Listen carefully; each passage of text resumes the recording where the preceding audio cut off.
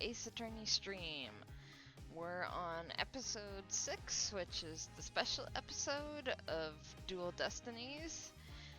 And the title of the episode is Turnabout Reclaimed. We're on day 2. We played day 1 last stream. If you want to check that out, it's on my YouTube under the same name, Crimson_Calico_Cause. Now, on to the episode.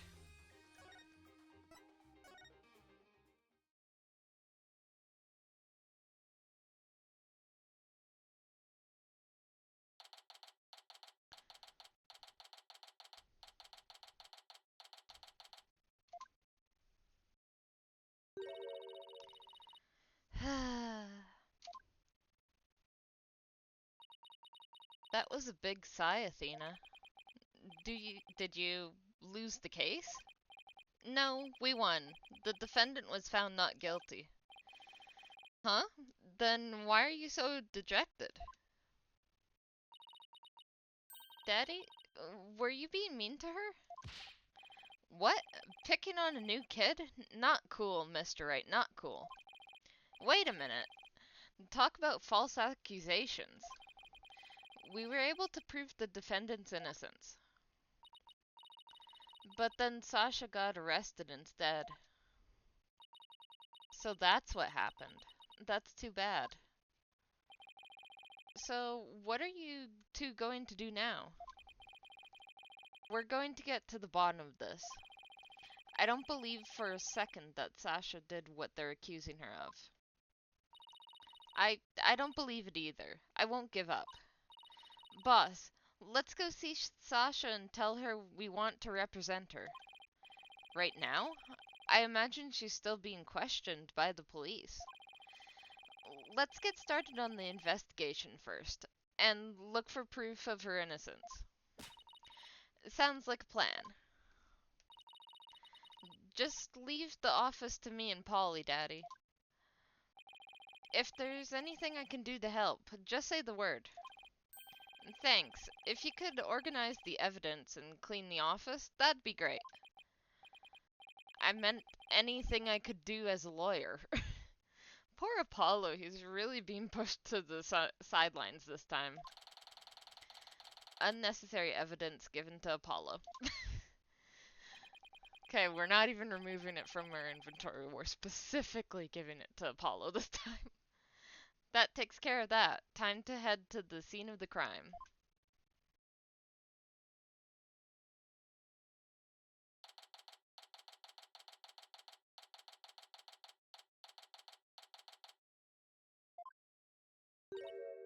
Huh? There's no water in the pool.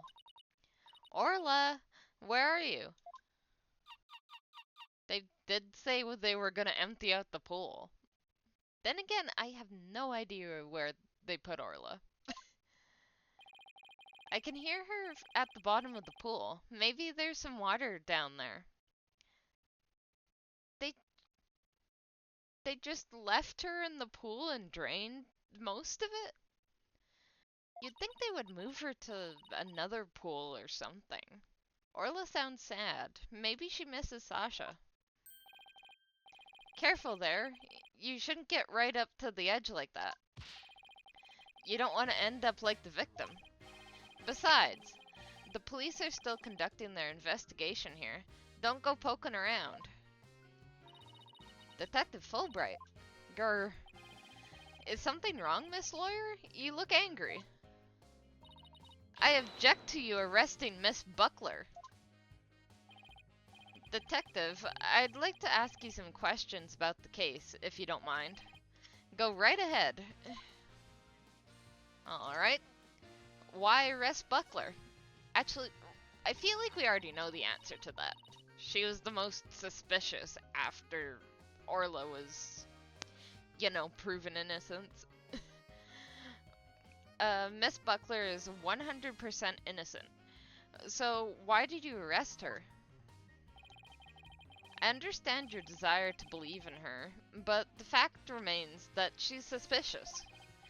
Right now, there are investigators on the scene, so you can come in as you please. but ordinarily, a security card is required to enter this Orca pool room.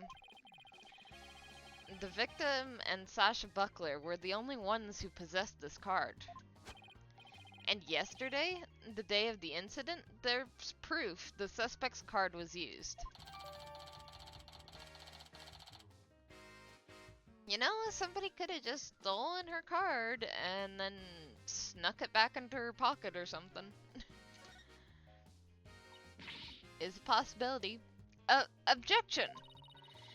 Somebody else could have used Miss Buckler's card. That's what I'm saying. Oh my, I guess that would be one possible explanation. Hehe. Didn't I sound just like a lawyer right there? Yeah. We'd kinda be in trouble if you didn't.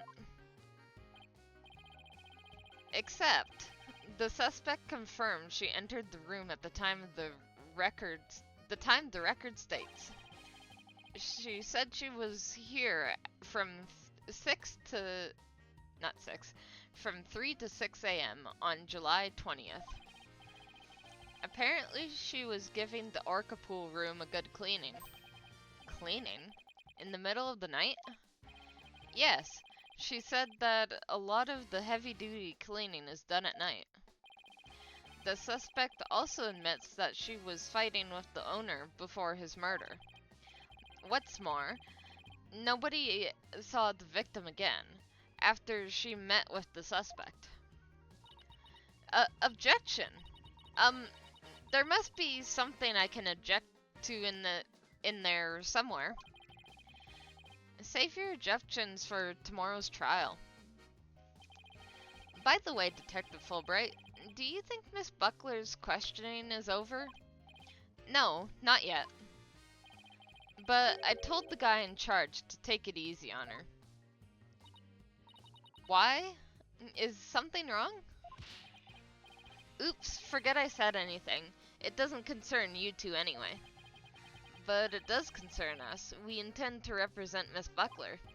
What? You do? In that case, I have a favor to ask.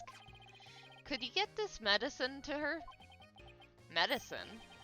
Looks like a prescription from Hickfield Clinic. I've spent some time at that hospital myself.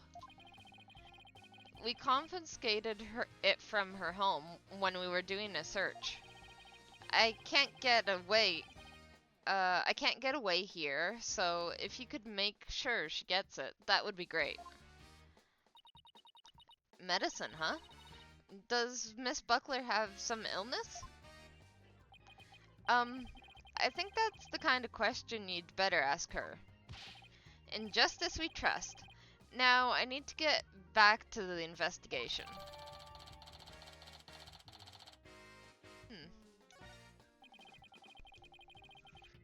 We can give it to her as soon as they let us talk to her.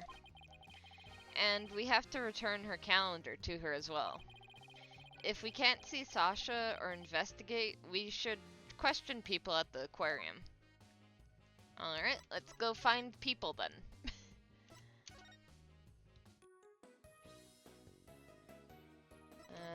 No one here.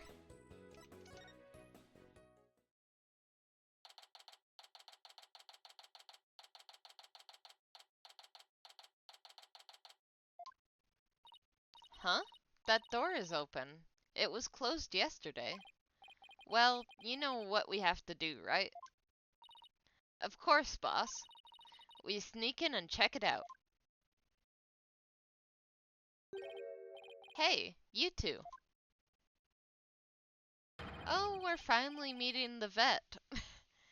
Who barges into a person's lab without permission? Eek! We're sorry. My apologies, sir. She insisted. Don't throw me under the bus, Mr. Wright.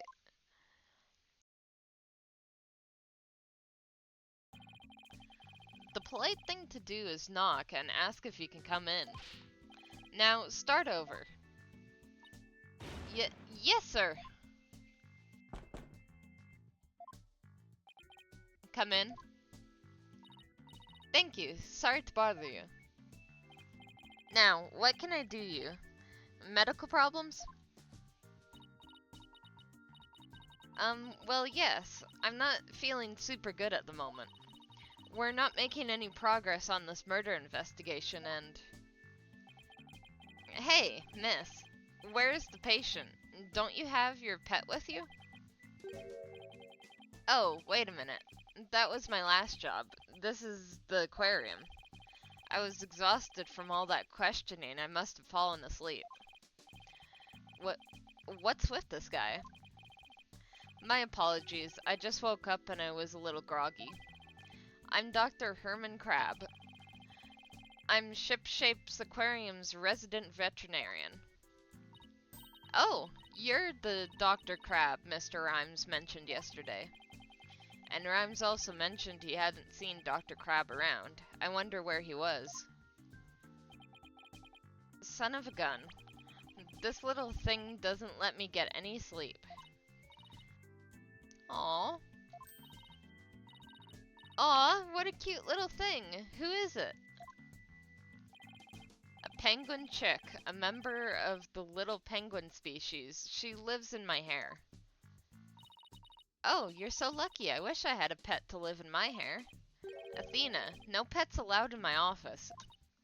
Aw, you're no fun. If you two don't have any particular business with me, please leave. I have to get ready to make my rounds. Back in you go, little one. Wait, we'd like to ask you a few questions to save Miss Buckler. Hold on, don't tell me you're the curious pair who defended Orla. That's right. Please, let us ask you a little about the case.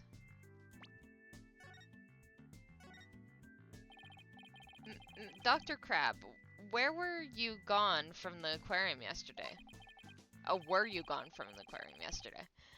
That's right. I had some minor business at the Supermarine Aquarium. Supermarine? That's a funny name for an aquarium. The Supermarine Aquarium is the nation's biggest dolphin therapy treatment center. I go there myself. I'm friends with their dolphins. You and Apollo were talking about animal-assisted therapy yesterday, weren't you? I go to the Supermarine once a month, but I live here, of course. You live here at the aquarium? That's right. I have a sleeping bag here, and sometimes I use the nap room. I'm responsible for the health and well-being of all the marine creatures here. If any of them have a sudden medical emergency, I'll be here to help them. You know what, that makes sense. I know there's a lot of places where they are taking care of animals and they have like a veterinarian or what's the name for it? Like animal care staff or something, like living on the premises, just so if there's any emergencies, somebody's there to take care of it right away. Anyway, wow, you're kind of rough around the edges, Dr. Crab, but you care about your work. Hey, buddy. Is this young lady trying to pick a fight with me? I apologize for her, sir. She tends to be too honest. Hey, you're no paragon of politeness either, apparently. Can we see the penguin chick again? Stop! Don't come any closer. Ow! I'm sorry, she attacked you. She doesn't like anyone but me, I'm afraid. I was the first one she saw when she hatched, so she thinks I'm her parent. She targets people from my hair, so please be careful. She's just like a little sniper, isn't she? Exactly. That's why I named her Sniper. Of course that's her name. Her mother's name is Rifle. Of course. Sniper and Rifle, huh? What a dangerous sounding mother and daughter. So this is Rifle's daughter, which means both mother and daughter now hate me. Little penguins are generally belligerent little creatures. It's hard to get them to warm up, but they're nocturnal, so you might be able to touch them during the day. You and Sniper get along well, don't you? Just like Sasha and Orla. But unlike Sniper and me, the two of them seem to truly understand one another. This one keeps me awake every night. Looks like I won't sleep until she leaves the nest. It must be rough for him, but it's pretty cute to watch for us. That is pretty cute. Oh, look at him go. Anyway, about the murder. Can you tell me anything about Jack Shipley's murder? Gah! I still can't believe Jack is gone. He's the one who brought me on board. How could he up and die on me? Did you and Mr. Shipley get along? He loved all animals and fish, but I'm not like that.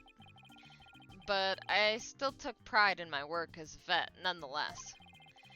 You got along well enough as business associates. And it's thanks to him my laboratory is what it is today. It is pretty amazing laboratory. Ah, you have discerning taste, I see. I could tell you more about my lab if you'd like. Alright, tell us more about your lab then. This place is just filled with electronics. What are those monitors for? Essentially, they are digital medical records for all the creatures here. I can also view the feed from the visitor's corridor security camera here. That way I can see that silly mother penguin when she tries to escape. So, you were the one who gave the security footage to the police? No, I wasn't here yesterday, but I did give my permission for them to take it. And I gave them a statement about Jack and Sasha arguing. Oh, so you're the one who witnessed it. That's right.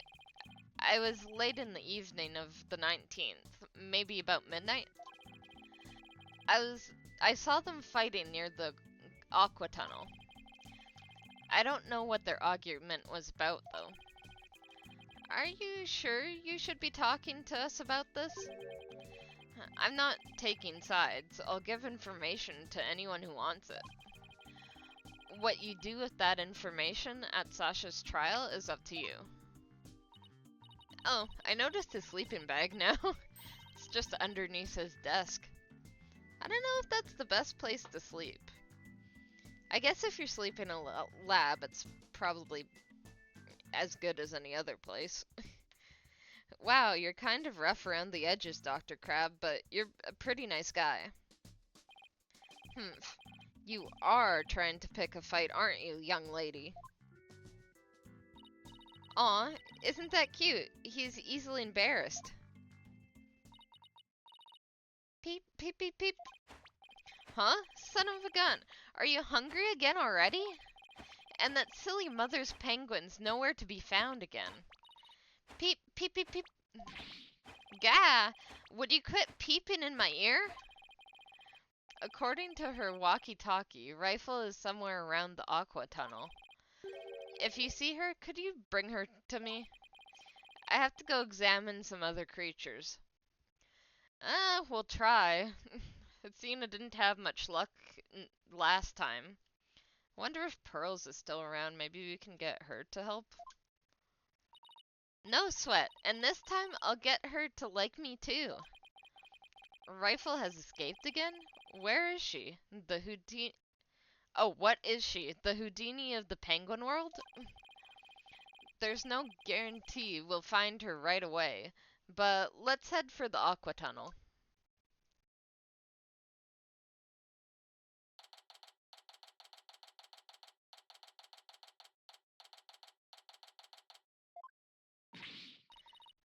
It's you two, the blue and yellow duo. I'm very angry about what you did this morning. Uh-oh, we ran into the sea lion before our penguin.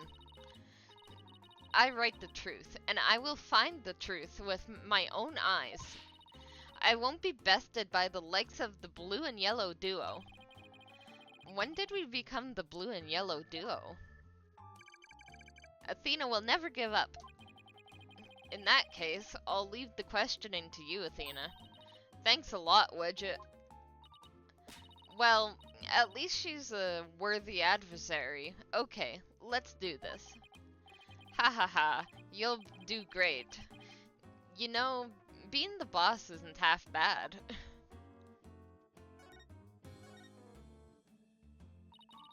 Have you been gathering material about last year's incident ever since? That is correct. An acquaintance of the victim asked me to look into it, you see. An acquaintance of the victim? I refuse to divulge any information about my clients.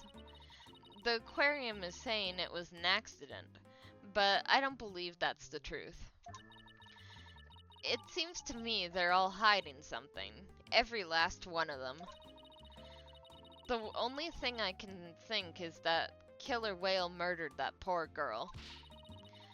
But you don't even know if that's true or not. That's enough out of you, yellow girl. As said, I'm still investigating the matter. Once I learn the truth, I plan to write a sequel to this book. She's completely taken into her investigation. I came to make a report on the anniversary of the previous trainer's death, only to find the aquarium owner murdered. I was deeply shocked. So this incident happened on the exact same date as the last one? That cannot be a coincidence. Exactly. It can't be a coincidence. Anyway, we'd better ask Miss de Plume about today's trial. Alright, tell us about today's trial, lady. So, you heard Orla's singing, and that's when you realized something was happening? Correct. Oh, it's also galling. I still can't believe the culprit used me, Norma de Plume. In any case, I swear the killer whale song brings misfortune. First last year, now again. A fun song like that? How could it bring misfortune to anyone? You think that barbaric song is fun? I'll never understand the tastes of children. I don't remember that swashbuckler spectacular song being all that barbaric. Also, Athena is not a child. Well, if you don't remember it, I will gladly sing it for you.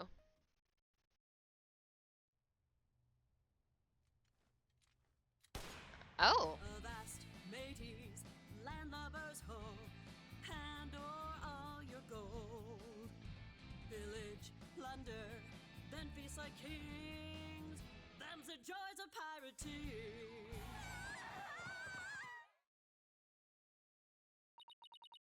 The heck was that? That's how it goes. Now, what is fun about those lyrics, pray tell? She seemed to be enjoying it well enough. Wait a minute, that isn't the Swashbuckler Spectacular song.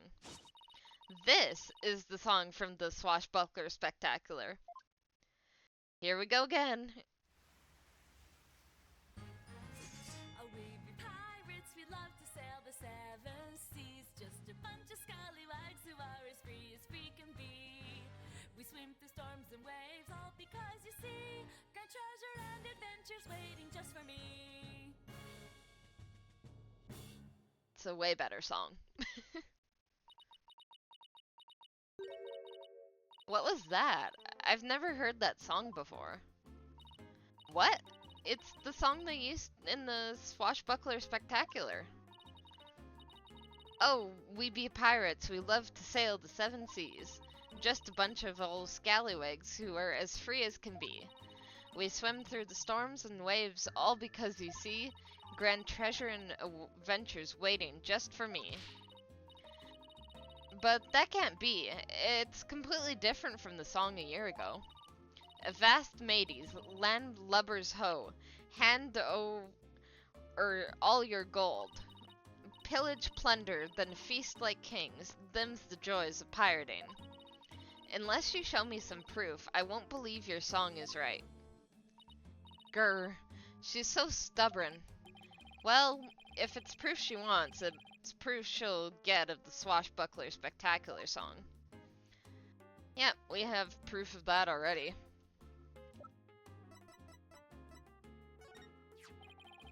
This recording contains the Swashbuckler Spectacular song. In it, you can hear Miss Buckler and Orla singing together. Oh, I guess we're watching it again?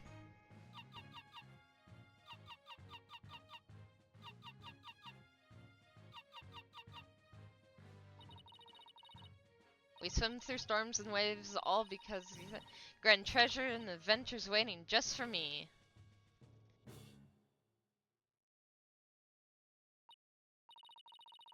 But I've never heard this song before. Huh? But they always sing this song during the Swashbuckler Spectacular. Maybe it was a different song a year ago? A lot can change in a year, you know. Well, I haven't seen the show recently. A year ago they used the song that I sang to you. I'd recognize it anywhere. Well, there's your problem. Haven't seen it recently. Perhaps that killer whale can sing 2 songs? According to Miss Buckler, Orla only knows 1 song.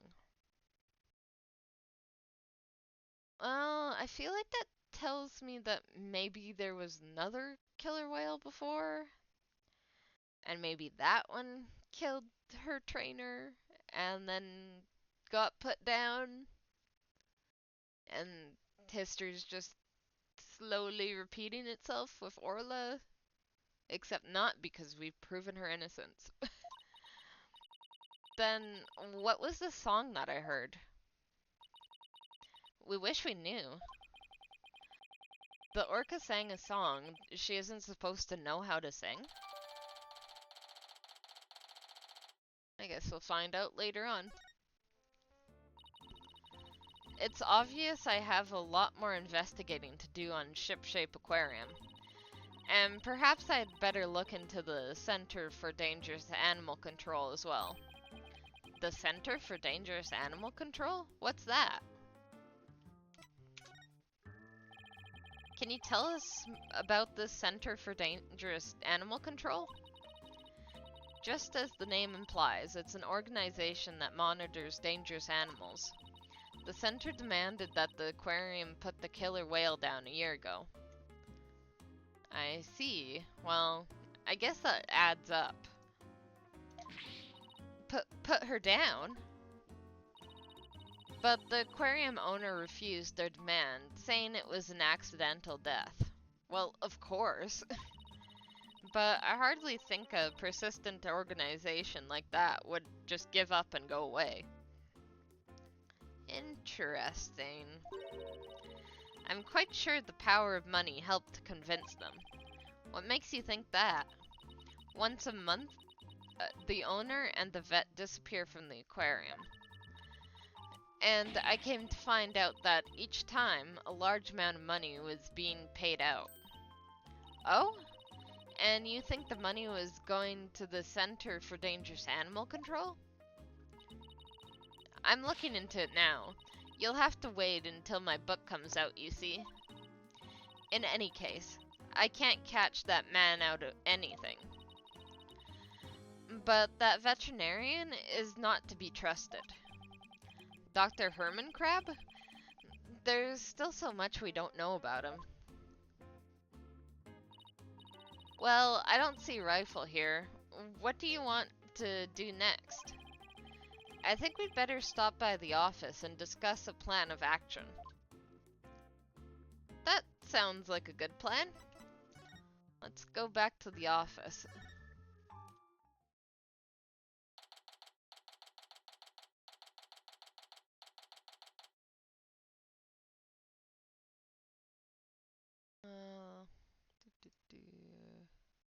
Okay. 3, 2, 1. Ta-da! Wow, you pulled Mr. Nick's cell phone from your magic panties. That's amazing. Hee hee, that's all for Trucy's magic show. Come back and see me next time. Great job, Trucy. You never fail to impress. I have no idea how you do that either. We're back. Oh, Pearls, stopping by for a visit? Hee hee. Hello, Mr. Nick. Are you missing something? Thanks. From out of the old magic panties, huh? How's the investigation going, Mr. Wright? I like Phoenix Wright's reaction to the panty trick. It's like that happens all the time or something. We don't have much time, but we didn't get a chance to check out the crime scene yet.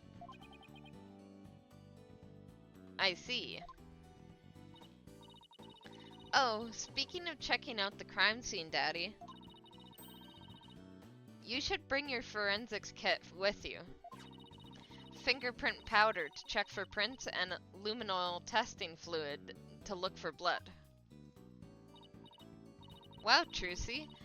I didn't know you had stuff like that, too. The stuff we learned from... Oh, what was her name? Can't remember right now. To be fair, she was only in a special episode and also in the first episode of this trilogy, and that was about it, so... Not too surprised I don't remember her name. Hee hee, I got them from a detective friend of mine. Oh, right, you became friends with her as well. Mr. Nick, I'd like to help you with your investigation. Can I borrow your forensics kit? I feel bad making you work when you're supposed to be having fun. I don't mind, and I'd like to see Rifle again, too. I'm sure investigating for Pearls is fun anyway. If you have anything for me to do, I'd like to help too. Yeah? Thanks. I'll be sure to ask if anything comes up then. Well, I'll be here, hanging around, watering Charlie, if you think of anything. Haha, I appreciate that, Apollo. I've got some good kids here. Phoenix, Apollo and Athena are both probably 20-something, which is when you probably started lawyering. So, maybe don't call them kids. Because they are adults, and they do have jobs. And they're working for you. Alright, team. Let's do our best. I have faith we can save Sasha altogether. It sure feels nice to be part of a great group like this. I just want to say that I really love working here with all of you fabulous people. Thank you for bringing me aboard, boss. So, same here, Athena. She's so earnest, she's making me blush. Okay, let's all run over to the aquarium. I hope I can be of I hope I can be of some use with the forensic kit. Hey, wait up, you two. They left without me. Poor Apollo. I don't know why he's getting left behind so much this episode. Like, this is his trilogy. Like, he should be around more. In justice we trust. Good timing. We're done with the crime scene for now. And we're just about to examine the show stage. Marlon Rhymes helped with the cleaning. So, we've just got to go talk with him. I thought he'd be more tight-lipped than this, but hey. You're welcome to look around here now, if you'd like. Thank you. I think we'll do just that. Oh, by the way, If you want to examine the bottom of the pool, I recommend using that hoist over by the ladder to get down there. That crane-like thing hanging from the ceiling, right? Got it. Just stand on the ladder platform and the police guard will operate it for you. Thanks. Why couldn't the pool be less deep? It's an orca pool. An orca's a pretty big creature. It kinda needs a lot of swimming room. Well, good luck to us both, and justice we trust. If anything, I feel like the pool's a bit small for an orca. Feel like it should be bigger width-wise instead of deeper. Actually, you know what? I think the depth is good. I think it should just be bigger. Now that Detective Fulbright's gone, we can do anything we want here. The guard is still here, so keep your voice down when you say stuff like that, Athena. Alright, let's examine. It looks like the water was drained for the police investigation. It seems kind of sad somehow without the water. When something that was there before is suddenly gone, it has a psychological effect. Like, for example, if all the magic props in the office were suddenly put away neatly, I don't think that's ever gonna happen as long as Trucy continues to practice magic. Well, she might not always be interested in magic, you know? She's at the age when young women start to worry about their future. The same thing happened to me, and I ended up becoming a lawyer. I'm pretty sure Trucy will always be interested in magic. You know, Athena has a point. You never know what people might be interested in the future. So, Orla pulled this pirate flag and made the stuff fall down, huh? Yeah, doesn't that pirate flag look like a transport structure to you? And judging by the size, it's probably for Orla. Hey, you're right. There are holes for her flippers too. But that pirate flag design, Mr. Shipley sure was into the whole pirate thing. We need to get serious about the whole lawyer thing too. We can't let Prosecutor Blackquill outdo us. Okay, so I think I see how Orla's transferred.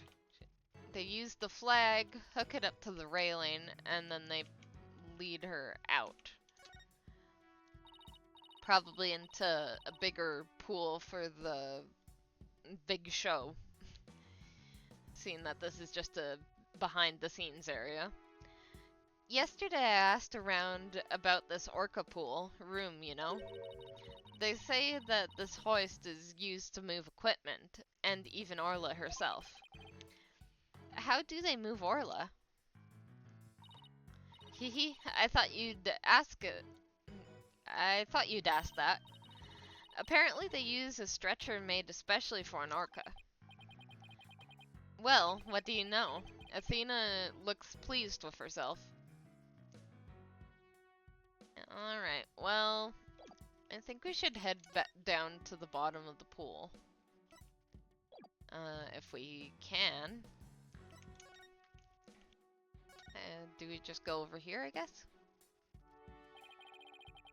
There we go. Let's use the hoist to go down to the bottom of the pool. Oh, this is what they did. I guess this works. They call this the captain's cabin of TV. Every night, by the light of the lantern, Orla pores over her treasures.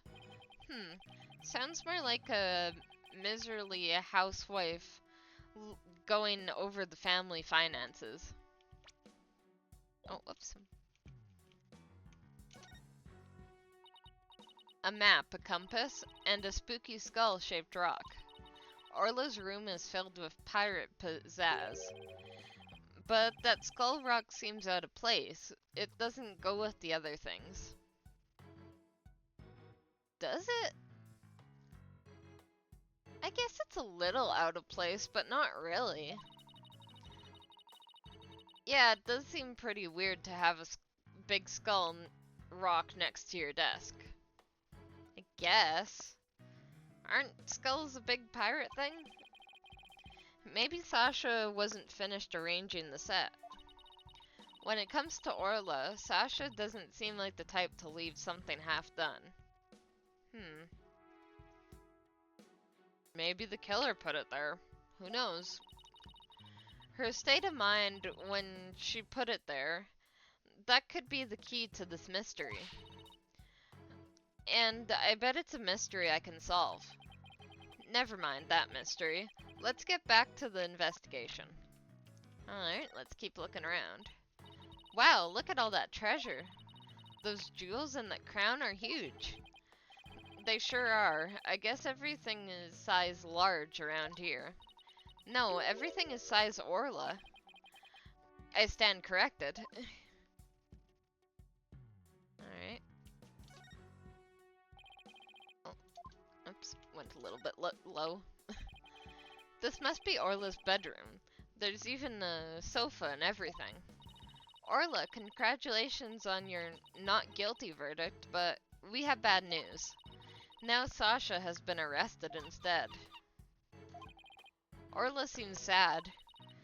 I'm sure she is. I can sense the sadness filling her heart. Don't worry, Orla. We'll save Sasha. I think Orla's wishing us good luck. Orla really seems to understand what we're saying. She can't understand our words, but I bet she can understand our hearts. I feel like orcas are probably pretty smart. Is this a good time to get started, Mr. Nick? Huh? Started with what? This is the crime scene, right? So this would be the perfect place to start forensicing. She wants to use the forensics kit so badly. She's practically beaming. Okay, let's do it. Forensicing it is. Hooray! I get to help? Alright, we'll need these. What's with the glasses, Mr. Wright? It's not like they're a fashion statement. We need them to see if there's any blood. Alright, Pearls. You'll spray the luminol oil wherever I need it, okay? Got it, Mr. Nick.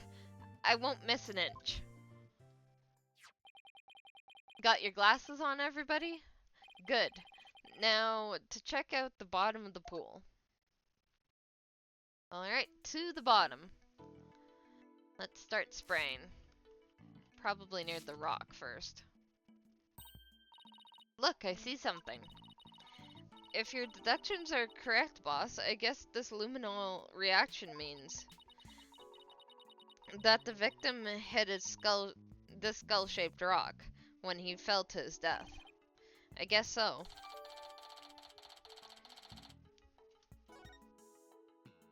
Alright, let's keep spraying.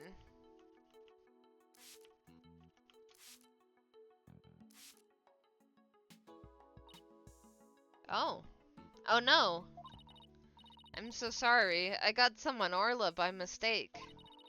Calm down, Pearly. It's okay. Look! There are luminol reactions on Orla, too. The poor thing was bleeding yesterday. The luminol must be showing her injuries. But wait a minute. Miss de Plume said the blood disappeared when Orla put on the hat. Huh? So shouldn't her injuries be under her hat? If this blood isn't from Orla's injuries, then what could it be? That is kinda strange. I guess that's about it for inside the pool. Then let me get a real quick photo to remember the occasion by. It's not every day we get to see the bottom of an aquarium pool. Yeah, that's a good shot. I'll mark where the luminol reactions were. Okay. Yay, my first collaborative work with Pearly.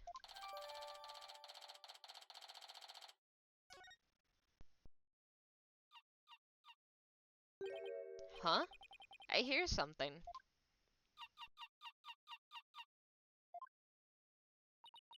Orla? Boss, something's wrong with Orla. What? You're right. She's listless and she's sinking.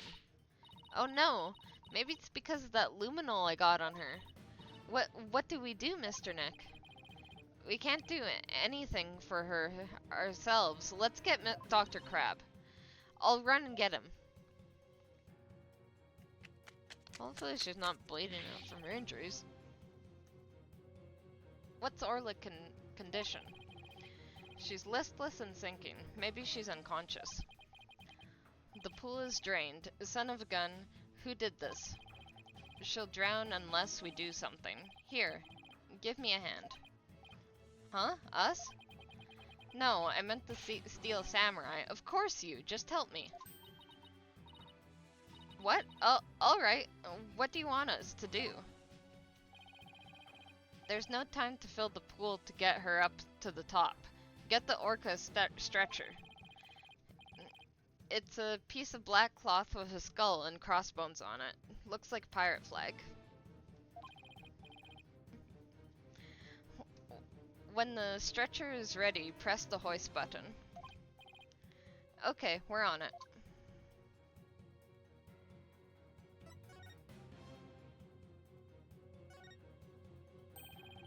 So this pirate flag is a stretcher for the orca, huh? We can use it with all the stuff on it. Let's clear it off.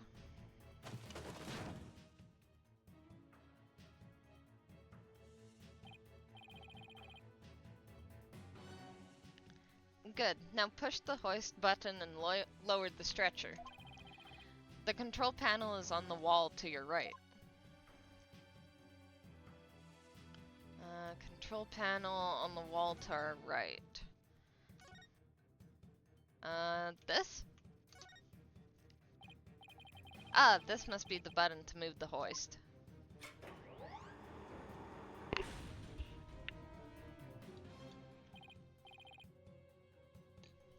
Dr. Crab, the stretcher is ready. Good. Let's get it under Orla.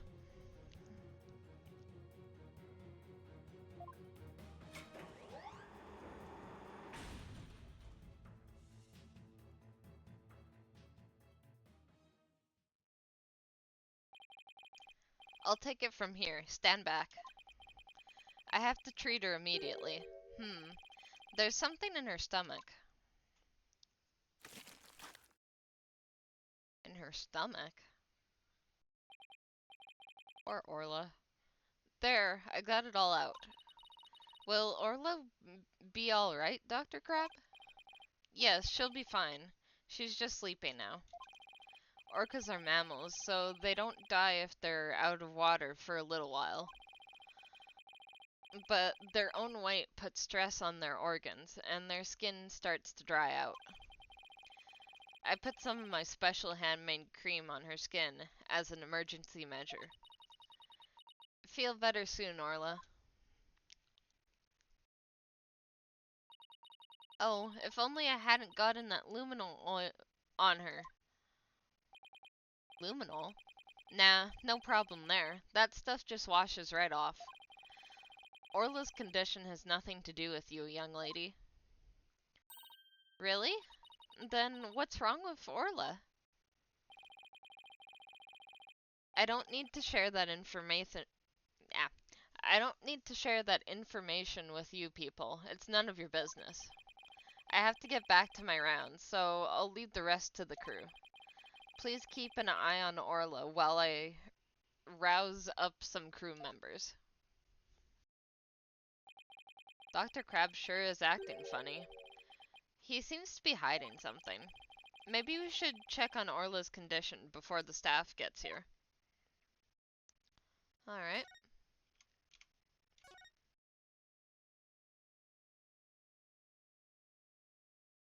Looks like a bunch of fish she ate. Oh, wait, what's that? We should check out the contents of Orla's stomach, I guess. Hey, I see something mixed in with the fish. It looks like a medicine capsule. There's something written on it. I think it says 3Zs? What would it be doing in Orla's stomach? The strange capsule that was found in Orla's stomach, 3Zs, is printed on it.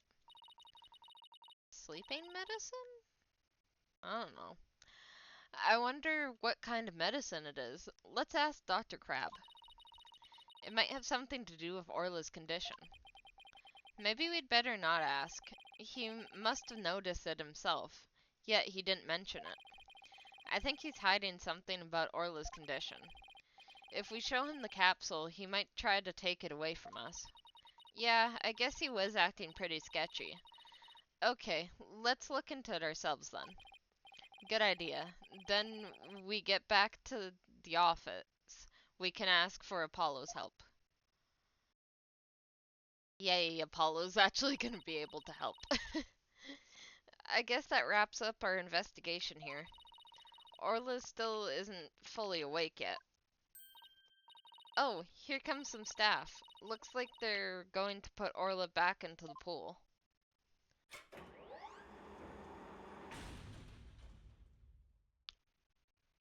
Oh, that was a quick little adventure for her, I guess. And I guess they're going to fill the pool back up. I bet that will take a while. Well, I guess we can leave. Orla's in the staff's capable hands now. Right. So, where to now? Let's head to the show stage next. Yeah, I guess we haven't been there yet. Surprised we haven't been there yet. If we're lucky, the police will be done with the place. Alright. Well, let's head over there then.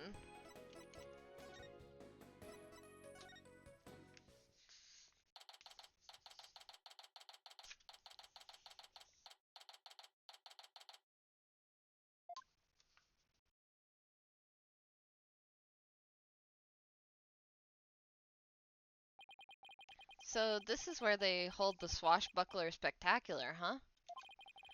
Looks like the police are done with their work here. Hey, it's you lawyers. How could you let Sasha get arrested? Didn't I ask you to take care of her? We're sorry, we couldn't prevent her from getting arrested. But as her lawyers, we'll do everything we can for her. Sorry I got upset.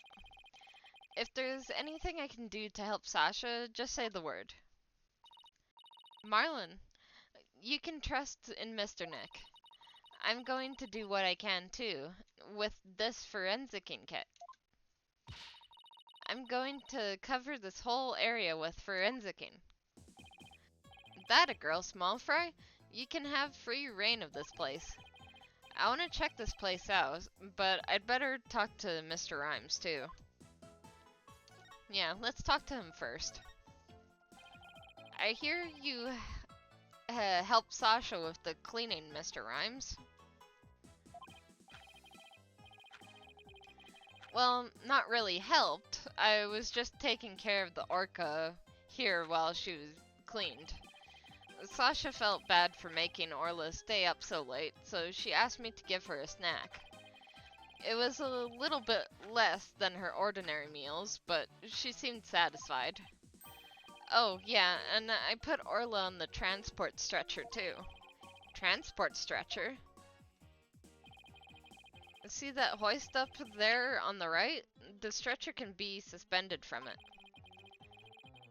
This stage show is right next to the orca pool room, and we use the hoist to move the orca or cargo between the two areas. So the rail we saw in the orca room runs all the way here, huh? Why? Did you want to take a free ride? Aerial investigation, huh? Sounds good to me. No, that's okay. I like my investigations on sweet terra firma. Actually, the hoist can only be operated from the orca pool room. Oh, that's right. I remember seeing the hoist control panel in there. So, I'm sorry, but I can't give you a ride without someone on the other end. No need to worry. Phew, dodged that bullet.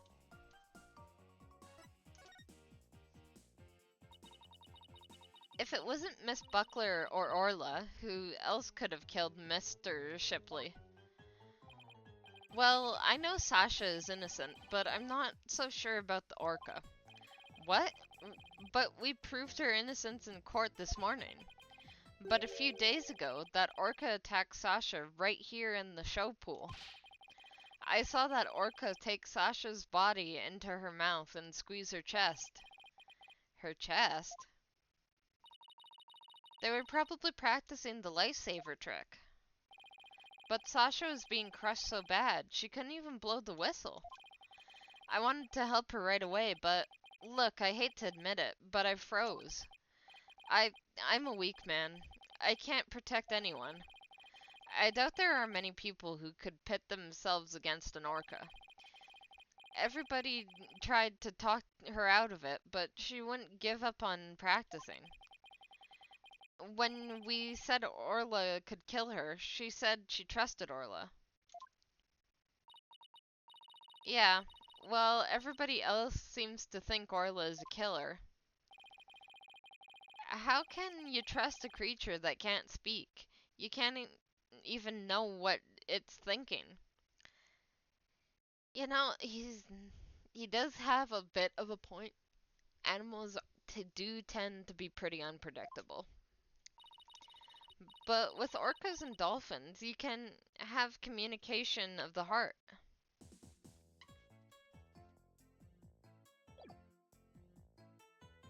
Anyway, let's examine around.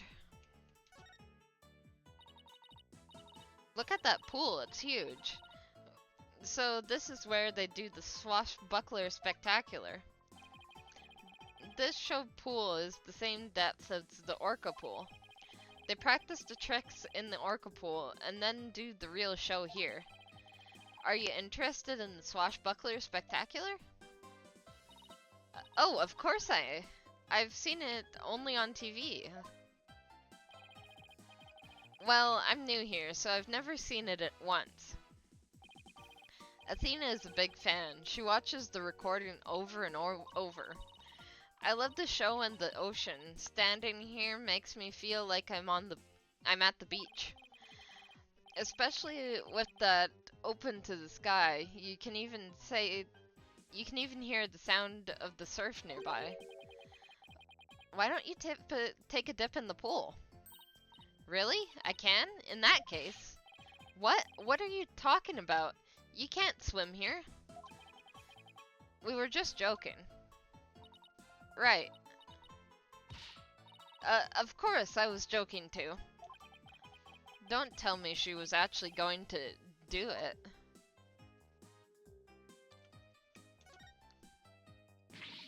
Eek! There's a skeleton adrift. Hehe, it's just a prop. Were you really scared? A little bit. By your screaming. Is that skeleton an enemy defeated by Orla's pirates? No, he's an informant named the Skeleton Kid. A dashing, spirited character, neither friend nor foe. So you're saying he's alive in the show? Must be a ghost. This galleon was in the Swashbuckler Spectacular too, wasn't it? Look at that cute figurehead. It looks just like Orla. It is cute, but it looks like it's also a cannon. The enemy lets their guard down and then blam! Very piratey, don't you think? I thought Orla and Sasha were supposed to be the good guys. We should do the same thing in court. Lure them in, and then blam! Present evidence. I don't think the judge would appreciate any blamming in his court. I don't think he would either. We saw the same device in the orca pool room too. Yeah, we used it to lift Orla when she was on the stretcher. In the show, Sasha makes her grand entrance by hanging from this thing. Oh, we should think of a cool grand entrance for us too.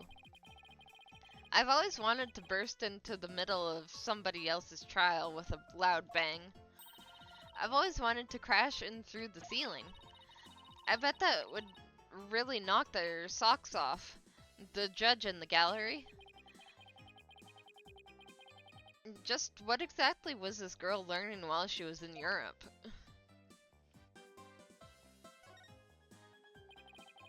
This colorful sign. Did Miss Buckler make it? Wow, how'd you know? Yeah, that sign is for the new show. Before she went to clean, she painted it and left it to dry. She told me to keep an eye on it while I was taking care of the orca. Huh? Isn't that the skull rock there on the right? Mr. Rhymes, is the skull rock part of the set for the new show? Yeah, I guess so. If they were gonna use it in the show, what's it doing in the orca pool? The mystery, the plot thickens. This sign is so eye-catching with all those twinkling stars. I think they're supposed to be starfish. It's for the pirate show after all. A few of them look more like leaves to me. Yeah. Handmade sign added to the court record. Sasha put so much effort into making the sign for the new show. No wonder she was mad about when it happened. Huh? I wonder what he's talking about. I'd better ask him. We've examined pretty much everything here, but...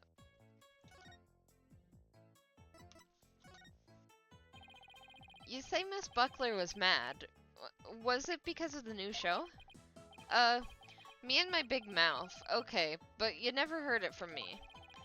There was a rumor that the captain wasn't gonna let Sasha be in the new show. What? But why not? I don't know.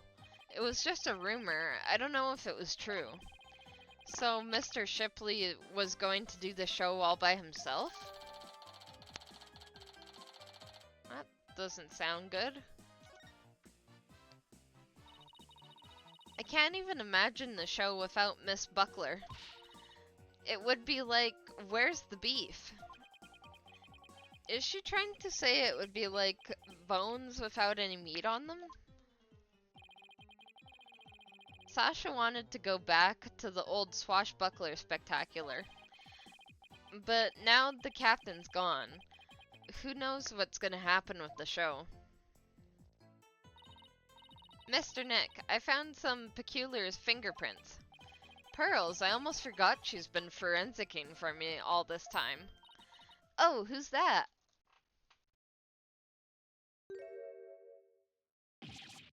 Prosecutor Blackwell, what are you doing here? Probably investigating. Duh. Just some business to attend to. Prosecutor Blackwell insisted, so I brought him here along with to get a little exercise. Is it business with us? No, not you. My business is with that animal keeper there. Marlon Rhymes. You will be a witness for the prosecution tomorrow. You gotta be kidding. Why would I want to testify against Sasha? What you want does not matter. Now come along. But if I leave, who's gonna feed the orca? The other animal keepers are too scared to go near her now. Maybe I can help? I'm concerned about Orla's health, and this way I can stay close and look after her. I can feed her and do a telecast too. If you need me to, I'll do anything to help. It sounds like Pearls just wants to do something nice for Orla and make sure she's okay. Small Fry, are you tripping? That orca is dangerous, you know? Hee, I'll be fine. I'm just happy to help. Oh, and don't have a TV phone. Oh, but I don't have a TV phone. I won't be able to contact you if I have to do a telecast. Marlin, may I please borrow yours? What? Sure, Small Fry. Anything for you. Especially when you're going out of your way to help like this. I don't know if I'm gonna testify, but I guess I can at least hear what the police have to say. Thanks for your cooperation. Now justice will be served with a strategy meeting. Grr. Come on, Mr. Wright. Let's get back to our investigation.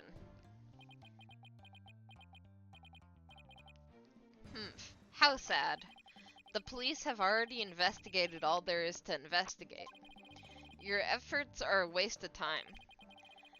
Nothing we can do to try and save our client is a waste of time, Prosecutor Blackwell. Today the Orca, tomorrow Sasha Buckler. You intend to save them both? You say you believe in your clients, but isn't money really your true motivation? Why not admit you're only doing this for your own benefit? I could understand that much more readily than your empty righteous talk. Our own benefit? That's not why we're doing it. Now, Athena, try not to let him get to you.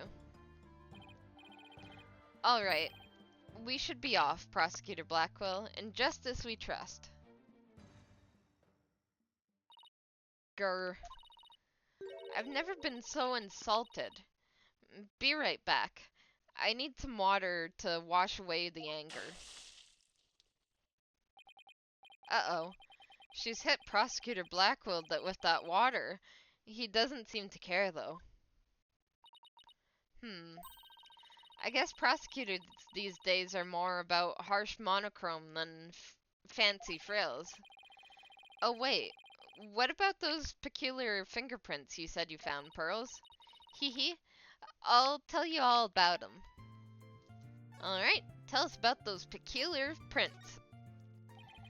So, tell me about this big discovery you made. Well, I don't know if it's a big discovery, but I found some odd fingerprints on the pool ladder over there. Okay, so what's so peculiar about them? Well, they're on the left side of the ladder, but they're right-handed prints. Wouldn't a person usually hold the left side of the ladder with their left hand? Plus, I think they were made from above by grasping the ladder with the right hand. Now that you mention it, it is strange. I wonder whose prints they are. I compared them with the prints on the file, and they turned out to be Marlin's. How did he manage to leave prints in such an awkward position? So, Mr. Nick, was I helpful? Yes, you were. Thank you very much, Pearls. I don't know if they're related to this case yet, but I'll keep them in mind.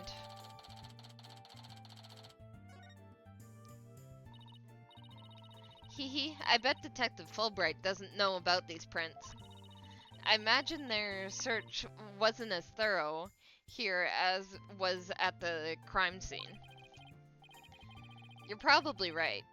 I'm sure they checked everywhere at the actual crime scene. But I guess they can't do forensics on every inch of the rest of the aquarium. But we could, thanks to Pearly, and now we have a new piece of information. Oh, you're embarrassing me, Athena. Hey, it's Rifle. We've got to catch her. Don't worry, she's being a good girl right here on my lap. Haha. Well, I'm glad she's been found. I forgot we were looking for her, actually. Yeah, thanks again to Pearly. I think somebody's jealous. Well, I think I'll go talk to the staff about Orla. Alright, good luck, Pearls, and thanks again. Well, I guess we're done with things here. What do you want to do next? How about if we have Apollo check out our mystery evidence? Oh, that's right, we haven't done that yet. Good idea, let's stop by the office.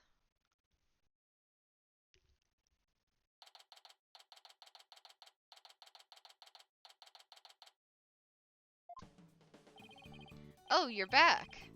How is the investigation going?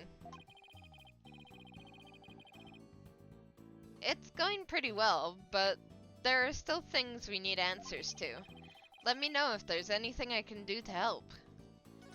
There actually is. Would you like to help out with the investigation, Apollo? You bet I would. What do you want me to work on? Let's see. Do I actually have anything for him to do? Okay, and it's suddenly crickets. Oh, I know, boss. Let's have Apollo look at the evidence we collected. Oh, good idea. He might notice something that will help us win the case. Oh, we have to present it to him. Got it. Apollo, there's something I'd like your help with. You have work for me? What is it? Could you have this capsule checked out? I think it's some kind of medicine. Sure thing, Mr. Wright. I'll go to a hospital or something and have someone take a look. Let's see, I'm pretty sure the closest one is Hickfield Clinic. Good luck, Apollo, and thanks. I wonder if they'll let us see Sasha now. Oh, probably. It has been quite a while. Let's stop by the detention center and see. You know, I would guess that we can see her now because, why am I so bad at names lately?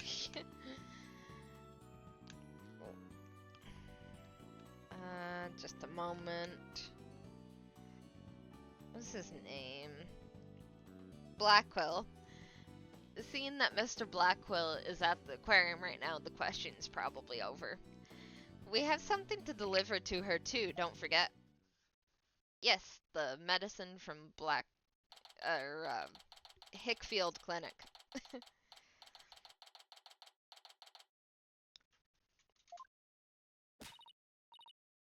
Alright, boss, chin up. We have to lift Sasha's spirits. Ha ha ha, I like your enthusiasm. Ahoy there, me hearties. Thank ye for comin'. I be in good spirits. Don't worry about me. She's trying to cheer us up?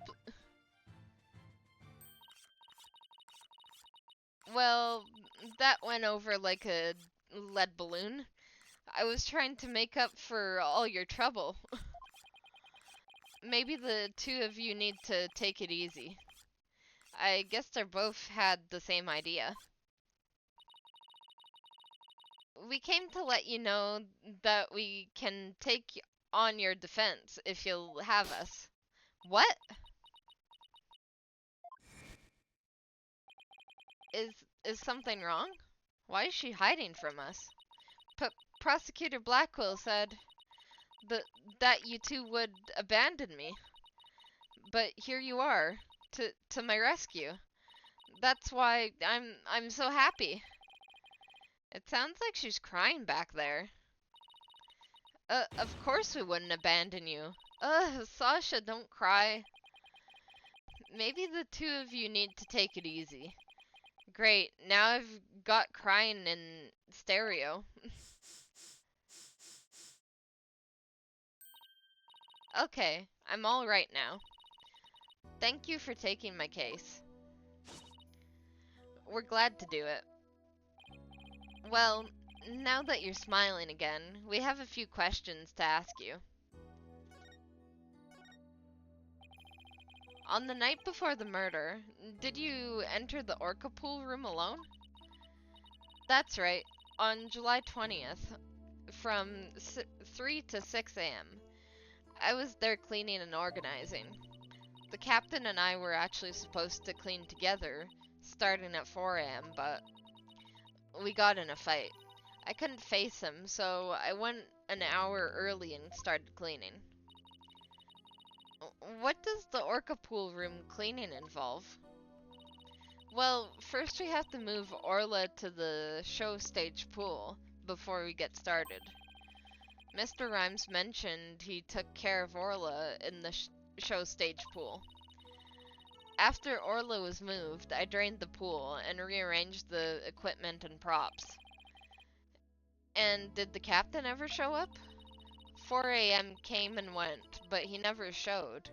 I bet he was mad at me. I wish I'd apologized to him instead of being all prickly and angry like a scorpion fish. I'm glad we could prove Orla's innocence, but we didn't know you would get arrested.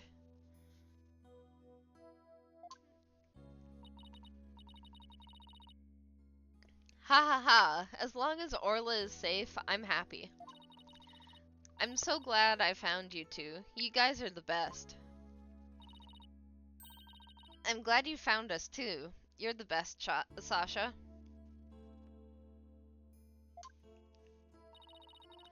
I never imagined Orla's tricks would ever be used to commit a crime. Could you tell us more about the lifesaver trick? Yeah, sure. There's a little speaker on the captain's clothes and on the training dummies. That speaker can emit sound waves. When a trick command is issued with the whistle, Orla uses the sound waves as a guide to find the person who's supposed to be rescued. I see. Does anyone else know about that? Sorry. I see. Does anyone else know about how that trick works? The entire crew knows about it, but it takes quite a bit of practice to be able to command the lifesaver trick. It wouldn't be easy to do for anyone who wasn't a trainer, but that's why they suspected Sasha, and Orla can only perform one trick per signal. In other words, she can't perform 2 tricks at one time. Well, I don't think anyone can really perform 2 tricks at a time. I guess there are good multitaskers out there, so maybe, but most people probably can't.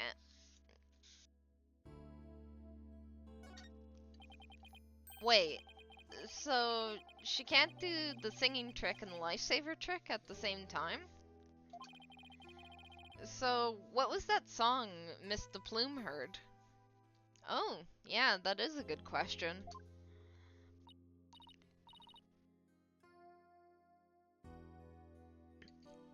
Oh, Mr. Wright, I just remembered. We have something to return to Sasha. Oh yeah, you're right. I have it right here in evidence. And we have to give Sasha that item Detective Fulbright gave us to. Alright. Let's give you... Oh, right. The calendar. I was gonna do the medicine first, and then I realized, oh, yeah, there is 2 things we need to give her. This is your calendar, isn't it, Sasha? Huh? No, mine's at the aquarium. Yeah, Mr. Rhymes said he found this one in the nap room. Huh? I don't think anybody else at the aquarium used a calendar like that. The owner of this calendar had a meeting scheduled with the victim. This mystery person might be the killer. We'd better find the calendar's owner. Oh, so it isn't her calendar. Interesting. Alright, let's, I want to see if she knows anything about the rock. Do you two want to be in the Swashbuckler Spectacular? You have regular people participate? Of course! We even have a special tour for people who want to be in it. What roles would we play if we said yes? Let's see. The roles of a blue seahorse and a yellow sea slug are now available. Judging by the colors, I must be the seahorse. And I'm the sea slug? No way, I wouldn't do it. But sea slugs are all fluttery and beautiful, Athena. They're beautiful? In that case, I'll do it. Her mind is pretty much an open book. Ha ha ha. I hope we can do a show together someday. I hope so too. I would definitely, excuse me, I would definitely watch that. This is the other thing. The Detective Fulbright asked us to give you this medicine. Arg, that Bill suckin' Bullarg had the spine to send me a gift? Dread pirate no stash, don't stand there gaping like a weak little minnow. Have at ye. Oh, a real swashbuckling battle. Arr, if it be a fight ye want, a fight ye shall have. Could you two please not drop into show mode out of the blue? Okay, sorry about that. Yeah, I'll take that medicine. She's acting kind of funny. What is the medicine for, by the way? Well, I guess I can't keep it a secret from you two. I suffer from a heart condition. A heart condition? Then you'd better get to the hospital right away. Take it easy, Athena. She's in detention, remember? Don't worry, it's not as serious as it sounds. They can fix it with surgery. Not serious? A heart condition is a heart condition. Don't tell us not to worry. Heart condition is pretty serious. Yeah, I'm sorry. The captain was just as mad at me the day before yesterday. We both got so worked up at one point, it was like a shark eat shark situation.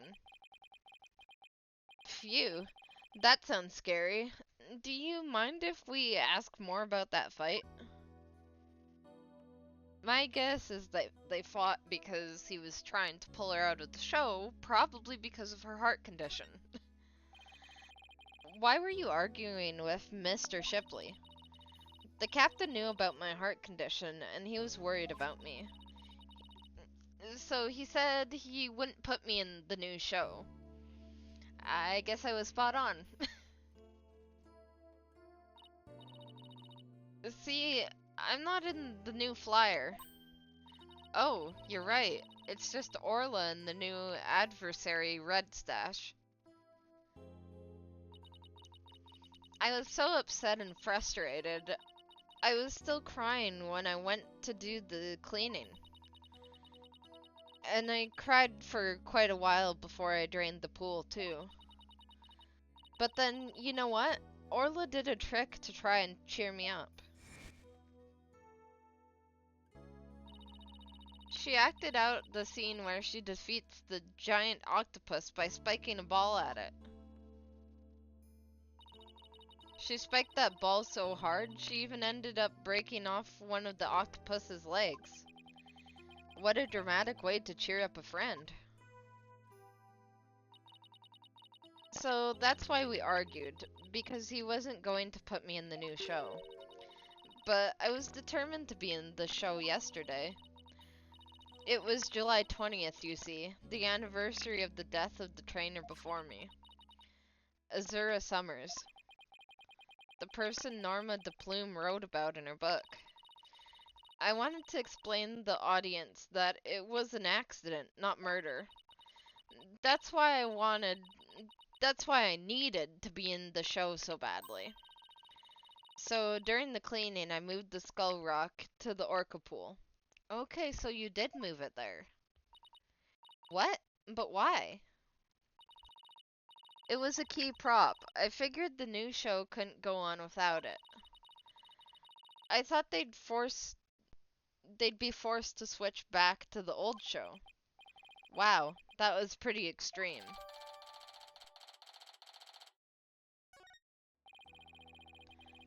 So Sasha moved the skull rock to the orca pool at the time of the cleaning.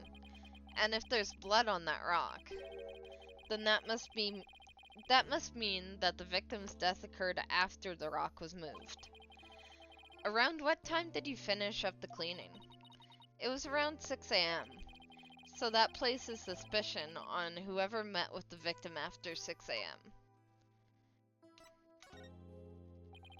So Azura Summers was the trainer before you? That's right. She was a year older than me. She taught me all about how to command Orla. I bet Azura and Sasha were like sisters to one another. She was the one who taught me the signals for the singing and lifesaver tricks too. After she died, I swore on this charm. I vowed to become a great trainer someday, just like Azura. What is that charm? It's a keepsake I remember Azura by. She always wore it. She told me once said she told me once that she had her boyfriend had matching charms. I never found out who he was, so I couldn't give this one to him. I've had it ever since. You're keeping the memory of Miss Summers alive. The captain always carried around a memento of Zura, too. Her walkie-talkie. Huh? Did the victim have a walkie-talkie on him? Maybe I should show Sasha the victim's photos and see what she has to say. The victim's photos. Okay. The victim didn't appear to have a walkie-talkie with him at the time of his death. Huh? But I talked to the captain on his walkie-talkie before I started cleaning. But there's no walkie-talkie shown in these crime photos. I don't understand it. The captain always kept the walkie-talkie with him. Maybe the culprit took it away. Maybe. But what would be the point of that? He'd better organize the data I have on the victim in the court record.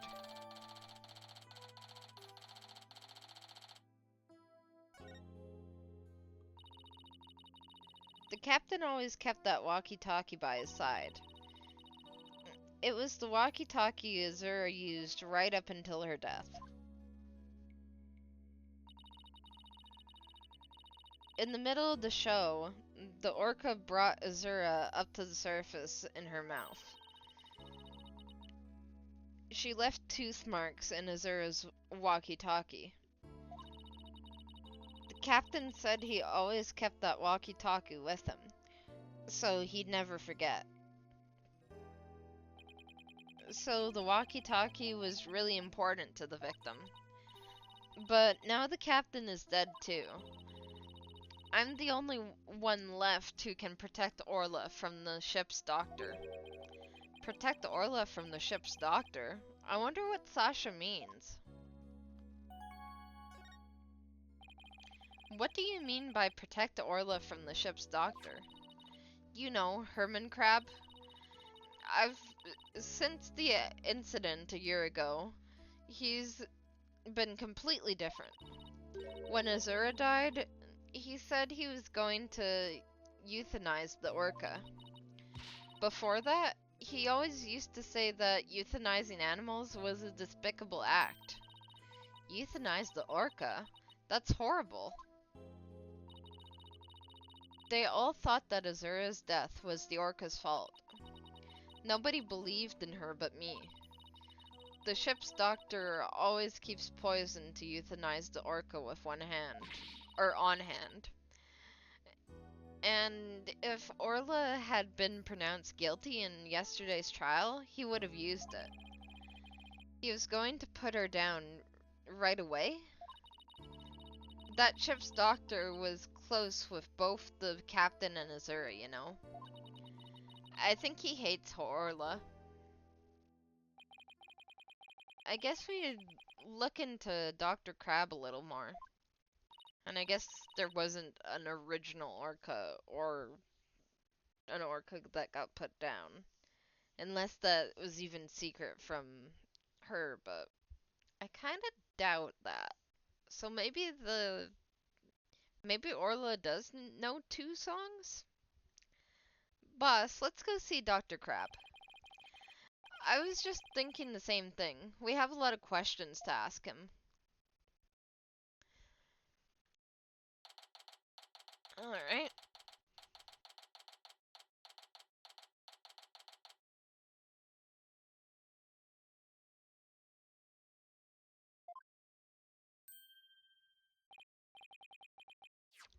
Oh, Pearls and Rifle. What are you doing here? Rifle came in here, so I followed her.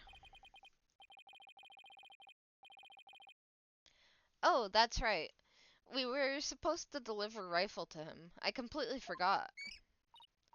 Oh, Rifle. Gah! What are you doing? Stop that. You still silly mother penguin. What are you in what if you injured my spectacular genius brain? Dr. Crab, are you alright? Huh?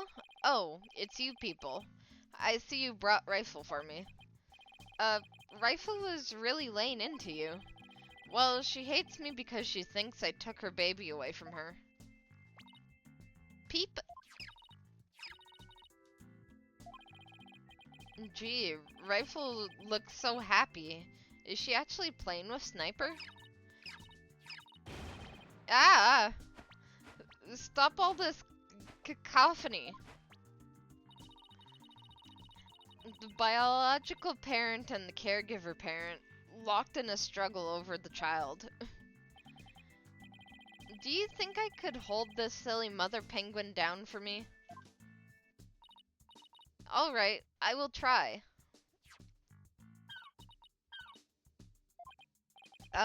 What are you doing? I think Rifle just threw something up. Oh, I'm getting food for a Sniper out of Rifle. Mother penguins stock up food for their babies in their stomachs. They break it down in there so that it's easier for the baby to eat. Wow, you sure know a lot about animals. Athena, he's a veterinarian. I would be worried if he didn't. You're trying to pick a fight with me again, aren't you, young lady? Yes, I know a lot about animals. I am a licensed veterinarian. Rifle certainly is in a bad mood even for her. I wonder why. Is Rifle okay? Hold on, I'm checking her now. Girl in the strange outfit. Could you turn Rifle over on her back, please? Alright. Rifle, I'm just gonna turn you over, okay? Huh? What's this? The bottom of her feet are pink. Oh no, what kind of sickness is that? We have to get her to the doctor. Athena, get a hold of yourself. Dr. Crab is a veterinarian, remember? Yeah, we already have a doctor. It's just something she stepped in, by the looks of it. It's her stomach that's the problem. There's still something in there. Here we go.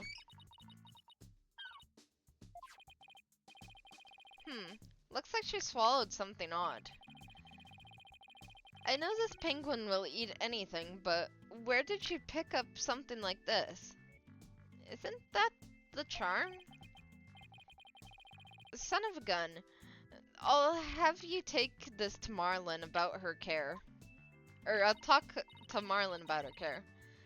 Dr. Crab, may we see what was in Rifle's stomach? Huh? Please be quiet. I'm busy right now.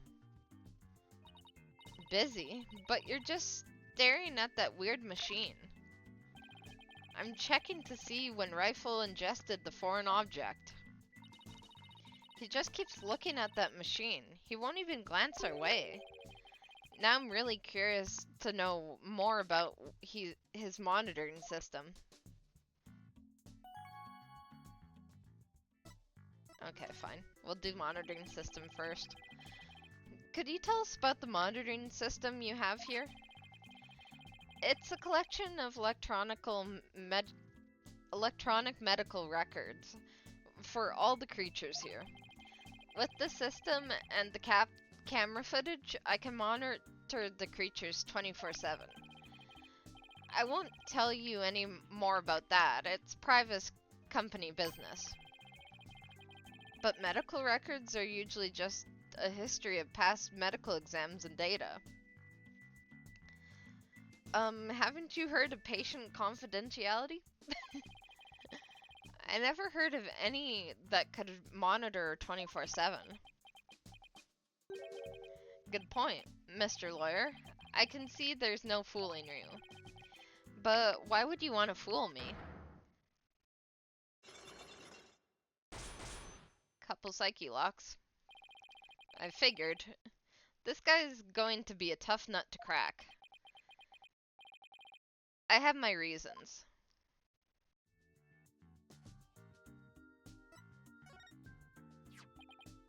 Huh? This looks like the charm Sasha had. Dr. Crab, do you know anything about this charm? Charm? Hey, leave that alone. That belonged to Azura. That was Azura's charm. What was Azura's charm doing in Rifle's stomach? That's odd. When Sasha was telling us about the charm earlier, Sasha said she had Azura's charm. But that charm is still at the detention center. Hey, wait a minute. Did Sasha say Azura and her boyfriend had matching charms? Must be her boyfriend's charm then. Wonder who her boyfriend is. So the second charm must be the one that belongs to Azura's boyfriend. Dr. Crab, is it possible this charm belongs to Azura's boyfriend? I refuse to talk about such personal details of the deceased. Subject closed. Alright. He sure is touchy when it comes to Azura.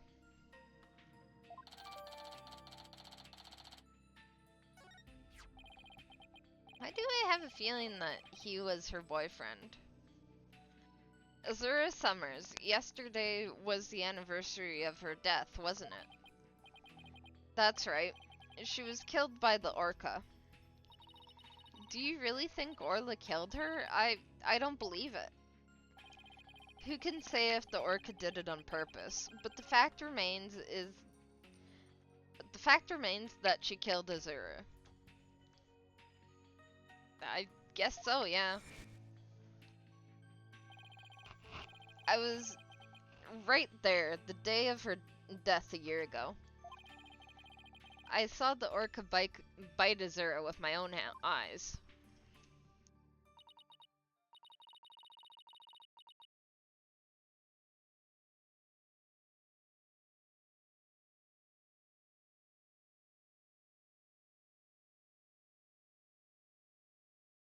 But is that really the whole truth of what happened? I guess only Orla knows what really happened, both a year ago and this time. I guess so. Just trying to get this ingrown hair. Eh.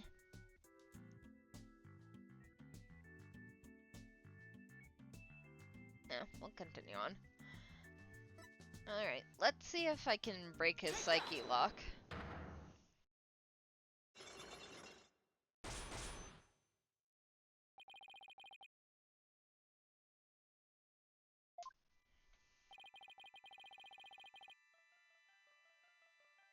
I want you to tell me about the monitoring system here.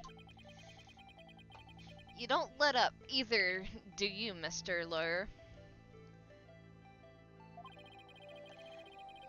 They're just electronic medical records. the feedings from security cameras. With these, I can monitor all the animals 24/7. And I say that's not true. I have proof that you can't monitor the animals 24/7 with this system. Do I? Do I have proof of that?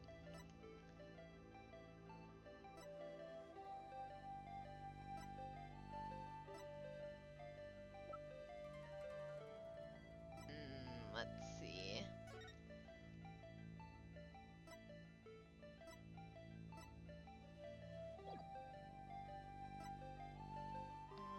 Fiction, but he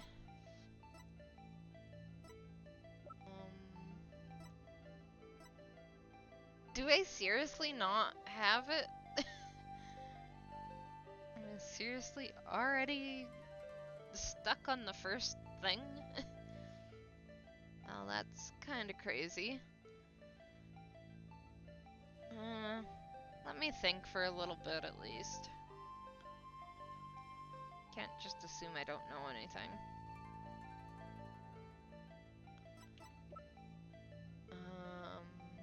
Where's the security footage? Maybe that'll help. Security footage? Video showing the orca pool. The footage starts at... Oh, right! It started at a certain time. Take that!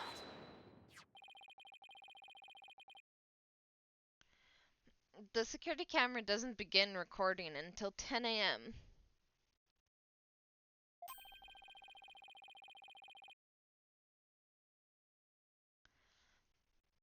If that's the case, how could you possibly monitor the animals 24/7? Okay, you got me. I guess that was a pretty weak explanation.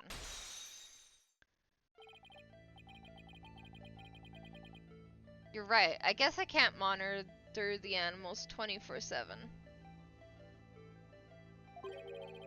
But if I see anything unusual on the camera feeds, I can spring into action right away.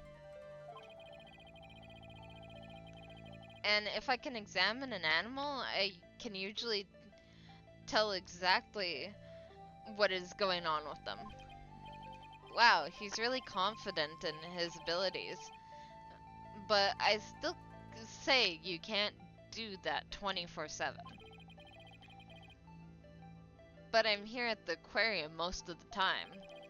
And I can go anywhere at any time to examine an animal. Anywhere. I say that's not true either. I have proof that there's a place you can't go.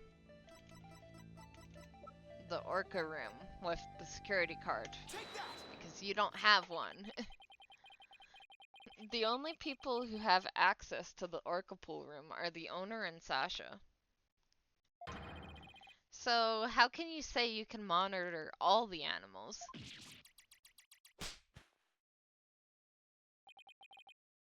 Son of a gun. So, you knew about the security card, did you? Yeah?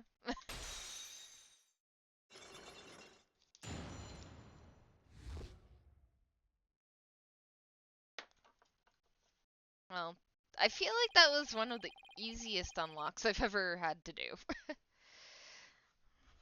Yes, tighter security was imposed on the orca year as a precaution.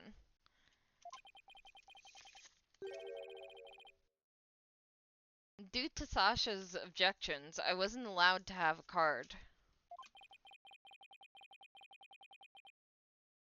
I guess she was trying to protect Orla from him. So, you're monitoring the animals with a system that's private company business? But I have to insist you tell me about this monitoring system. Now you're going to pick a fight with me? Very well. I suppose it's only fitting that the spoils go to the victor.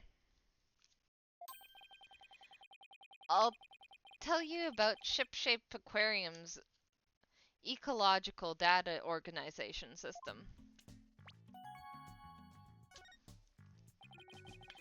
So, what does that machine you were using do?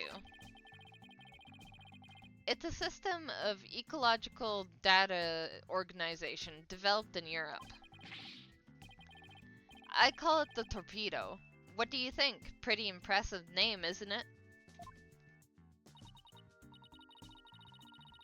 Torpedo, as in man the battle stations and all that? No, it's the name I gave to this data organization system. Torpedo. It stands for Tele-Observation Real-Time Pertinent Data Organizer. Okay, but is it super admin restricted desktop access password protected? The torpedo collects data through sensors placed on or near the objects. Temperature, heartbeat, vocalizations, etc. It gathers this information 24 hours a day.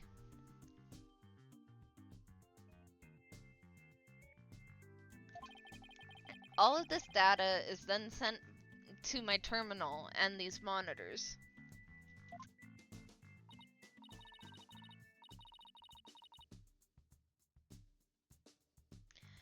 Wow, this torpedo sounds amazing. Does Rifle have a sensor on her too?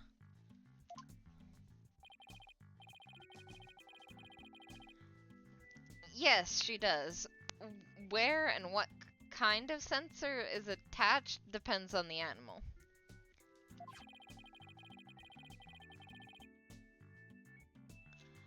The penguins have theirs attached to the ID tag at the base of their flipper.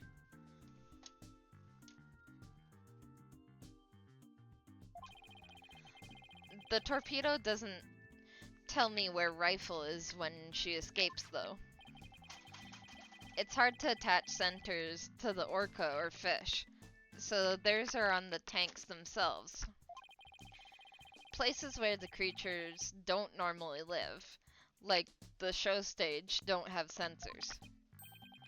Okay, here we go. It's telling me the time Rifle swallowed the foreign object. Approximately 4 a.m. on July 20th. What an odd time. That was when Sasha was doing the cleaning. Maybe that's why she wouldn't take in my fish, because she was full from the night before. But at least Orla ate it, so that's okay. Orla ate another animal's food? That's odd. She's never done that before. But then, she had that episode too. I'd better take a look at her data. Huh? She didn't eat anything from the evening of the 19th at yesterday afternoon.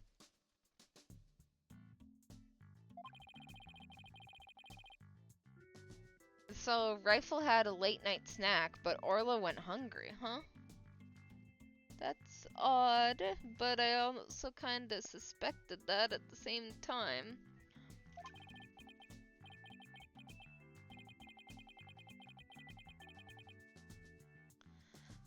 It appears so, but let's see. She's been eating normally since yesterday afternoon. Come to think of it, Jack was supposed to feed Orla yesterday morning. Maybe he died before he had the chance. That's what I was kinda considering.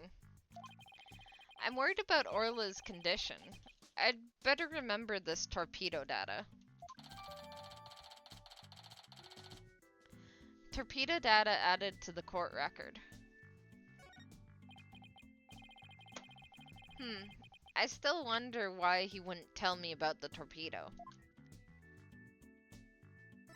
I wonder.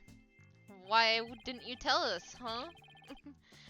Dr. Crab, why didn't you want to hide the existence of the torpedo system? Well, it's a safe system that has been approved for use in other countries. But it hasn't been legally approved in this country yet. So you're running an illegal operation, huh? That's why I always carry this terminal around with me. It's not something I want the police poking their nose into. You mean you're breaking the law? Which is why I said I was keeping it a secret. It would create a problem for the aquarium. I had Jack's permission. He felt the animals' care was more important than the legality. But we wanted to shield the rest of the staff, so we kept it a secret. But breaking the law is breaking the law. But in some cases, lives can be saved by breaking law. Do we simply allow the lives of our animals to be lost while we wait for laws to change?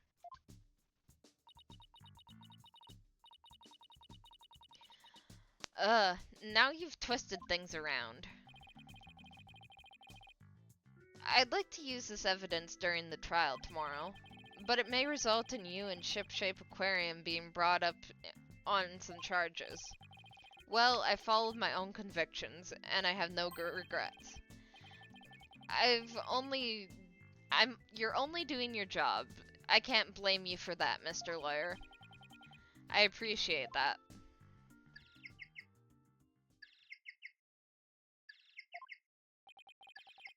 What's that sound? Another penguin?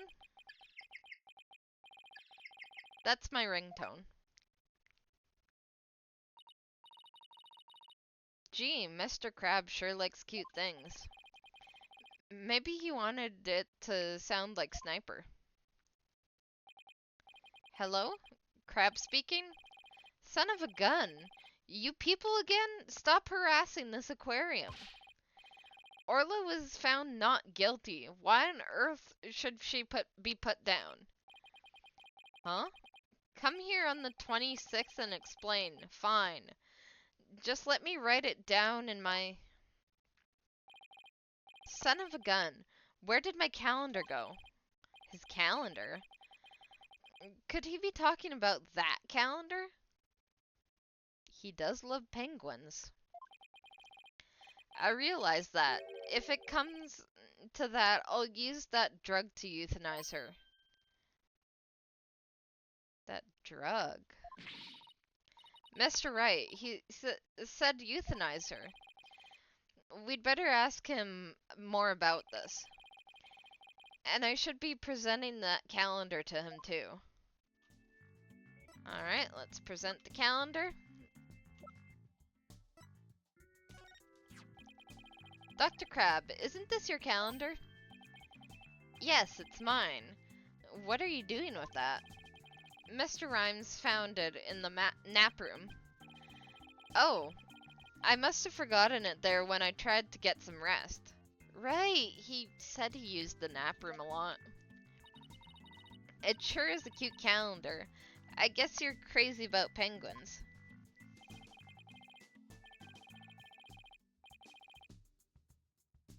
Somebody gave it to me, okay? Now please, don't tell anybody about it. It's embarrassing. Azura designed this calendar. This one here is a prototype. She designed a calendar for this year, and she died before it went on sale. Were you and Miss Summers romantically involved? What? What gave you that idea? Why are you sweating? It's just that I sensed sadness in your heart when you talked about the calendar. Also, I already had a feeling that they might have been romantically involved beforehand. Of course we weren't romantically involved. I don't believe in romantic things. He looks shaken, though. By the way, did you meet Mr. Shipley at 7 a.m. on July 20th as scheduled? No. We were supposed to meet, but Jack didn't show up. Is that really true? Sasha finished cleaning the Orca pool room at 6 a.m. If Dr. Grab managed to get in the pool room somehow and meet that victim, then he would have the opportunity to kill Mr. Shipley. He would. Curiouser and curiouser. Alright. Was there something else we needed to show him? Forget what it was.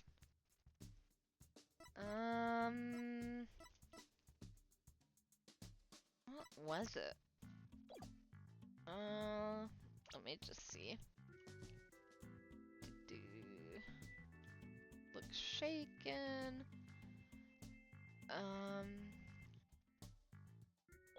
Oh, maybe there's a new talking point? Yeah. Who was that phone call from? Son of a gun. You heard that? Who didn't hear that? It was the Center for Dangerous Animal Control, calling with a demand. They said that the orca may have been found not guilty this time, but that if she ever attacked a human again, we would have to put her down. Put her down? But that's horrible. Did you agree to their demand? Animals sometimes do attack humans. And of course humans sometimes do kill animals to protect themselves. If it comes to that, yes, as a veterinarian, I am prepared to carry out on euthanization. Using this poison. That was in the orca. Huh? That capsule. Somebody already tried to euthanize her. It has the same letters on it as the one that was in Orla's stomach. Did Dr. Crab try to kill Orla? I don't think he did. I think somebody else did. Please, let me ask you one more question, Dr. Crab. What is it, Mr. Lawyer? You look so grave. I heard something disturbing from the writer, Norma DePlume. The center demanded that the aquarium put the killer whale down a year ago. Put her down? But the aquarium owner refused their demand, saying it was an accidental death. But I hardly think a persistent organization like that would just give up and go away. I'm quite sure the power of money helped to convince them. What makes you think that? Once a month, the owner and the vet disappear from this aquarium. And I came to find out that each time a large amount of money was being paid out. I think ship-shape aquariums might be keeping some kind of secret. And that it has something to do with the recent murder. More psyche locks? Are you serious? 5 psyche locks? That writer. She just has to stick her nose in everyone's business. Son of a gun. I should have dealt with it all more carefully. How am I ever going to remove all those psyche locks? Huh?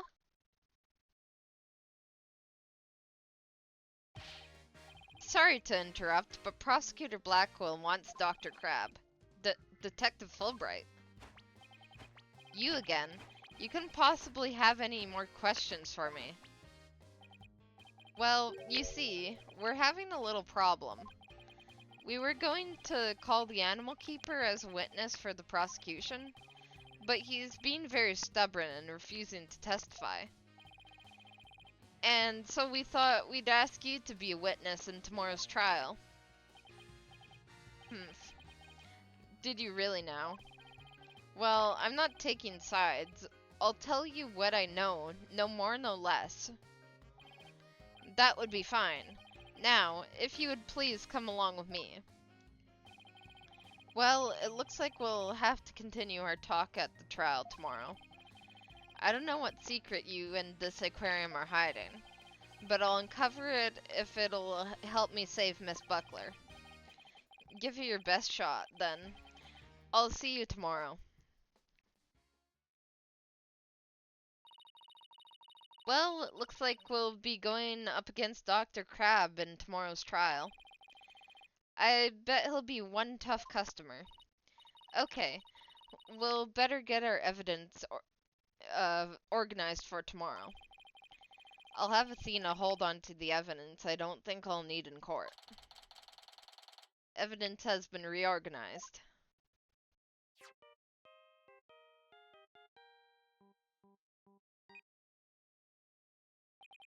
Hello? Mr. Wright, I went to Hickfield Clinic. Apollo? Use your indoor voice. Sorry about that. Anyway, I found out a lot, so I wanted to tell you right away.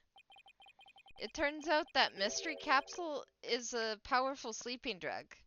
I knew it was a sleeping pill. Well, I guess that was pretty obvious since it said 3 Z's. Apparently, the brand name is 3 Z's. Okay, yeah, it says 3 Z's right on it. And they said the ship-shape aquarium vet recently brought a large quantity from them. The vet, Dr. Herman Crab. 3 Z's is supposed to be for people. But Dr. Crab told them it would work on other mammals too, like orcas and dolphins too. So Dr. Crab's euthanization poison was actually sleeping pills? He didn't want to well, he probably doesn't want to euthanize the animals. He's probably actually, I don't know, I feel like he's quite the softie and actually cares for Orla more than he's letting on. And he was probably got those pills as fake euthanization. So he would just put the animals to sleep and then figure out what to do. When Orla almost drowned yesterday, was it because she was given sleeping pills? Probably. And I found out more than just about that capsule. Dr. Hickfield himself gave me some information. Shipshape Aquarium had someone on their staff named Azura Summers, right? Yeah, the one who died a year ago. Well, Azura Summers was getting a certain medication from Hickfield Clinic last year. The same heart medication as Sasha Buckler. Really? Azura Summers had the same heart condition as Sasha? Nice work, Apollo. Thank you. We'll be coming back to the office soon. Okay, Trucy and I will be there. Well, we'd better get back to the office and get ready for tomorrow. What are you gonna do, Pearls? I thought I'd stay overnight here and be with Orla and Rifle. I'll be ready for a telecast during the trial tomorrow. Good luck to both of you. Thank you, Pearly. That way, when we prove Sasha innocent, she can see Orla right away. I'd love to see Sasha and Orla back together again, both free and clear. But before that can happen, I have to prove Sasha's innocence. Alright, end of that chapter. Now we'll continue on and work towards proving Sasha innocent.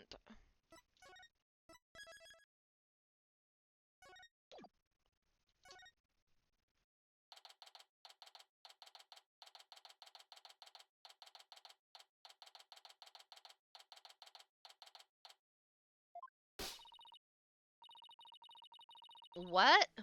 The ship's doctor and Azura were romantically involved?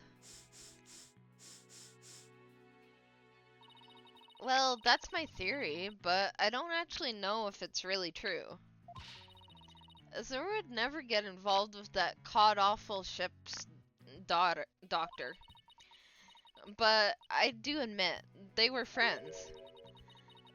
But would Azura send Dr. Crab videos? I wonder. Videos? What do you mean? Azura used to send her boyfriend videos of herself teaching the orchid tricks. I used to help Azura take the videos on her TV phone. This is an interesting bit of information. TV phone updated in the courtroom, and he was really shaken by it. Charm? Hey, leave that alone. That belonged to Azura. That was Azura's charm. What was Azura's charm doing in Rifle's stomach? That charm looked just like your keepsake of Azura. Yeah, well, she did just say she and her boyfriend had matching charms. Were the ship's doctor and Azura really a couple? I can't believe it. I think Dr. Crab will be called as a witness today. There are still so many unanswered questions, but I hope to solve them all in today's trial. I believe in you two. I know you can do it. And we will, Sasha. We promise.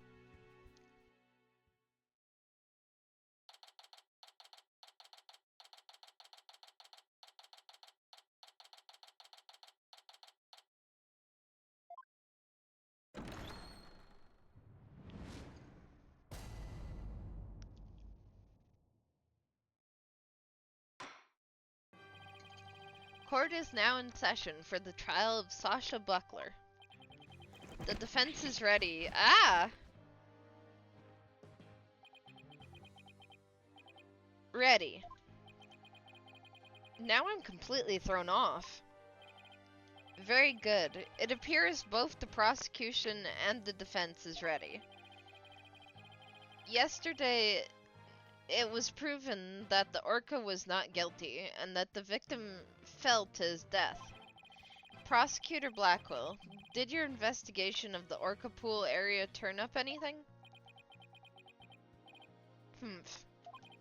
It did. We found a blood stain from the victim at the bottom of the pool. On this. Oh my, what a frightening looking rock.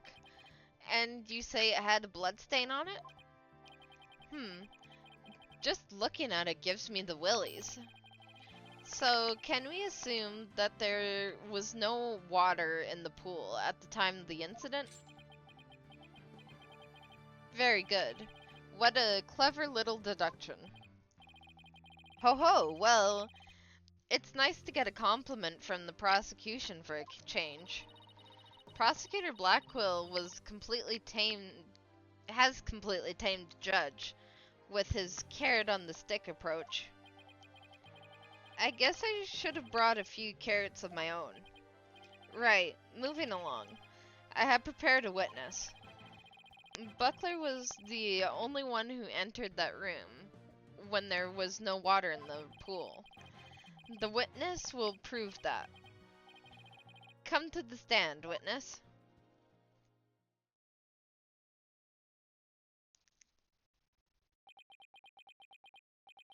Name and occupation. Dr. Herman Peep? Sniper, stay in there. And who is that cute little creature?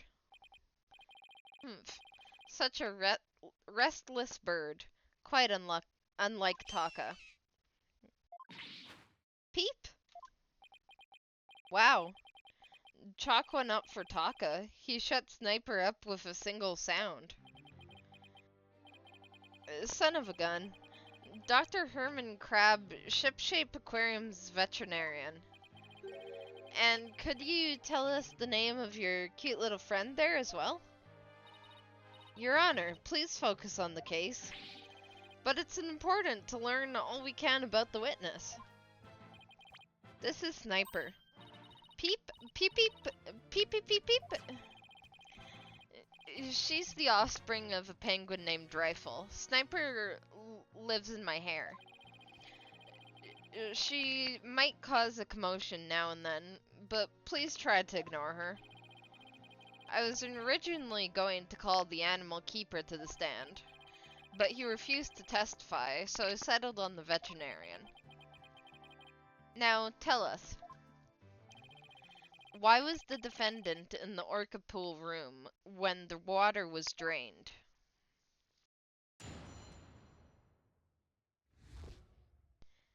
Cleaning the orca pool room. In the early morning hours on July 20th, Sasha was cleaning the orca pool room. Sasha and Jack Shipley, the owner, were scheduled to do the cleaning together. During cleaning, the pool water was drained. While the cleaning was going on, Marlin was taking care of the orca in the show pool. The pool water would never be drained unless the pool was being cleaned. And your claim is that the victim was maybe to fall to his death during the cleaning? Hmm. Only Buckler and the owner had the security card necessary to enter the orca pool room. And we already know from the security company's record of card usage that the defendant was in the orca pool room during the time of the cleaning. The witness's testimony and the record of security card usage are conclusive evidence. So no one besides the defendant was at the scene, and the water in the pool room was drained. You know, we never really discussed the possibility that he was just clumsy and looking over the edge and maybe just fell to the death on his own. Because I feel like that's also an option, but I don't know. I feel like considering this game, it was probably murder and it was probably someone, but I feel like that is a possibility, or should be in the grand scheme of things. Uh-oh, the judge already seems to be leaning toward the other side. We have to strike fast, Your Honor. We're ready for our cross-examination now. Oh, yes, of course. Please proceed then. The power of youth comes in handy at times like these.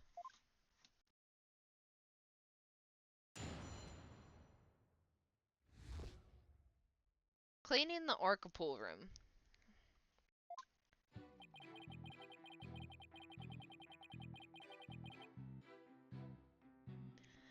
In the early morning hours of July 20th, Sasha was cleaning the orca pool room. Sasha and Jack Shipley, the owner, were scheduled to do the cleaning together. During cleaning, the pool water was drained. While the cleaning was going on, Marlin was taking care of the orca in the show pool room. The pool water would never be drained unless the pool was being cleaned. Alright.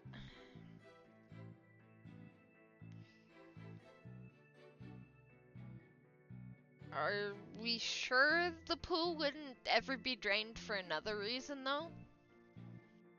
You know, maybe as a planned murder? There's no possibility it would be drained at any time other than during a cleaning? None.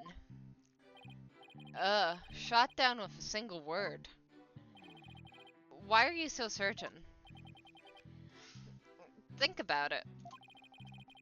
If the pool water were drained, what would happen to the orca? The poor thing. Whose side are you on, Athena? Exactly, young lady. Without water, Orla would be alright for a short period of time.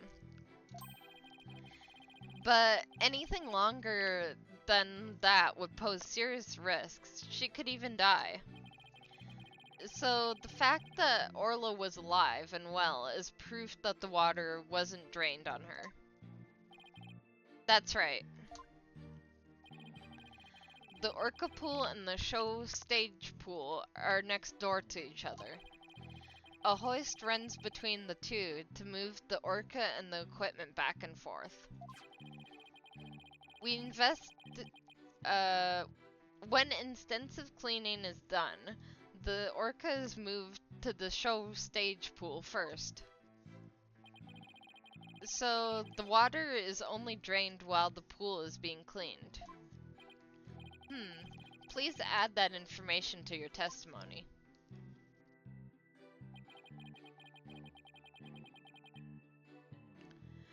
If there were no water in the pool, the orca would die.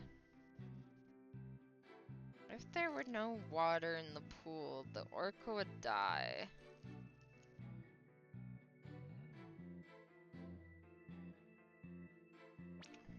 Okay, there has to be something with that.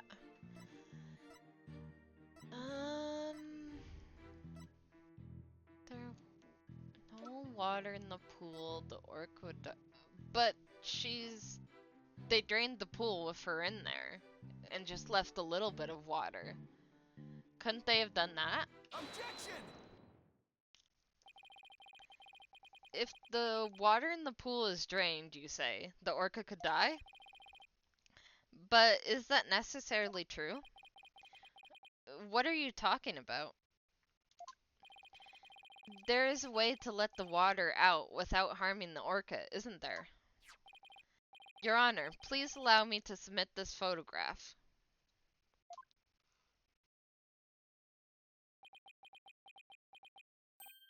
Oh, this is... As you can see, there's no water around the Skull Rock area. But the pool in this state, the victim could have been made to fall to his death. However, there is water on the other side of the partition. And the Orla looks just fine. Son of a gun. In other words, if the partition is set up at the bottom of the pool,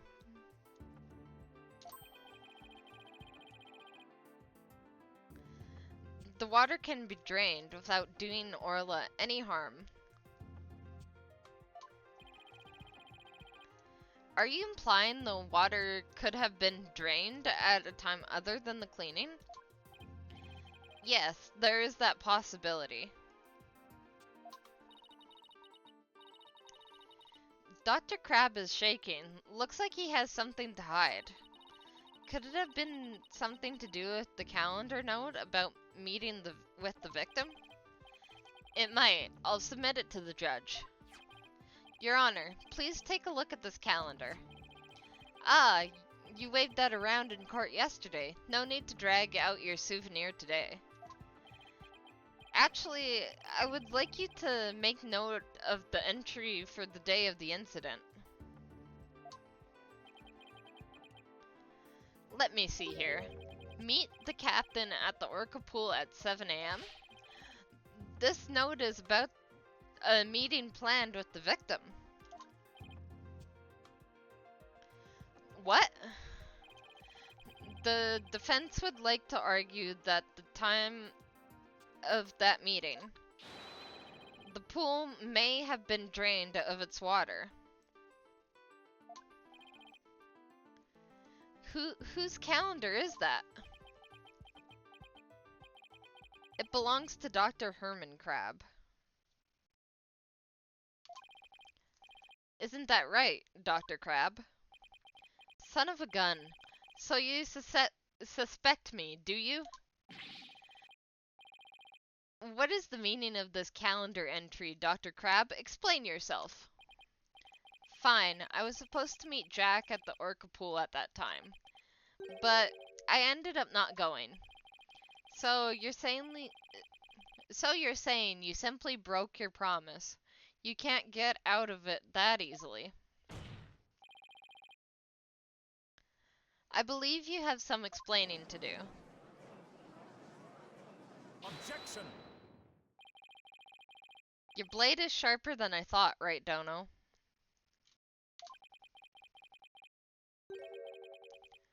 But your cut was shallow, a mere surface scratch. There's a saying amongst prisoners, do not see hear nor speak to smooth-talking lawyers. If you think the witness is suspicious, show your proof. Okay, I will. Ack, the calendar alone isn't good enough, huh? I have to prove the victim could have fallen to his death at that 7 a.m. meeting. Let's put our heads together, boss. The victim could have fallen during cleaning when the pool was completely drained, or using the partition. It could have been at 7 a.m. with the water partially drained. What could be the major difference in circumstance between those two possibilities?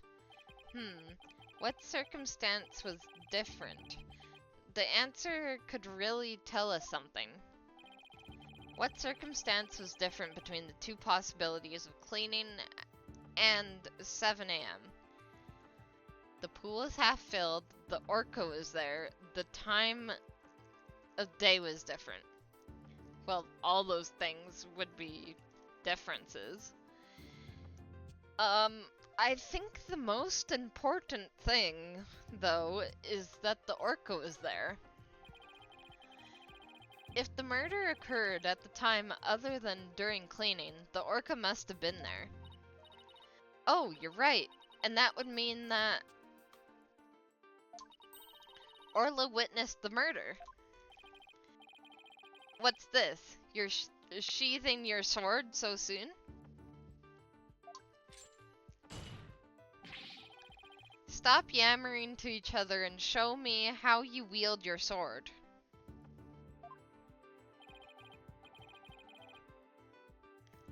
Alright then, my sword is poised and ready. If the murder was committed at the time other than during cleaning time, then Orla must have been present at the scene.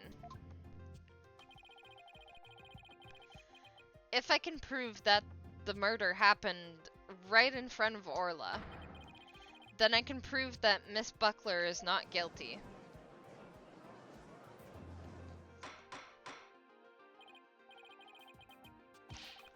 Order in the court. Mr. Wright, are you implying that the orca was a witness to the crime? That is exactly what I'm implying.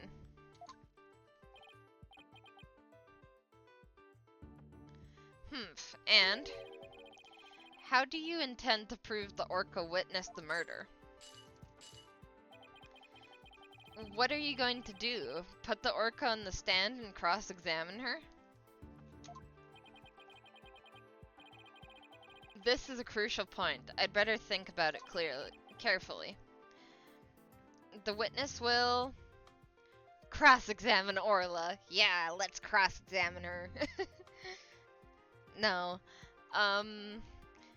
Continue with Crab or present evidence.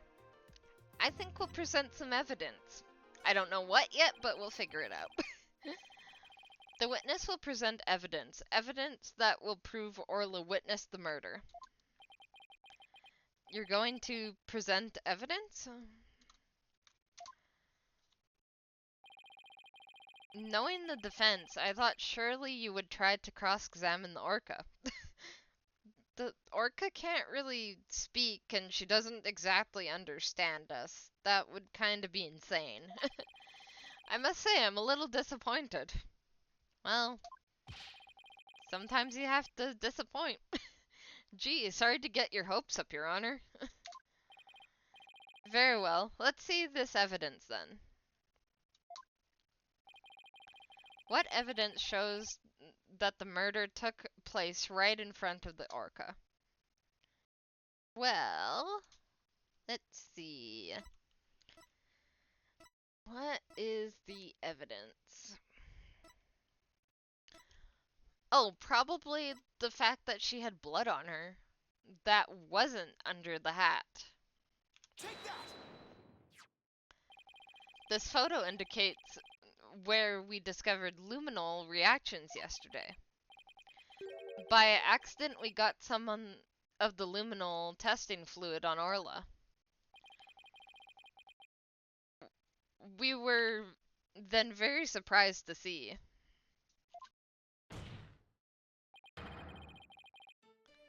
luminal reactions on Orla's body. Objection!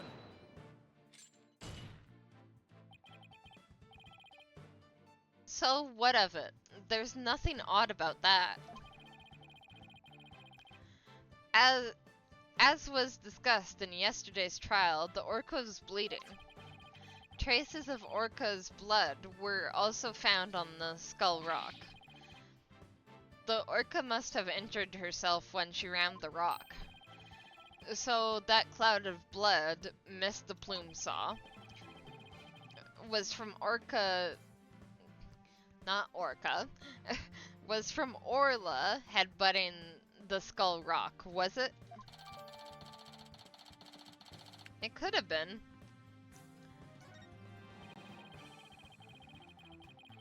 Those luminal reactions you saw on the orca were most likely from her headbutting.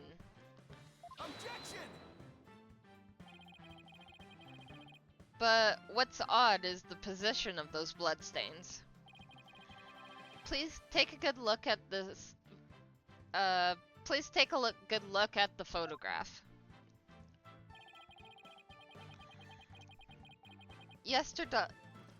Yesterday, Miss the Plume said the blood disappeared when Orla put on the hat. That testimony indicated that Orla's injuries were under the hat area.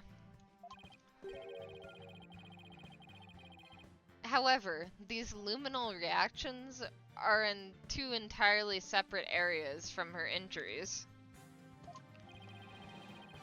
These bloodstains can't be Orla's own blood from when she was headbutting. Then where did the blood come from? It's my firm belief that it's the victim's blood. The victim was killed right in front of Orla, and the victim's blood splattered onto Orla's body. Gah!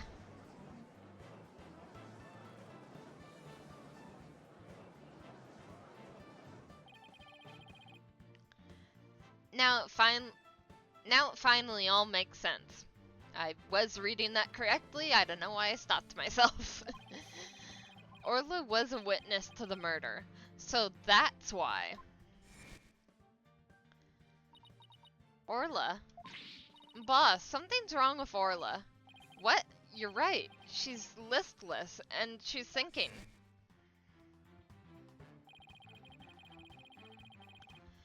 There was one more fact that indicates Orla was a witness to the murder. Was she depressed, you think? There's more?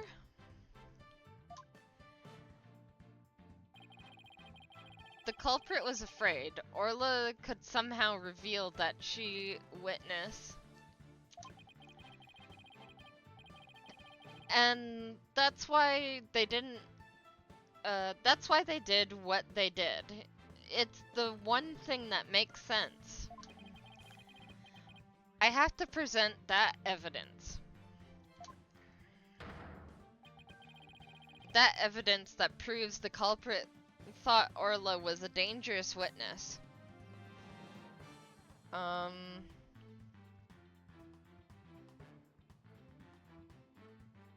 Well, probably the sleeping pills. Take that!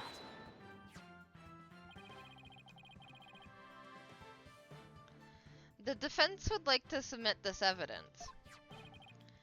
What's this? It looks like some sort of medicine.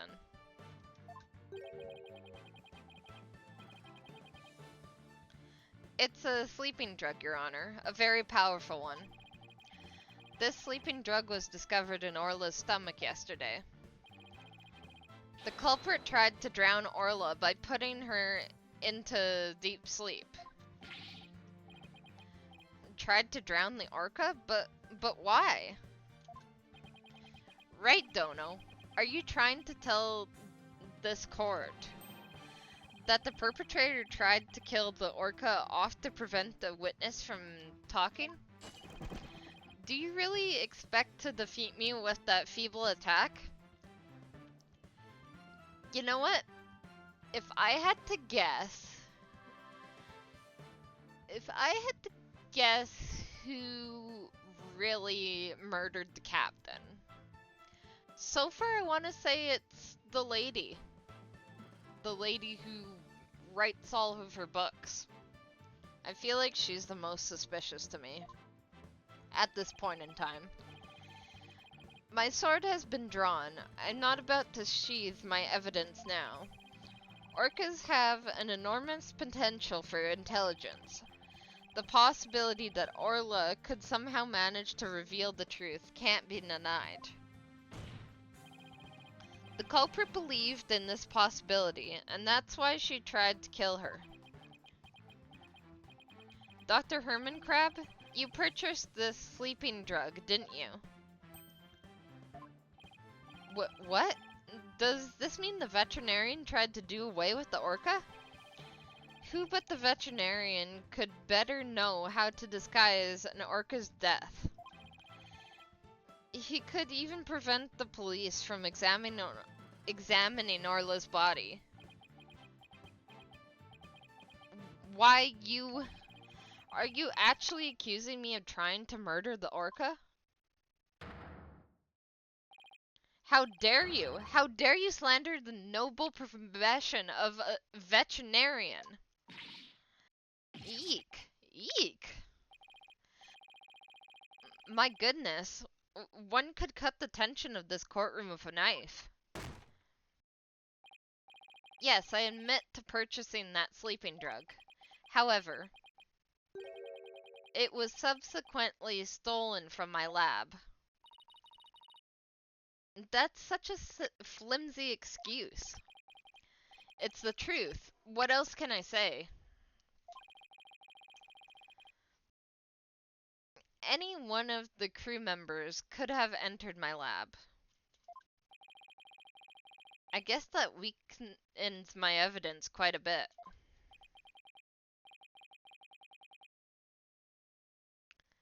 Besides, think about it for a minute.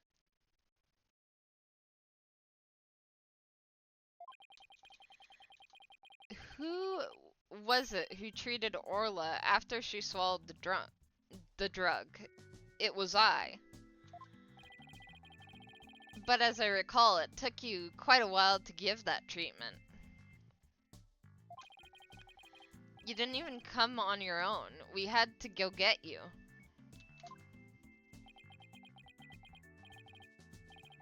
Son of a gun, you just remembered all sorts of little details, don't you, Mr. Lawyer? Yeah, it's kind of my job. The orca pool and the lab are far apart. It's little wonder he didn't know Orla's condition. Objection!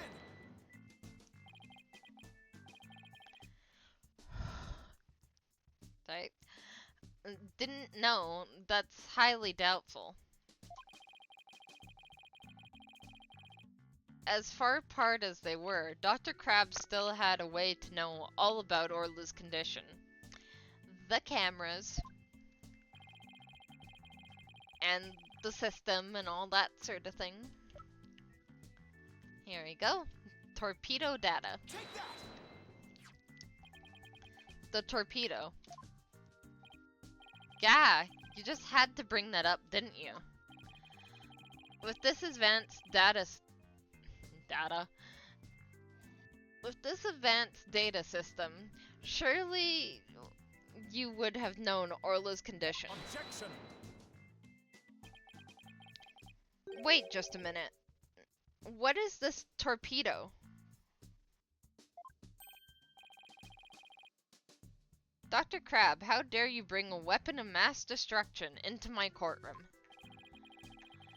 The torpedo, or Teleobservation Real-Time Pertinent Data Organizer, is a data system.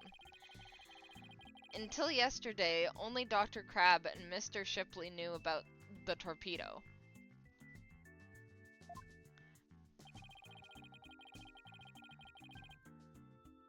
It isn't legally approved in this country, so it was kept secret from the police. It's illegal? Dr. Crab, I demand an explanation. Son of a gun, you and your big mouth, Dr. Lawyer. Or Mr. Lawyer, Dr. Lawyer. Uh, yes, it's true. I'm using an illegal system to monitor the creatures at the aquarium. The system uses sensors like these, and yes, there's one in the orca pool too. These sensors send sound waves through the water to gather data on the creatures. It finds abnormalities in their condition. The torpedo alerts me with a sound. Oh my goodness, how very high tech! But if it's illegal, I will not turn a blind eye. This matter will be appropriately dealt with in a separate time. At a separate time. Now then, Mr. Wright, please continue. With the torpedo, I'm sure Dr. Crab noticed the danger Orla was in, but he made no attempt to come to her aid on his own. And the reason for this, that Dr. Crab wanted Orla dead. The torpedo didn't give me a warning message. Yeah, see, I just don't believe that he truly wants the orca dead. If he did, those pills would be immunization pills, not sleeping pills. That's why I didn't know there was anything wrong with Orla. The sensor in the orca pool wasn't working during the police's investigation. Objection! Can you prove that statement? Objection!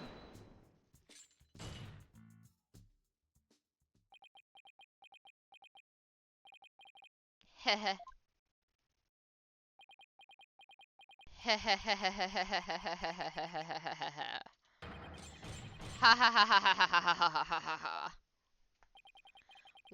What's with him? I guess this is all so high tech for Prosecutor Blackwell that it's making him a little funny. Funny? Yes. I find this all very funny. Witness, those sensors send sound waves through the water, correct?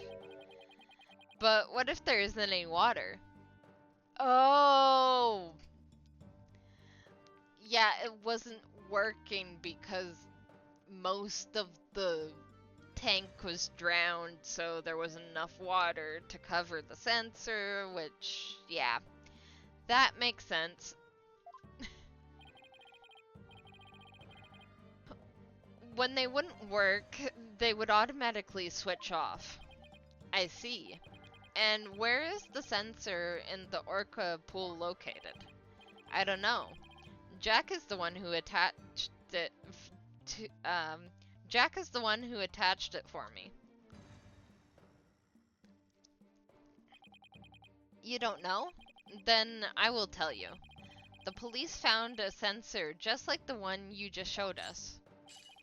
They found it attached to the table at the bottom of the pool. On the other side that didn't have any water. Do you mean the table in this photograph? That's right. Don't you get it yet? Right, Dono? The table is on the Skull Rock side of the partition. It's affixed to the bottom of the pool and can't be moved. Oh! And so if the water was drained from the rock side of the pool... Precisely. Without water, the Portito sent...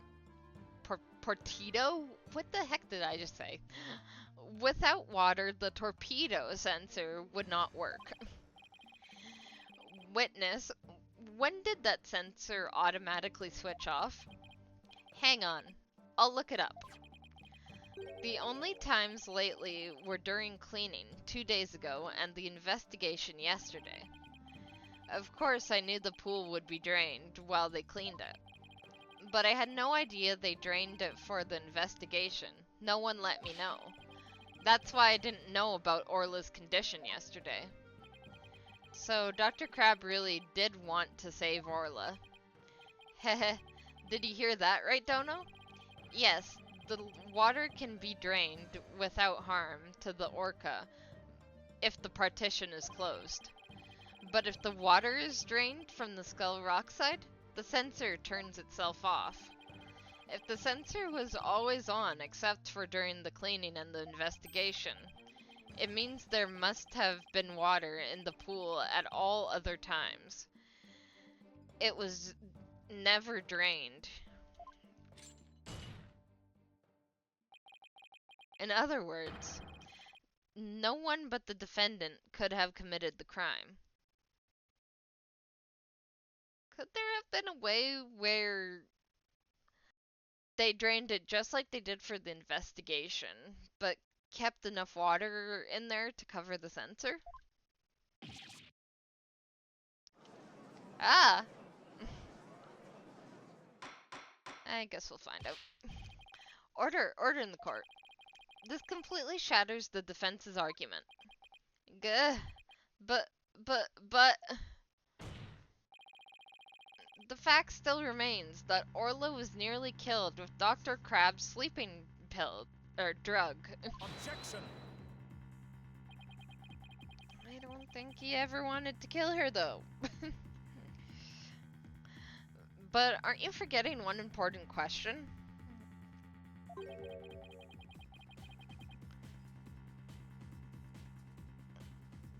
When was the sleeping drug given to the orca? You're right. That hasn't been discussed yet, has it? The orca pool is the scene of the murder. The police were there all day yesterday. The only way to give the drug to the orca undetected is to put it in her food. Yesterday, someone gave the orca food during the trial. Someone did. I'm afraid I don't remember that. You don't remember? You're not that old yet, are you? Who gave food to the orca during the trial? I do remember someone giving it to them.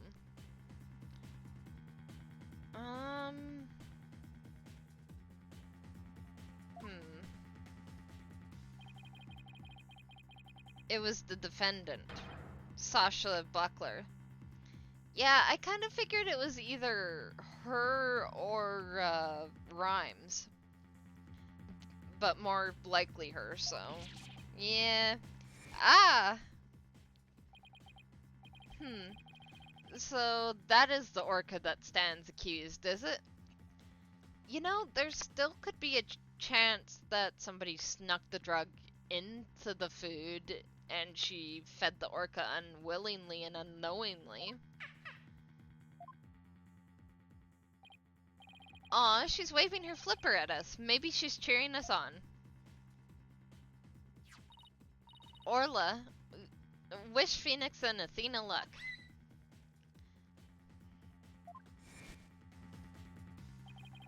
So your argument is that Miss Buckler is the one who gave the orca the drug? The prosecution's argument hasn't changed. Buckler made the victim fall to his death and then manipulated the orca to pin it on her. Still not satisfied, she further planned to kill the orca with the sleeping drug. I didn't hear any reports of Dr. Crab feeding Orla. Maybe he didn't have a hand in Orla's attempted murder after all. I told you, I don't think it has anything to do with him. I did at first, because he wasn't around and it was extremely suspicious. But now I really don't think it is him. But is there anyone else who could have fed Orla besides Sasha? If it's true that the defendant is the one who fed the sleeping drug to the orca, then that places even more suspicion on her than ever. Yeah, that doesn't help my case. Objection!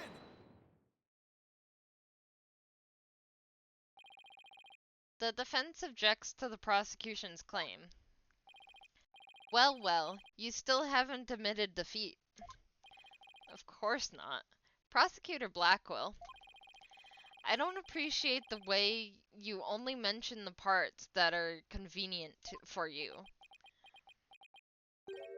Hmm. What do you mean by that, Mr. Wright? The prosecution failed to mention that Miss Buckler wasn't the only one to feed Orla. As you will all recall, there was another person who gave food to Orla. Yeah, actually the one that I did remember was farther in the trial, if I remember correctly. And Sasha had to come in.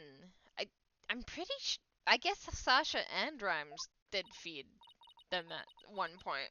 Oh, you mean that person. Looks like Athena remembers now too. Congrats, Sasha. Time to celebrate. Go on, eat up.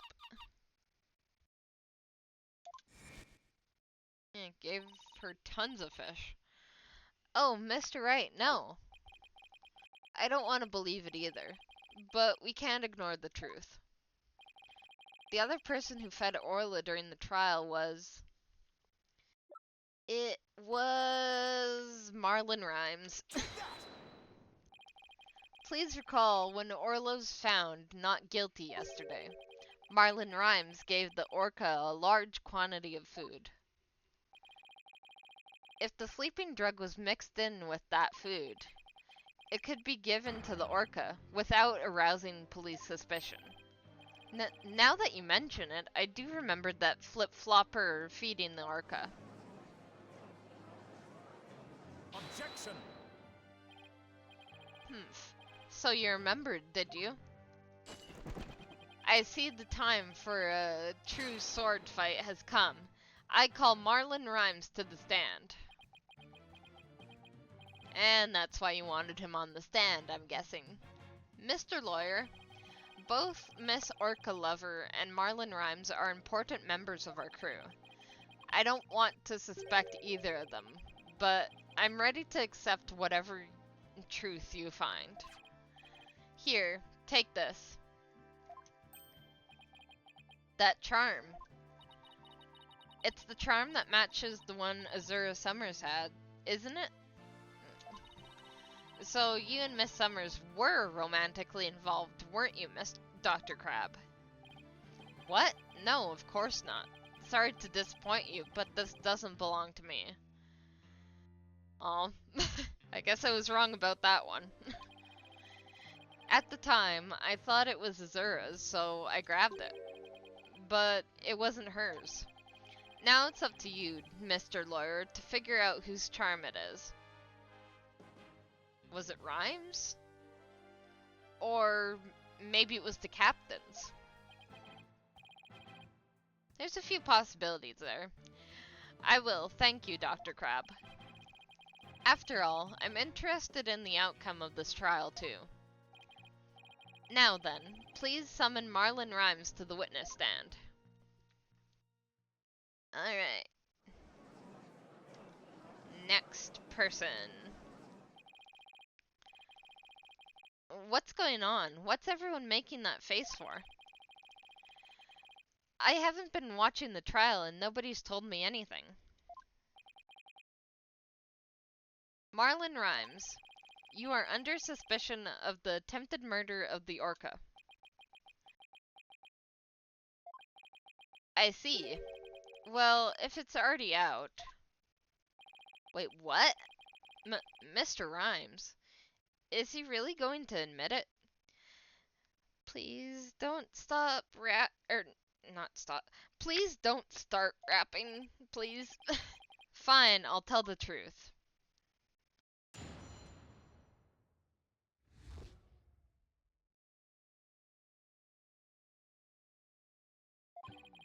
Sasha is lined to protect that orca. At 3:30 a.m. on the 20th, there was still water in the orca pool. The incident happened before the orca was moved to the show pool. Oh, what the? I don't know if you guys heard that on your end, but the sound went all weird for a second on my end.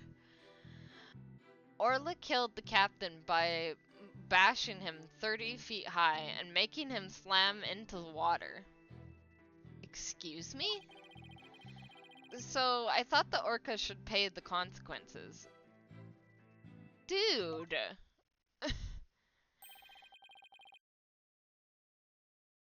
Now we're back to the orca again?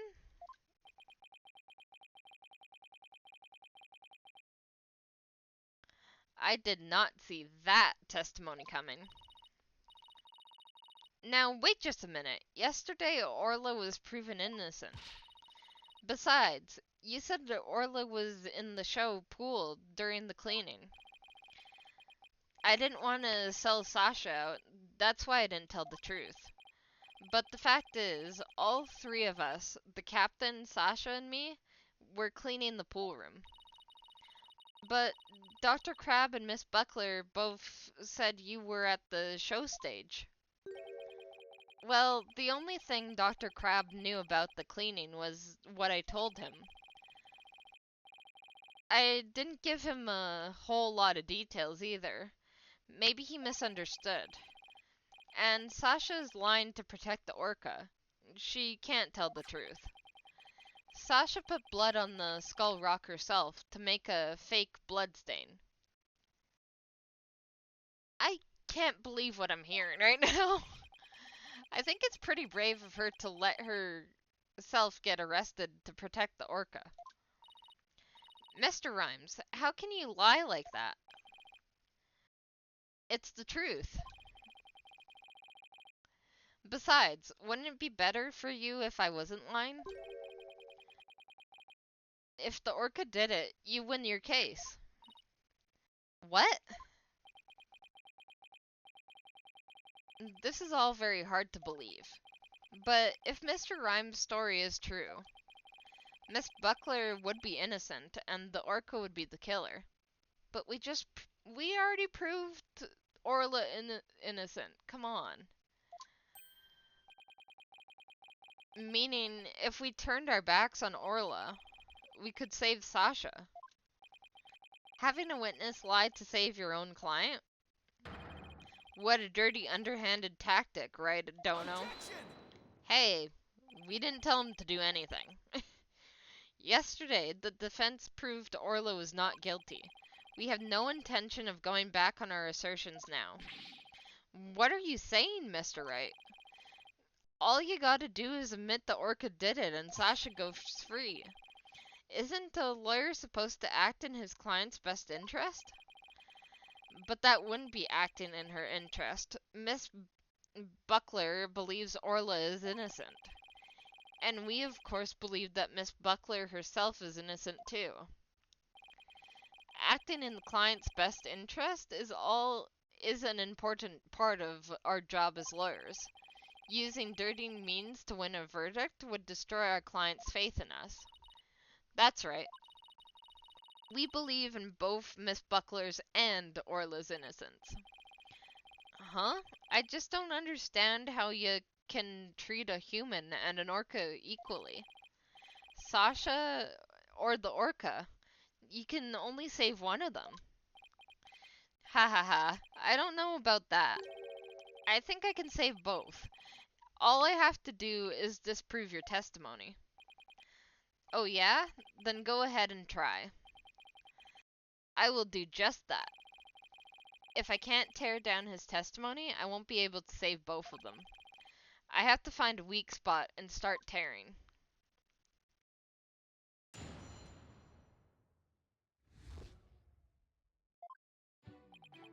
Sasha is lying to protect that orca. At 3:30 a.m. on the 20th, there was still water in the orca pool. The incident happened before the orca was moved to the show pool.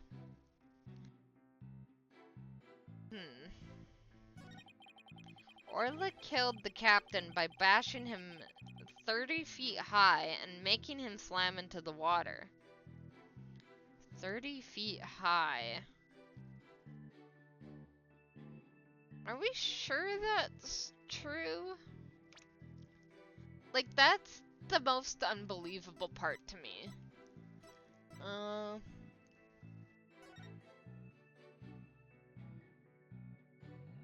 contusion from the head trauma, thought to be from a 65-foot drop.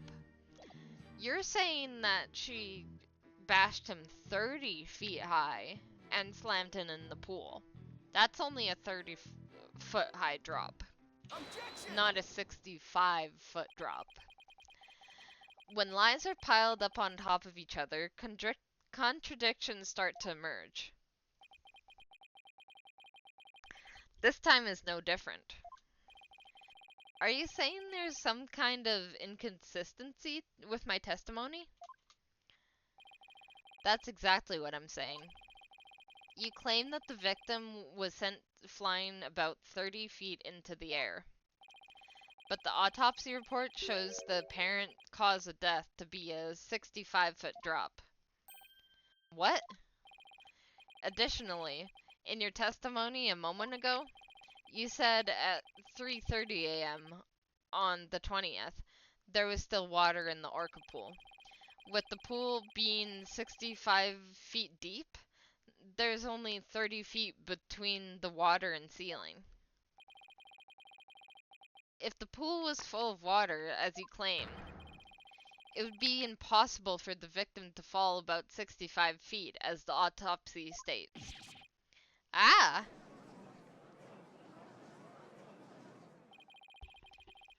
Mr. Rhymes claimed he was in the orca pool room, so he could make these statements. But the truth must be he was at the show stage, just as Dr. Crab and Sasha testified. I believe that brings us back around to the orca didn't do it.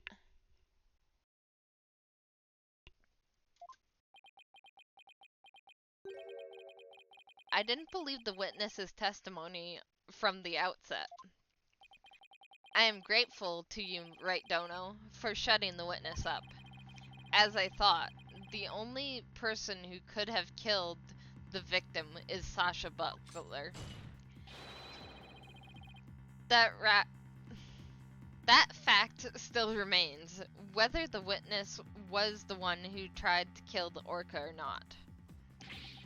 Son of a... Mr. Rhymes was right about one thing. His testimony was advantageous to our case. But pointing out the contradiction in his statement will only drive us into a corner. As Prosecutor Blackwell said, suspicion against Miss Buckler is now deepened. Uh-oh. If I don't do something fast, the judge is going to find Sasha guilty.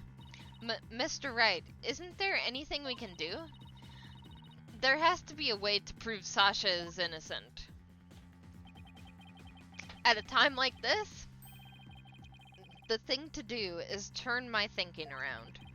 Instead of trying to prove that Sasha couldn't have done it, I have to think about what made it possible for anybody else to have done it.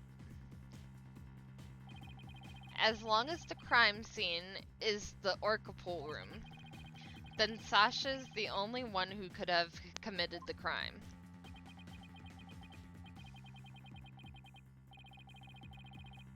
Is he saying the murder took place in the showroom?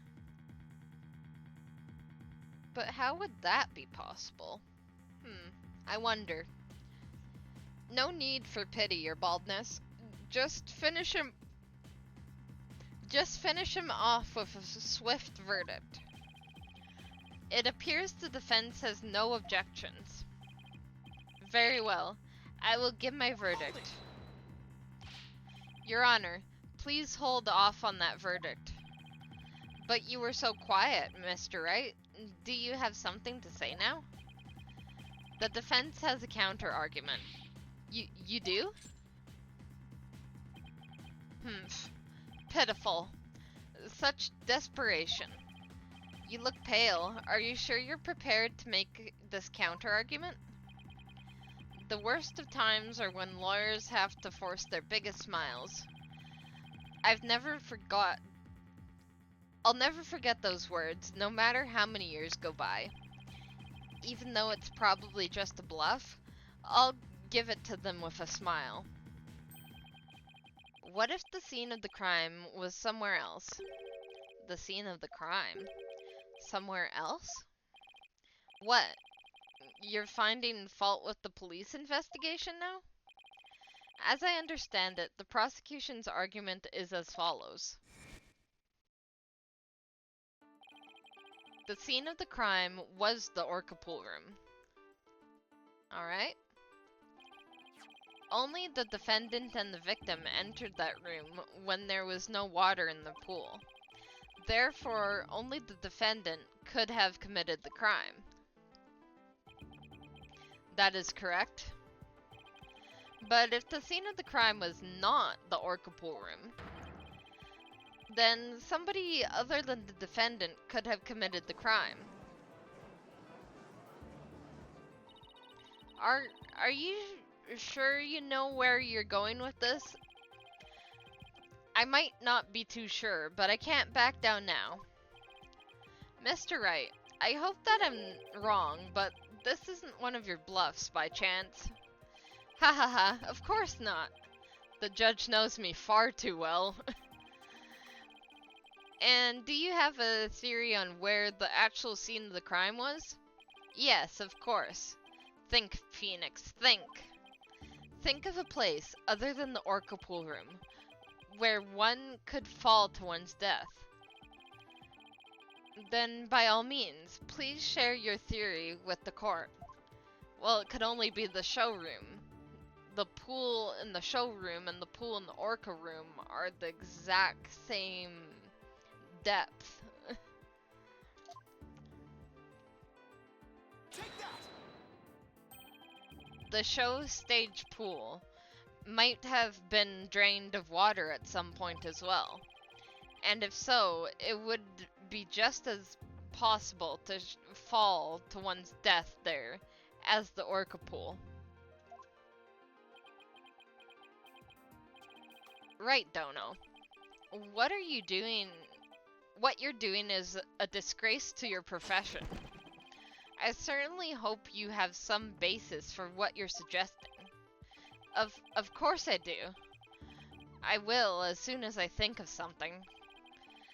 The victim's body was found in the orca pool. How do you explain that? Objection! How about if, after the victim was killed in the stage showroom, his body was moved to the orca pool? How about if... What kind of presentation of your argument is that?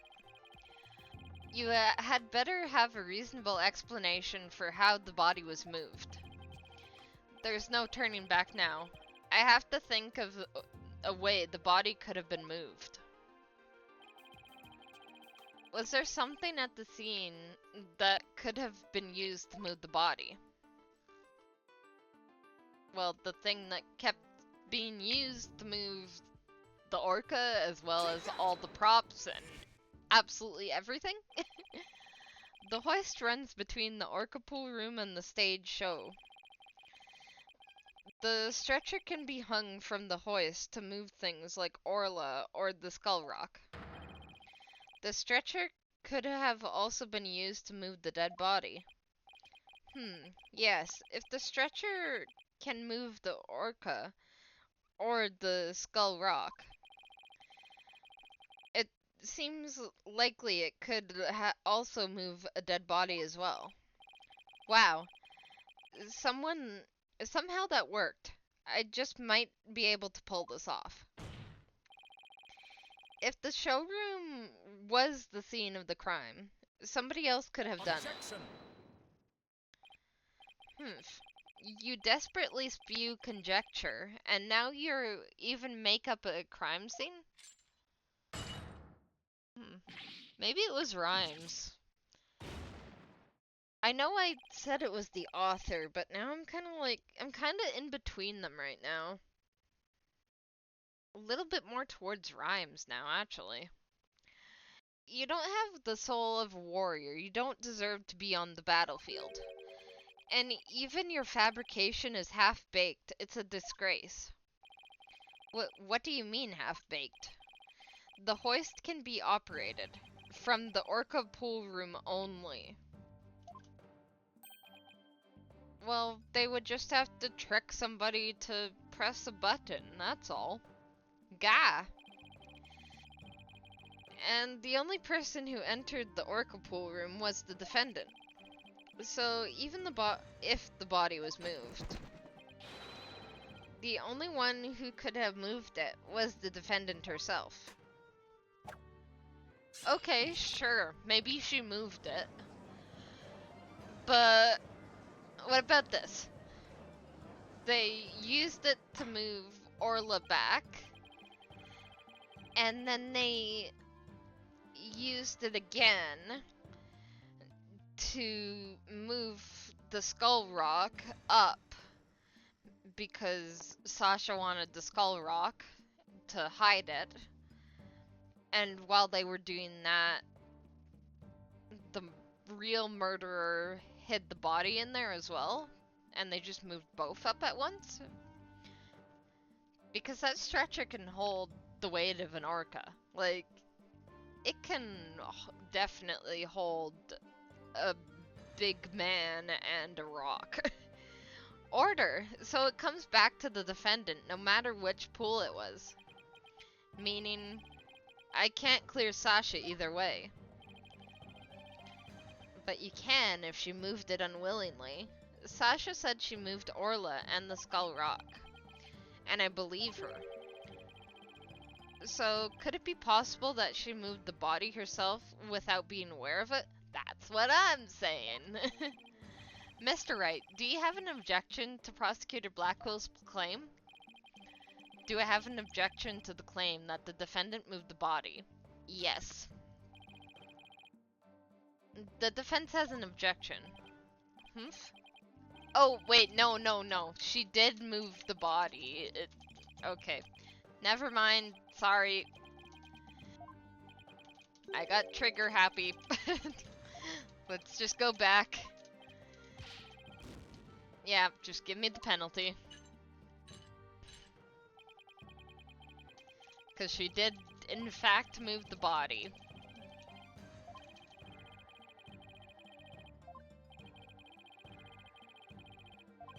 Okay. Almost back.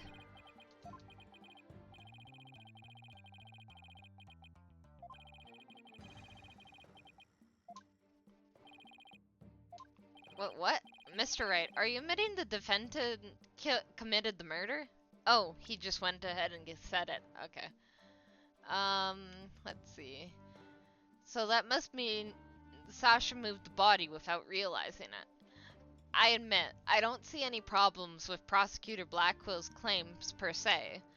Miss Buckler must have been the one who moved the body. What? Mr. Wright, are you admitting the defendant committed the murder? No, I'm simply conceding that she was the only one who could have moved the body. However, I contend Miss Buckler was not aware that is what she was doing. The culprit made her move it, unbeknownst to her. The defendant moved the dead body without recognizing that it was a dead body? How could that be possible? The body was found in the orca pool. It must have been moved there somehow. It must... I might find some kind of hint in the things she moved from the stretcher. That also would make sense how the body ended up underneath the rock. Because otherwise the body would just float up to the surface. The culprit made Miss Buckler move the body along with this piece of evidence. Here you go. The skull rock? Miss Buckler told me yesterday that she moved the skull rock when she was cleaning. The only two things Miss Buckler moved to the orca pool was Orla and the skull rock. I would like to suggest that the victim's body may have been moved, may have been inside the skull rock. Wait, inside? Hidden inside the rock, the body could have been moved to the orca pool with the hoist. Is the rock big enough for that? I guess it would make sense if the rock is big enough to do that. At the show stage, Marlon Rhymes loaded up the skull rock with the body inside. Okay, so we are thinking it's Rhymes. Yeah, no, I think it's 100% him at this point. And then he used the walkie-talkie to let Miss Buckler know the rock was loaded. Miss Buckler operated the hoist from the orca pool room and moved the stretcher. She moved the rock without knowing the body was inside. Do you really think there's enough space inside the skull rock to place a body? That's what I'm wondering. The swashbuckler flyer indicates it could be possible.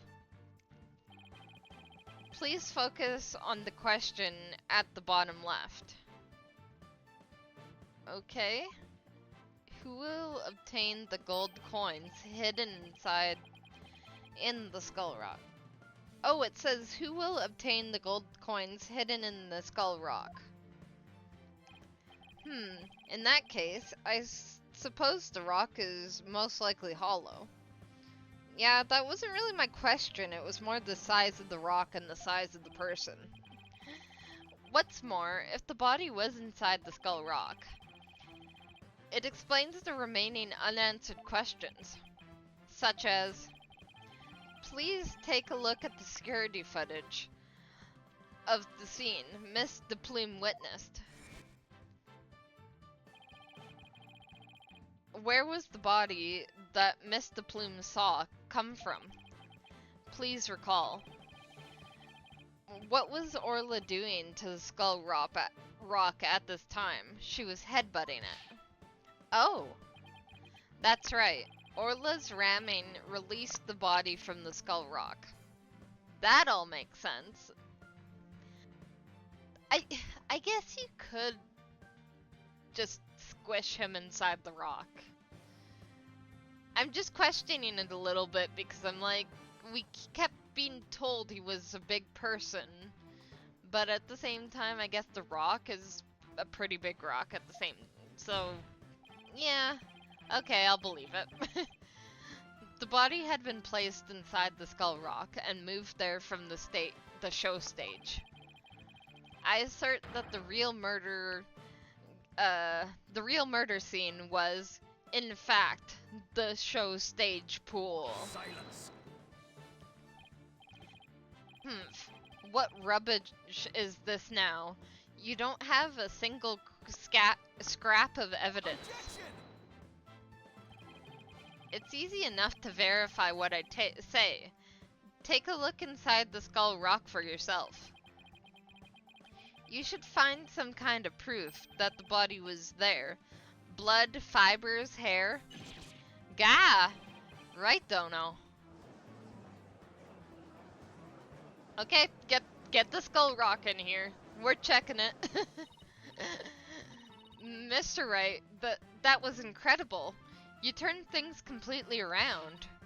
And to think, it all started with that half-baked bluff too. Phew, that was a close one. Did you really have to add that last bit? If the murder took place at the show stage, then who is the perpetrator? It is naturally the person who was at the show stage. Mr. Rhymes? Weren't you the one who loaded the skull rock onto the stretcher at the show stage? And aren't you new to this job? Heh. Wow, Mr. Wright. That was some pretty smart brain work you did there. To be honest, I never thought you could figure it out. I tried to protect myself, but I guess it came back to bite me. Why are you so chill about this? Are you confessing you gave false testimony before, Mr. Rhymes? That's perjury. Yeah, what Mr. Wright says is true. The body was inside the Skull Rock. And it's true the captain was killed in the show pool, too. What? He's admitting it that easily? This time, I'm gonna tell you the whole truth about what happened that day. Alright? Tell me then. In the show pool, the orca shot the captain up into the air. Then the captain came down and slammed into the water. I can still remember the spectators' screams clearly. All Sasha did was move the body. She was trying to protect the orca.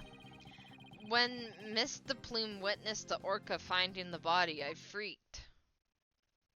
Huh? Okay, that doesn't make any sense either. So now we're back to the orca again, I see? If you were going to give testimony like that, why did I bother putting you on the stand? Well, to be fair, he didn't want to be on the stand in the first place. Which, to be fair, also very suspicious. I wonder why. All I'm doing is telling the truth. One day, Sasha wanted to do the old version of the Swashbuckler Spectacular. So I suggested she hide the body in the Skull Rock and move it to the orca pool. Why? I was gonna figure out what to do with the body after the show was over. Are you saying that she killed him and you're an accomplice for hiding him or something? I don't think that makes sense. The orca is the one that killed the captain. It wasn't me, and it wasn't Sasha.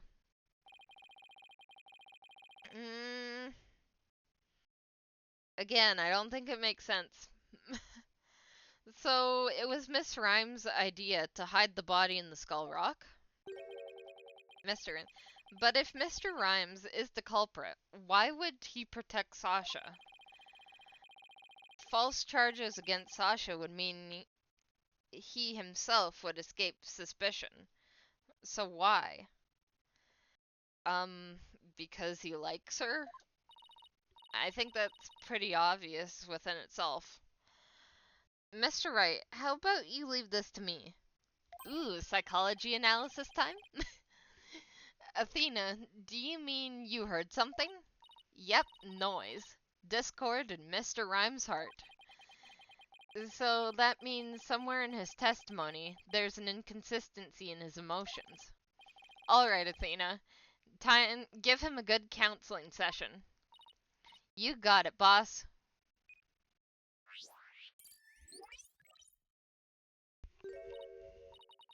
Huh? What's this? What are you getting? Athena? This testimony is pretty complex. Feelings of deep sadness and intense anger are being called up. Those two emotions appear to be running out of control.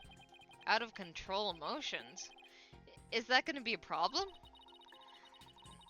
We'll have to probe their cause if we want to get his true emotions and testimony. There might even be odd or unnatural spots in his testimony he isn't even aware of. Alright, let's probe for the cause of his out-of-control emotions then. I'll explain how to probe. Let's find the root cause together.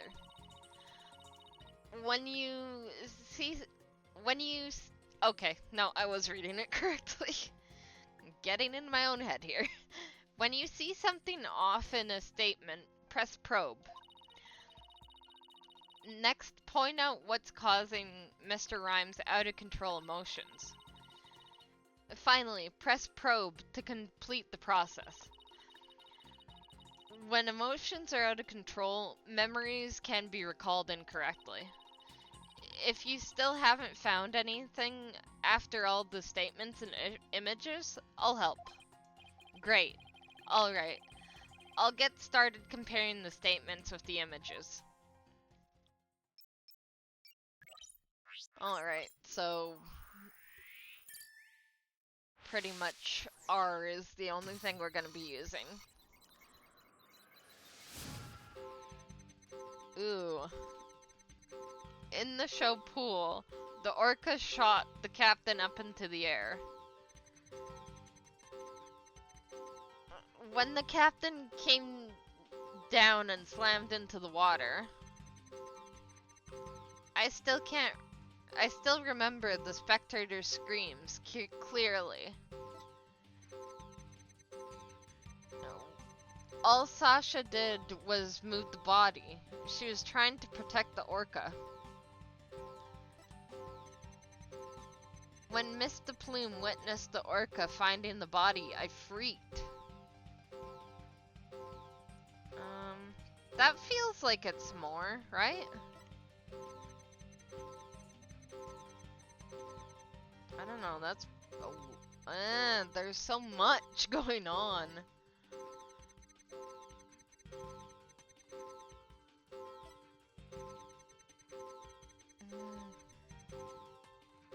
Oh boy.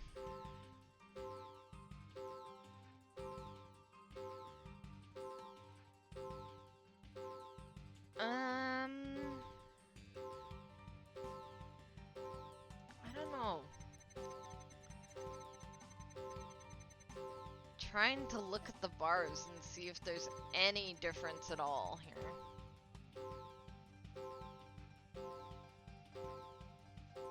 But then again, I feel like the audience is an inconsistency, because this should be around...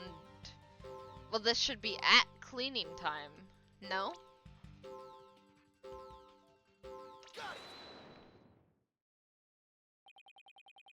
I doubt there were any spectators there at the show stage when the owner died. If there had been, those witnesses would have told us the true crime scene right away. What? Oh, right, of course. I just made a mistake. Okay, that made the sadness subside. So maybe the spectator's part was what was making him sad. I wonder why he would make that mistake, saying spectators were there. How strange. The only thing I can think of is that he was mixing up one memory with another.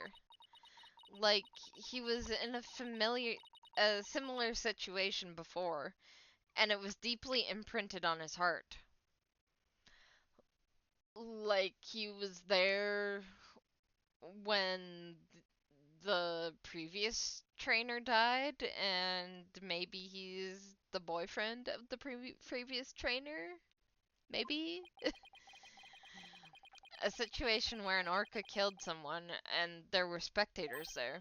Hey, I think I know why he's mixing up his memories.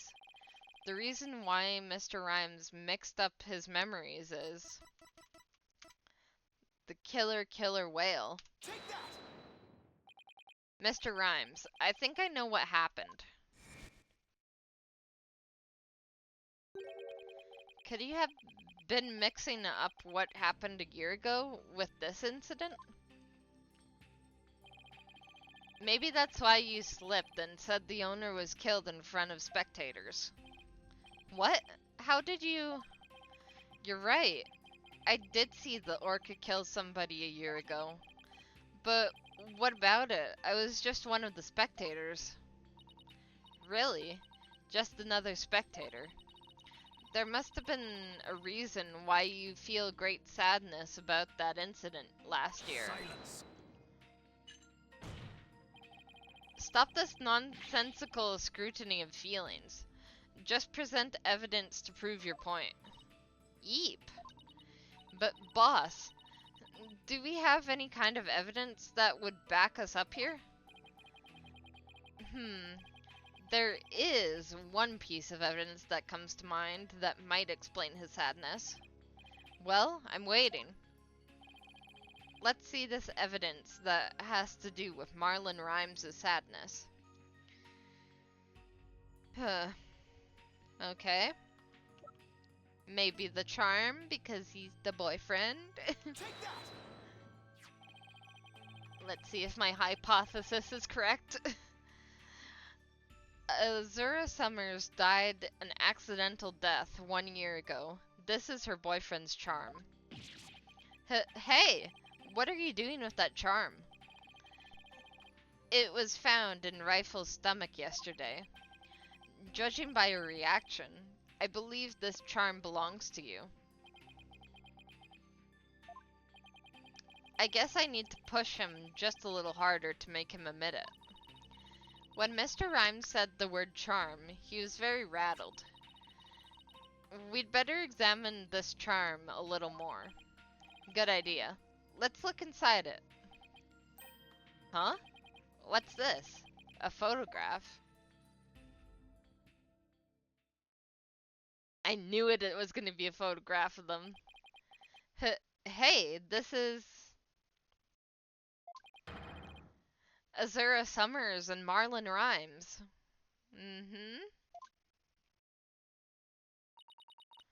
Mr. Rhymes, you and Azura Summers were a couple, weren't you? Nah. So what if we were a couple? It doesn't have anything to do with the captain's case. You believe you saw the orca kill your girlfriend. That's the cause of your sadness. Isn't that emotion of yours connected to the current case? Silence. The only thing you revealed was the witness's connection to the victim of last year's incident. What does the victim past have to do with the case at hand?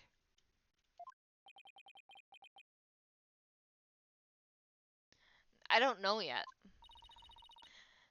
But we managed to pinpoint the source of his sadness. Now, let's delve into who Mr. Rhymes is angry at. I think that's pretty obvious. Indeed. I'm just gonna probe this section. Here you go. Mr. Rhymes, you're angry with Orla, aren't you? Angry? At an orca? Why would I be? If you think I have some reason to be mad, then show me some proof. Do I have proof that Mr. Rhymes has a reason to be mad? Yeah. I bet that evidence we just took a look at would come in handy here. This charm indicates that you were Azura Summers' boyfriend. I'm sure you'll believe Orla killed your girlfriend a year ago. You lost your girlfriend, and you've been angry at Orla. Nah. Alright, I'll admit it. I'll never forgive that orca. Azura is dead, and that orca is still swimming around, happy as a clam. I became an animal keeper, just so I could prove that orca is a killer. You're right, I want that orca to pay. There, do you feel good about dragging up a person's past? But it still doesn't change anything. You still have 30% left, buddy. Ack, he's right. I disagree. It does change things. His out-of-control emotion quieted down. Now we should be able to find out the truth behind that emotion.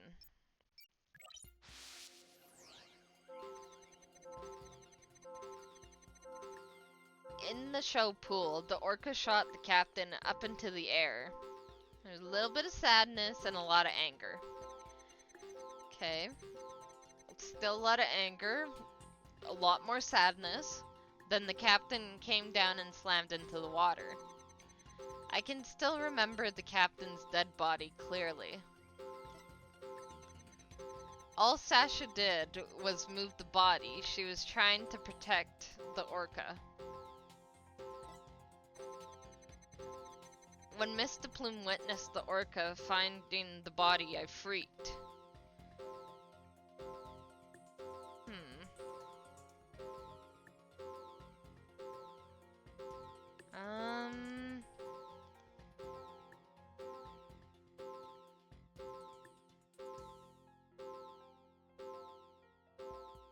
Actually, I do have a question. Why isn't he surprised that she found the body? It's like it was planned or something. When Miss the Plume witnessed the orca finding the body, you freaked? Really? What are you getting at? With Miss the Plume as a witness, Orla was guaranteed to be an accused of the murder. Didn't it work out exactly as you'd hope?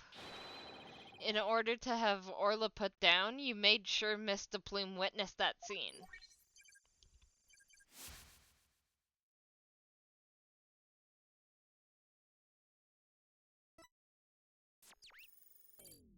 And there we go. The real truth comes out. So, you figured all that out, did ya? Mr. Rhymes, are you admitting it? I didn't really want to have to fight anybody but the orca.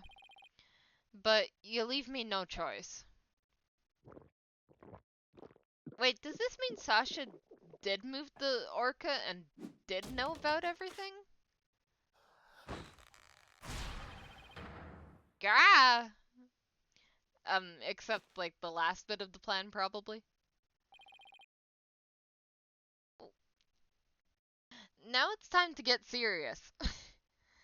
I can see that.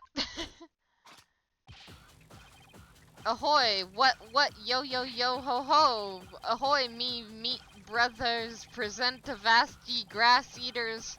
And take me words and poppin', okay. Yo, yo, yo, ho, ho. Boy, I'm ready for the showdown. What is going on? Where did this pirate fellow come from?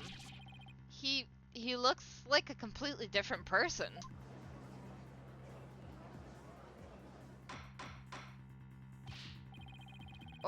Order?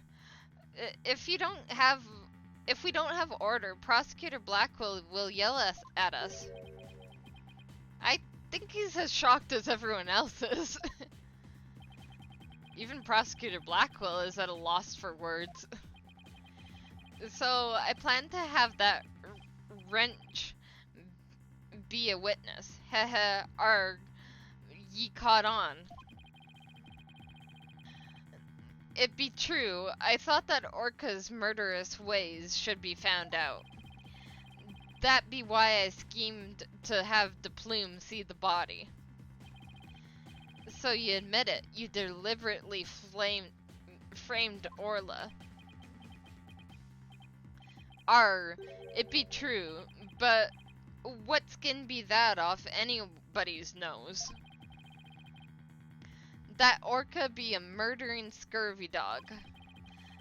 I may have a grudge against that orca, but I always felt grateful towards the captain. The orca murdered Azura and the captain, so of course she should walk the plank. Gah! I don't have a response to that. I agree, it wouldn't make any sense for him to kill the owner. Why would he? But his hatred for Orla, on the other hand, comes through loud and clear. Wait a minute. If killing Mr. Shipley doesn't make sense, who would it make sense for Rhymes to kill? Maybe my theory has been wrong all along. Your Honor, I think I just became aware of a new fact. Oh? And what is that? Now that we know about Mr. Rhymes' intense hatred of Orla, it turns the premise we've been arguing under on its ear. I will now reveal the identity of the individual Mr. Rhymes meant to kill from the start. Meant to kill?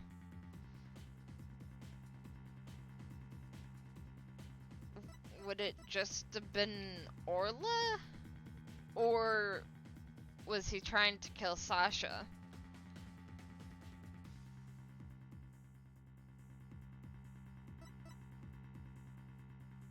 I think Aura makes the most sense. Take that! What? So the witness's intent was to kill the orca? Exactly. The witness's intended victim was not Jack Shipley. From the start, it was all a scheme to kill Orla. The orca was his true target, but Jack Shipley was the one who died. The orca is alive and quite well.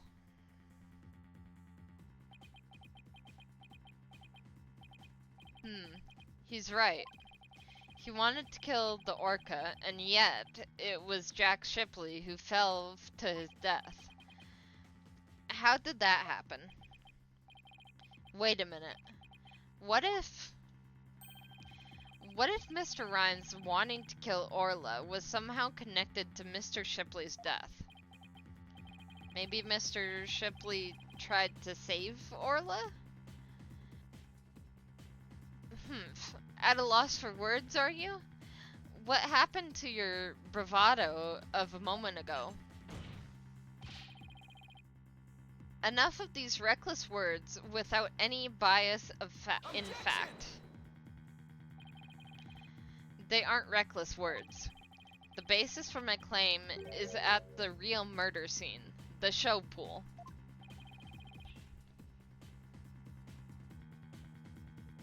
What are you talking about?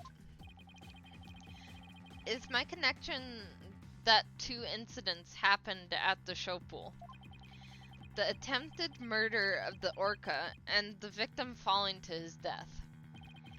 First of all, in order to kill the orca, Mr. Rhymes removed something from the scene. And by doing so, he made it possible for Mr. Shipley to fall to his death. He did what now?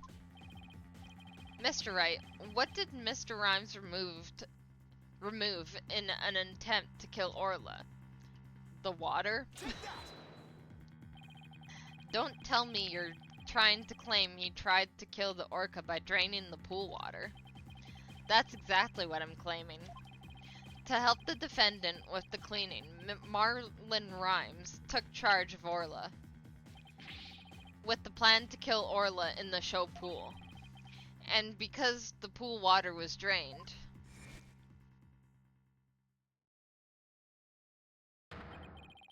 it made it possible for Jack Shipley to fall to his death in the show pool.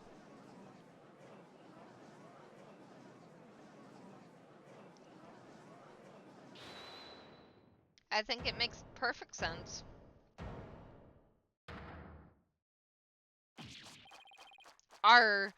I tried to kill the orca, ye say. Can ye even prove there was nary a drop of water in the pool? That day, I was simply looking after the orca. Why would I have the monstrous thought of killing it? Objection! Because you hate her? You claim you were looking after Orla in the early morning hours of July 20th. But I don't think you were doing a very good job of it.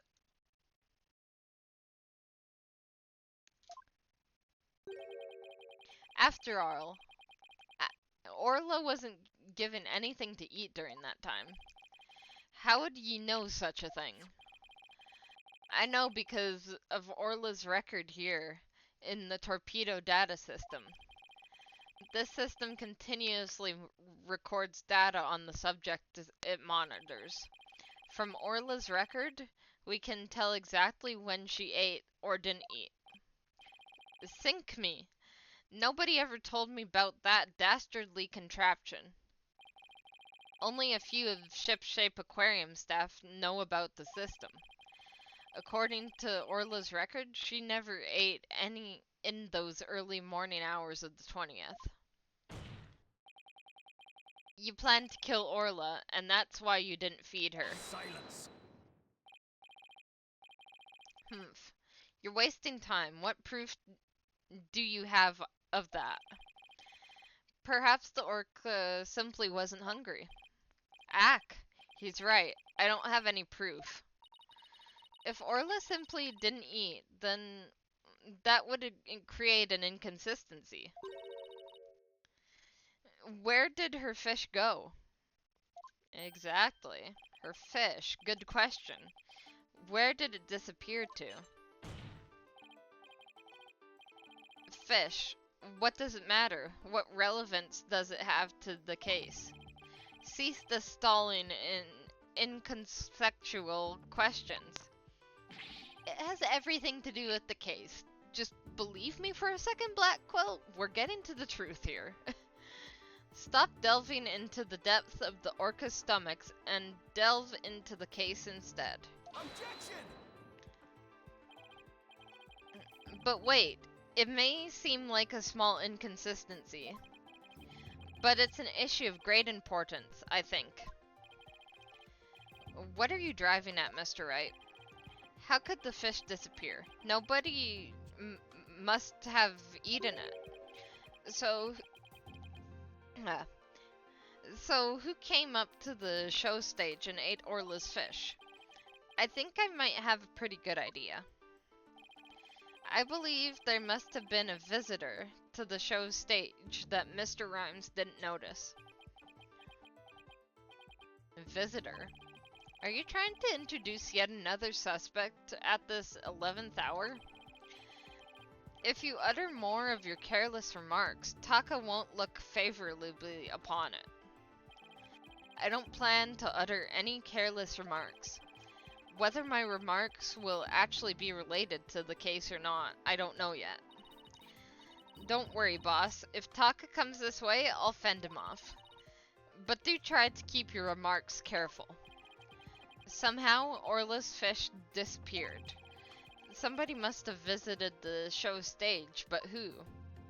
I think I know who. Could it be Rifle? I believe Rifle the Penguin visited the show stage. First an orca, now a penguin? Why ye be saying such a thing, Mr. Lawyer? I didn't see Rifle during the wee early morning hours. Do ye have any proof Rifle visited the show stage? If ye be a lawyer of any sort, show me your evidence. The bottom of Rifle's feet were pink for some reason. Oh, the sign! That's why the two pink stars looked more like leaves than stars. They weren't leaves, they were penguin footprints. That fact is a clue that Rifle was indeed at the show stage. I have to present that piece of evidence that connects Rifle to the show stage. Now to prove I'm a lawyer worth my salt. This is the proof that Rifle visited the show stage. Here you go. Take that! Oh my, what a cute little sign. Look at all those adorable stars. These stars are actually starfish. Miss Buckler painted the sign. In the early morning hours of the 20th, she left the sign at the show stage to dry. Mr. Rhymes kept an eye on the sign for Miss Buckler while the paint was drying. Aye, that be true, but what be your point? On this sign is proof that Rifle visited the show stage. Proof of the penguin's visit? I'm afraid I don't see it. Where is the proof that the penguin visited the show stage? Please point it out. Here you go. It's right here. Take that!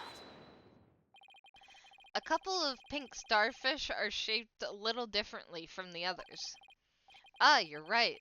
They look almost like little leaves. Rifle had pink paint on the bottom of her feet. These little leaf-like shapes on the sign are actually Rifle's footprints. Rifle made these footprints by walking on the sign before it was dry. Ho ho! What cute little pink penguin prints. So, there are footprints. What of them? It proves that Rifle was there. Marlon Rhymes was watching over the sign at the show stage while the paint dried. And during that time, the penguin paid a visit. According to the torpedo data system, we know that Rifle ate something that morning of the 20th. Most likely, Rifle ate the fish meant for Orla. That was at the show stage. Orla's snack was a little quantity of fish. Even a penguin could have eaten it all. But God, Rifle ate Orla's fish? Who be ye to say Rifle ate Orla's fish? She could have picked up food anywhere. But that doesn't change the fact that I really was at the show stage. After all, I had to help move the Skull Rock. It couldn't have been moved without me. The witness claims he never saw the penguin. How do you explain this contradiction? Both Mr. Rhymes and Rifle were at the show stage, but Mr. Rhymes didn't see her. So where could Mr. Rhymes have been at that time? Right, Dono. If you aren't up to the task, I could disprove this witness's testimony for you. If I leave it to Prosecutor Blackwell, Sasha will be declared guilty. I can't let him interrupt this line of reasoning. Mr. Wright, let's try to figure out how things looked when Rifle came to the show stage. Okay, Mr. Rhymes was at the show stage, keeping an eye on Orla and the sign. Alright? And we know it must be true because he helped move the Skull Rock.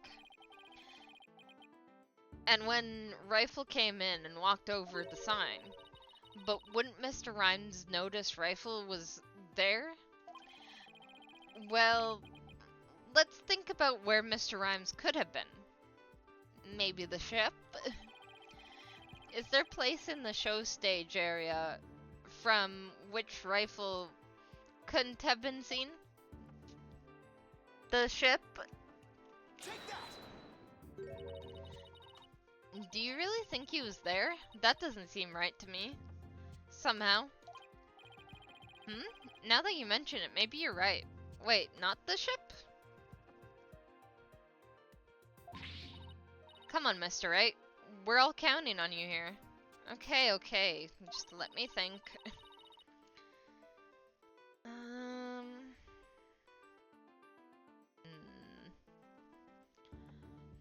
Try to image yourself as a high-powered attorney. Okay, I'll do my best. What's with the image part? Okay, let me try to figure out where Mr. Rhymes must have been. Is there a place in the show stage area from which Rifle couldn't have been seen? Oh, in the water? Take that! In the water. Okay. I thought it was the ship because of the handprint we found on the ladder. What? Inside the pool? But you're right. If he was inside the pool, he wouldn't have noticed Rifle. So, are you saying Mr. Rhymes was underwater the whole time Rifle was eating? No, not underwater. When I think about what he was trying to do, the answer is clear. Now I'm finally starting to get the whole picture. Just like yesterday. Must you two always be whispering to each other? Why don't you admit that resorting to a penguin will get you nowhere? Objection!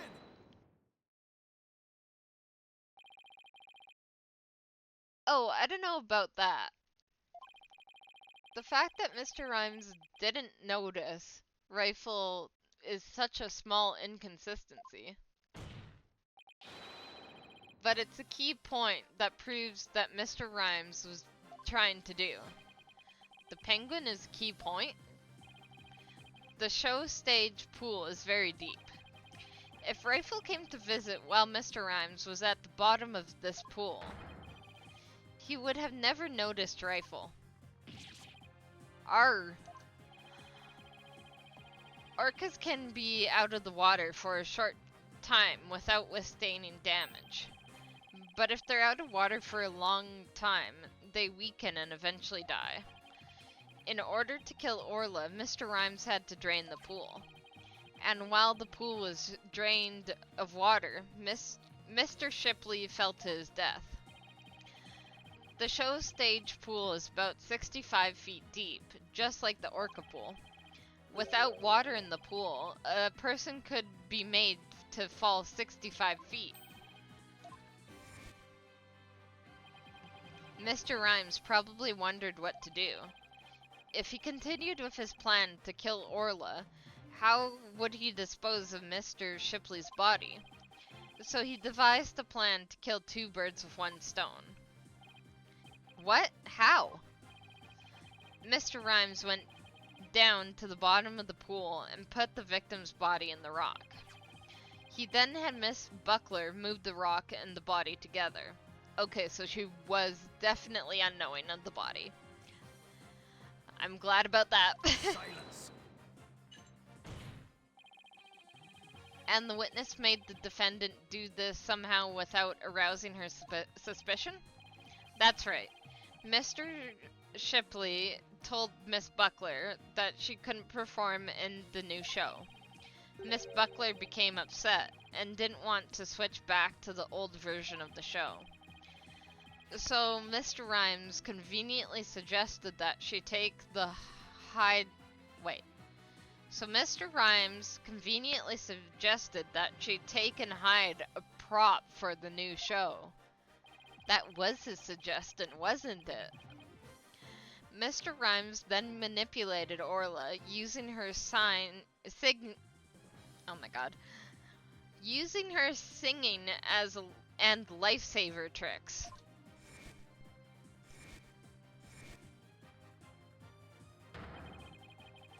He schemed to have Orla find the body, while Miss de Plume would be standing witness. He saddled Orla with the false charge of murder so that Orla would be put down. What? Arr. Rawr. Rawr. So the fact that the witness didn't see the penguin shows that when Rifle visited the showroom stage, Rhymes was putting the body in the rock. Also, did blood just come out of him? I'm gonna just ignore that for now. At the bottom of the pool, that is. Who would have thought the presence of a penguin could prove the witness's actions? It's working, just a little further now, and Sasha will be proven not guilty. Silence. If you think you've won this battle, you are sorely mistaken. Your theory is based on the notion that the witness could manipulate the orca.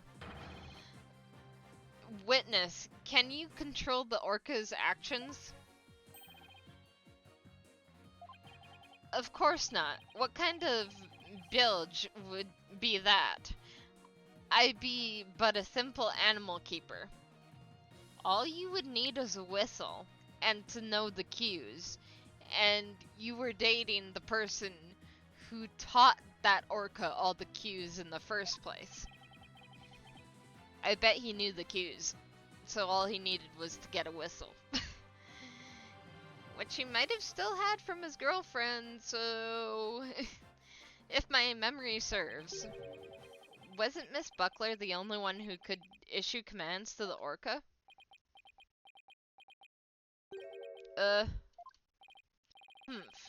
The judge's blade is sharper than the lawyer's.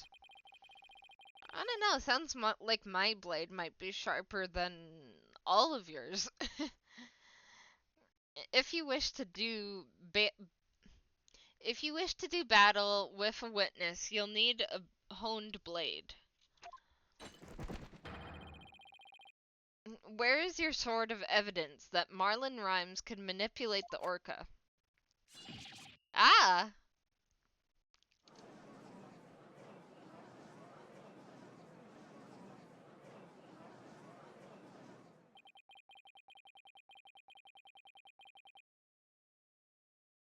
Rhymes Rhymes had to have manipulated Orla in order for his plan to work.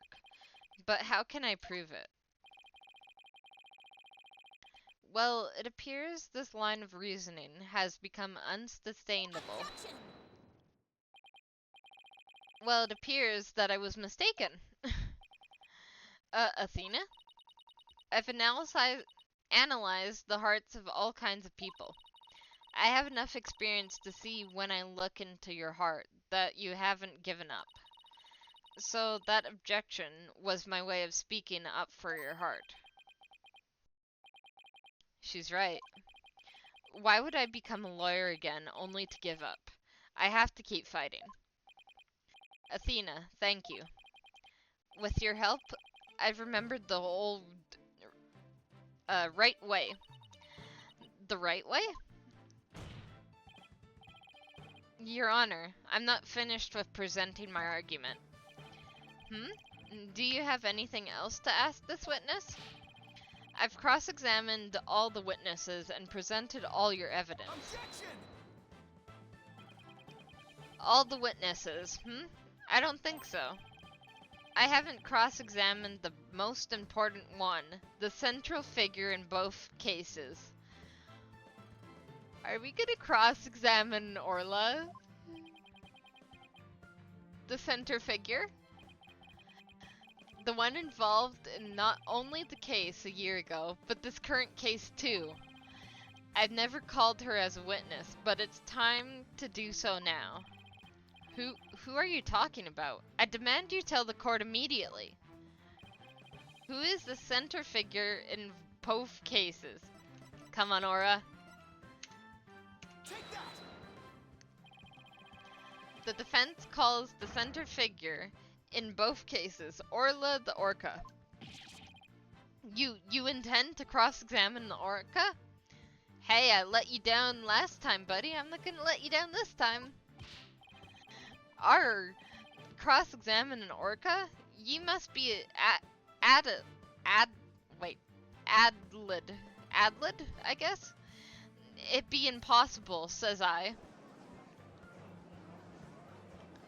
Silence! This absurdity is beyond the pale. How do you expect to question an orca, a creature incapable of speech? Objection! Orla's is intricate.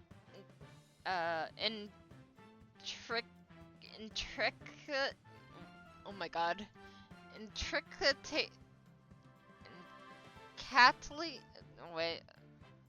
Intrinsically involved? I'm gonna skip over that word for now. Involved in this case, I have every right to cross-examine her. Intricately. Alright. Besides, even if she can speak, I think cross-examining her will be invaluable. Very well, do what you will then. But if you fail to garner anything from this little exercise with the orca, I hope you realize the reward for your efforts will be the defendant's guilty verdict. I'm ready and confident. So, cross-examining Orla, huh? That was a bold move, boss. Now, all we have to do is figure out how Mr. Rhymes manipulated Orla. That's right. Now it's Orla's turn to help us save Sasha. An orca defendant yesterday, an orca witness today. This is truly unprecedented. But even though this is highly unusual, I'm prepared to allow it. Of course you are. You were so excited last time. And then so dejected when we were like, yeah, we're not gonna do that. Bailiff, ready the witness telecast. We'll have a 10-minute recess while the telecast is being set up. Alright. Well, I was kind of hoping that we would be done at this point. But it seems like the trial isn't quite over yet. So, we shall continue on for now.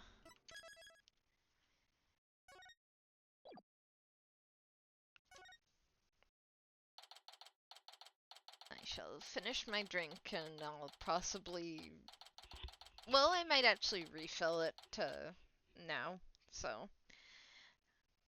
I'll be right back, everyone.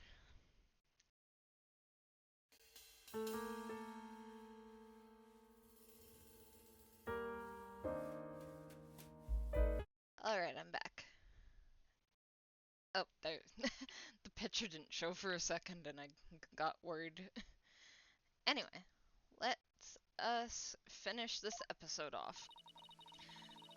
Leave it to you to think of something like calling Orla Mr. Wright. Well, she's the only one who knows all the answers after all. I just talked to Pearls and she said Orla seems to be feeling fine. Now we have to try and figure out how Mr. Rhymes manipulated Orla. If we put Mr. Rhymes and Orla together, maybe we can find some kind of clue. And I can't forget about the strange set of prints of Mr. Rhymes either. I really appreciate your trying to save both Orla and me. I have no idea Marlin hated Orla like that. I feel like I've been shocked by a torpedo ray. Of course he would hate the killer whale that murdered his girlfriend right in front of him. Oh my, Mr. Plume, you've been watching the trial? Oh yes, I came to make a declaration of war. A declaration of war? No matter what the results of today's trial, I will report the truth of my new book. Even if that truth goes against what I wrote in the Killer Whale. I don't know what the truth is, not even about what happened a year ago. Dr. Crab. Azura died right in front of my eyes, in the middle of a pirate show. I think this is the most crowded this room has ever been. Maybe not. Still, this is a very full room right now. She suddenly fell from the orca's back and began to thrash around in pain. The orca was singing a song and then started headbutting Azura over and over. Finally, the orca took Azura in her mouth and brought her to the side of the pool. Just before she died, Azura was holding her chest in obvious pain. Wait, she had a heart condition. I don't think the orca has ever killed anything. Or anyone. I think that she probably just had a heart attack.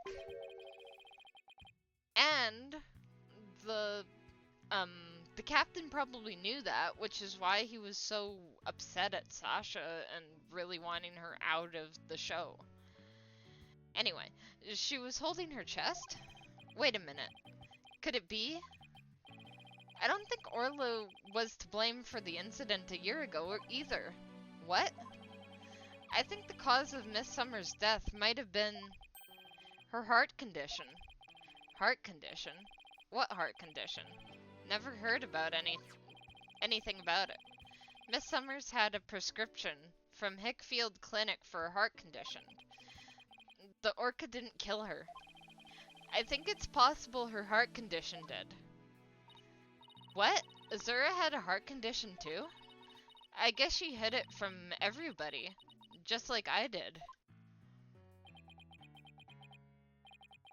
So that means the orca was innocent a year ago too? It's just a theory, but I think the orca headbutted Azura to check on her. And then did the lifesaver trick to rescue her. So there was no need to put the orca down after all. So you really did intend to put Orla down? No, Jack and I... were against such a thing from the start. Called it. But you said you were going to euthanize the orca. Yeah, I've been wondering about that. Dr. Crab, about this capsule. It's not a poison, but a sleeping drug, right? That's right. Even if Orla attacks someone, or even if the Center for Dangerous Animal Control demands she be put down, I never had any intention of killing her. I would use sleeping pills to make it look like she was dead, and then set her free. That's why I purchased so many sleeping capsules. Oh, that's why! Well, yeah. I don't think just one sleeping capsule would actually put her to sleep unless she was, like, super weak or something. I never considered the possibility that that poor woman's death was illness. She seems pretty disturbed to be wrong.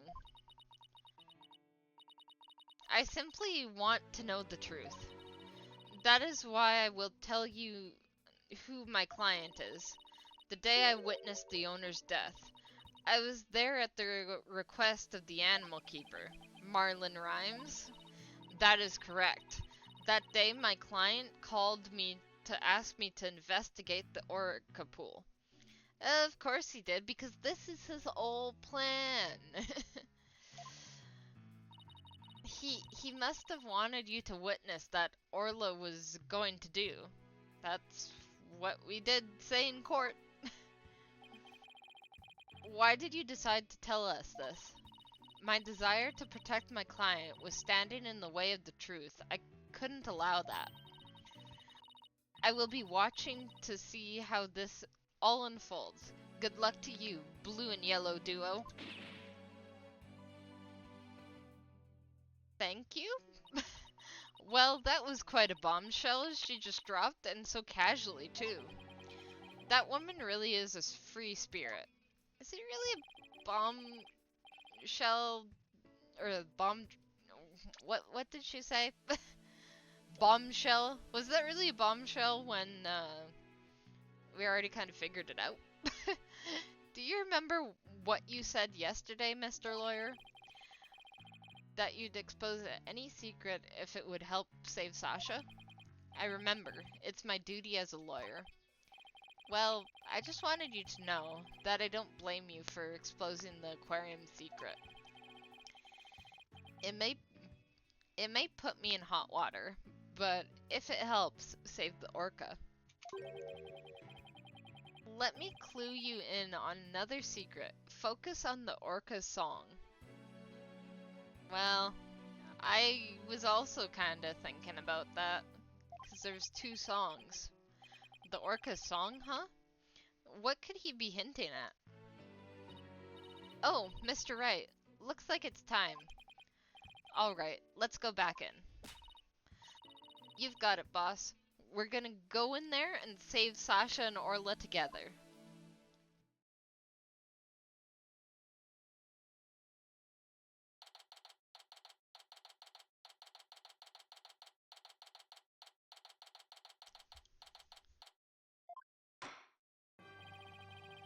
The court will now reconvene.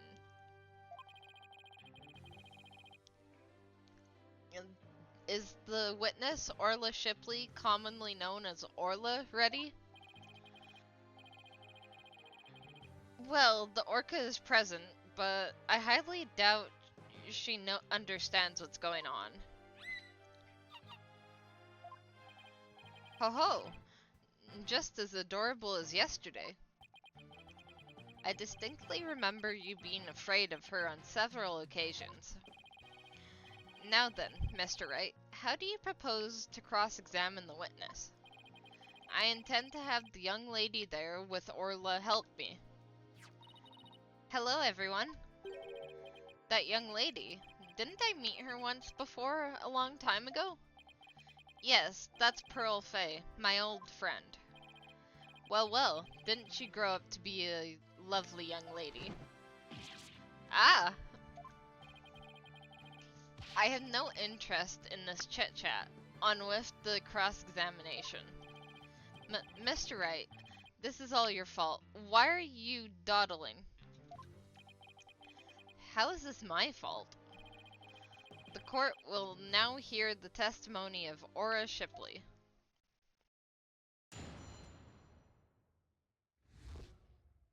How Orla was manipulated.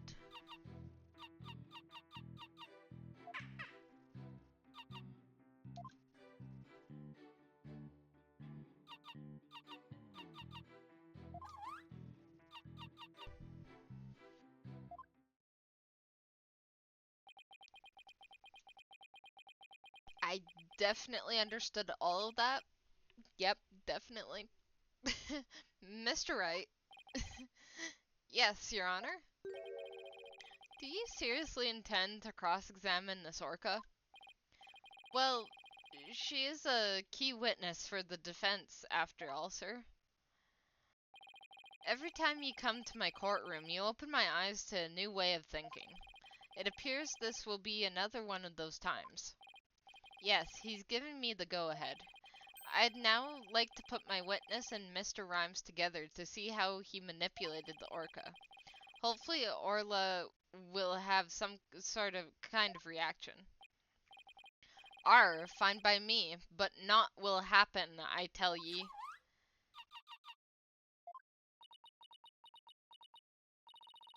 Mr. Rhymes was right. Nothing happened. I guess I shouldn't have expected it to be easy. How did he manipulate her? Right, Dono. I hope you realize that if you can't prove with this cross-examination how Rhymes controlled the orca, your defendant will be declared guilty immediately. Yes, I realize that. This is my last chance. I have to figure out how Rhymes commanded Orla to do her tricks. Please begin your cross-examination, Mr. Wright.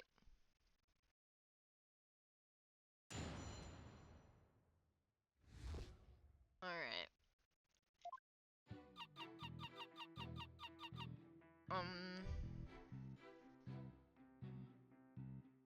So do I just keep pressing her, or... Hold it! Miss Shipley, I'm afraid Fweet is not going to get us anywhere. This is your plan of action?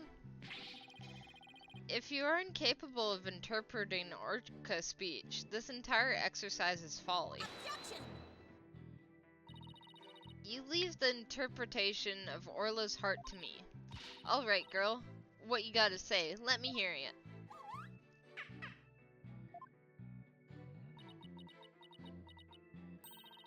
Oh, Orla, you're so cute. Right, Dono? Surely you don't intend to continue this farce? I do. Miss Shipley, please continue your testimony. Okay, I guess we'll just press this statement too. Could you interpret that for the court, Miss Sykes?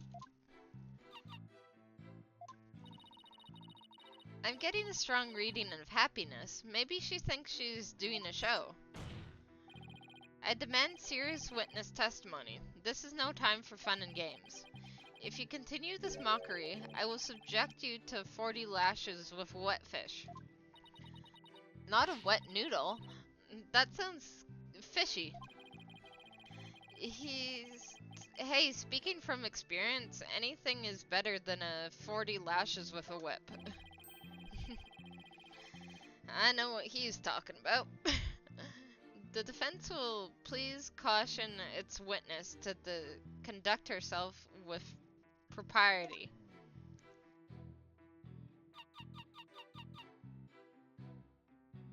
Hold it! Just gonna keep going. Instead of impersonating a one orca band, could you show us the lifesaver trick? I guess Orla won't do what you want unless you give her the proper signal. Oh, doesn't Orla sing beautifully? Taka's singing voice is much more melodic and clear. Meh. Neither one should quit their day job. Please continue your testimony, Miss Shipley.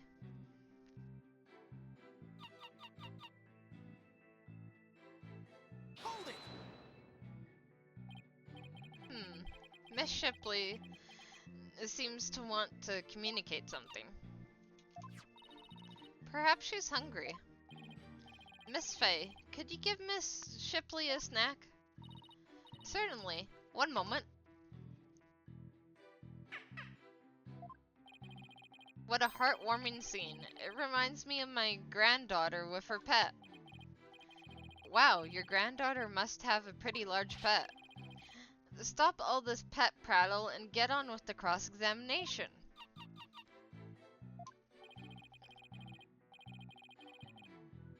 But she's such an adorable creature, I never get tired of looking at her. Silence!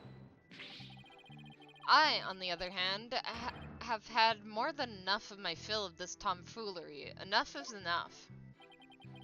It sounds like Prosecutor Blackwell is about to blow his top.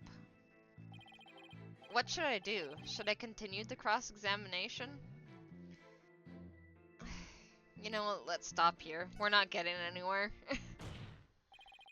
I'm done playing games. I will now explain how Orla was manipulated by Mr. Rhymes. In order to respond to command, Orla needs to hear the sound of a whistle. But Mr. Rhymes isn't a trainer. I doubt he'd know how to give the signals himself. So that means he must have had help. So how did Mr. Rhymes issue commands to Orla? Well, it doesn't seem like we have a person here. Yeah, no people. We can transmit a person with the walkie-talkie.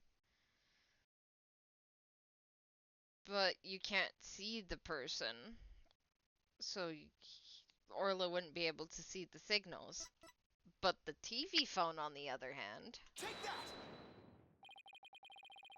Sasha told me an interesting story about Miss Summers. Azura used to spend... Oh! Azura used to send her boyfriend videos of herself teaching the orca tricks.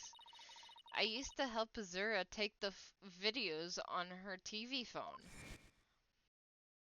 He has her TV phone and just plays the videos.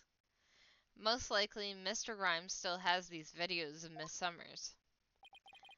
Miss Fay, could I ask for your help? Of course, Mr. Nick. What is it?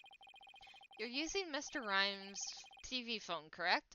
I'd like you to examine it for me.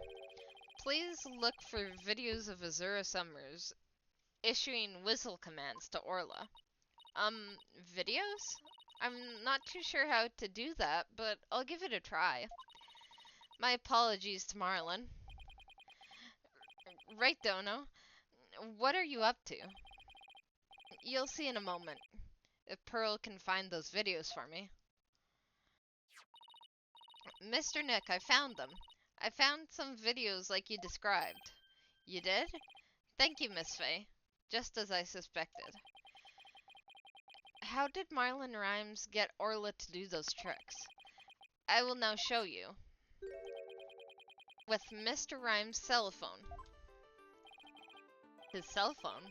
Are you implying he used an app? Miss Fay, see if you can issue Orla a command. Me? Can I do such a thing? You might be able to if you play a video with a whistle signal in it. If there's a video of the lifesaver trick, please play that. Before you do though, please put the practice dummy into the pool. The practice dummy? Alright. In it goes. There, it sank to the bottom. Now, I'll play a video.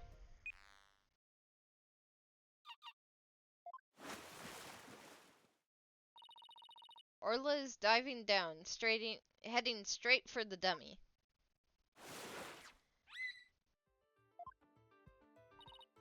Hehe, what a smart girl you are, Orla.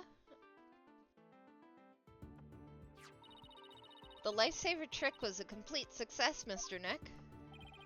Thank you, Miss Faye. You were a big help.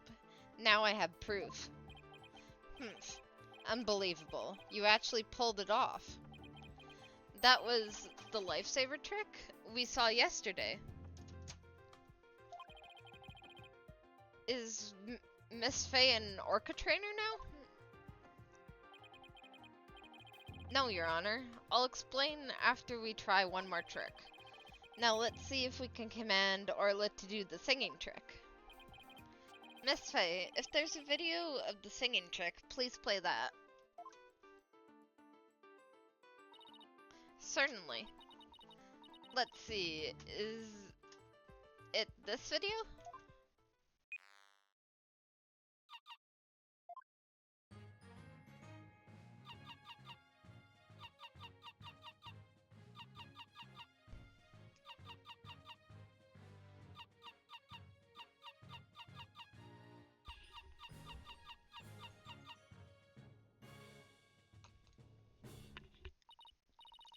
Oh my, isn't she wonderful? That was the Swashbuckler Spectacular song. Ho ho, what a lovely singing voice. Humph. It wasn't bad. By the way, how did Miss Faye give the orchid those commands? Marlon Rhymes has something on his phone that his girlfriend Azura Summers sent him. They're videos of Miss Summers issuing commands to Orla with a whistle. If they have Orla listen to the sounds of the signals, anyone at all could command Orla. Oh my, anyone at all? Yes, I believe so, Your Honor. All they would have to do is play those videos. Mr. Wright, please submit those videos as evidence. I'm getting the sneaking suspicion the judge just wants to try it out for himself. Miss Faye, could you send those videos to the TV phone here? Alright, certainly. Got him. Alright, I'll try playing this one.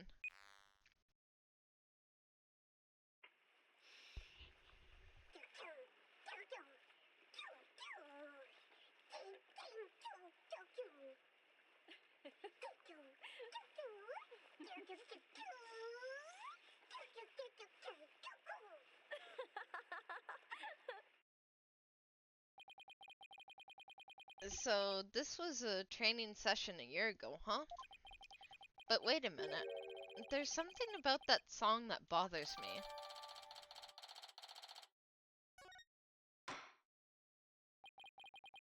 If the orca can be commanded using videos on a cell phone, then that means that Marlon Rhymes could have manipulated the creature. Arr! Mr. Rhymes, I can't talk your way out of it now. Silence. Humph. I have to commend you. That was very good proof. I concede Marlon Rhymes could have manipulated the orca. But isn't it true that the defendant could have done it as well?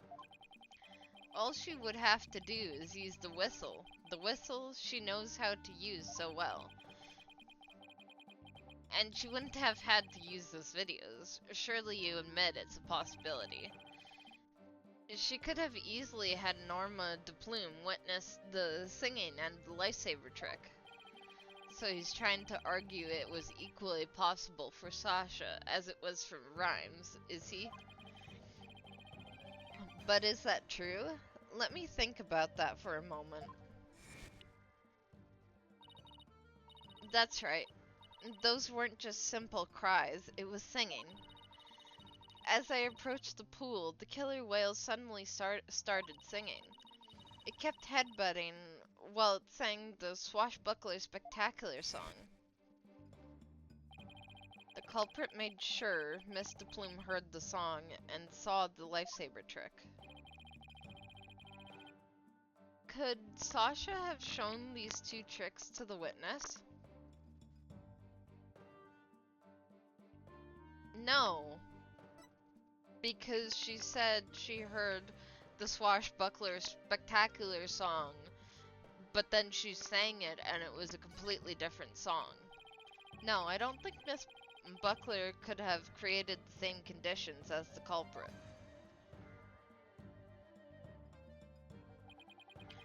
You challenge me to a battle? I hope your sword is sharpened.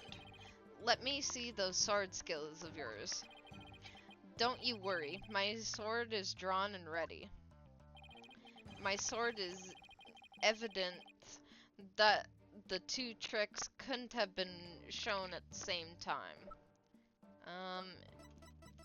Did we write it down on this? The show song on the video is different from the one the Plume heard. There we go. Take that!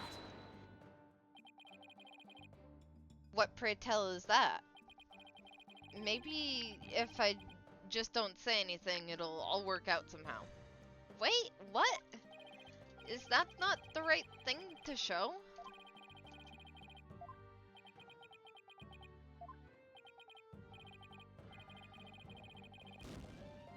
Okay, I guess not.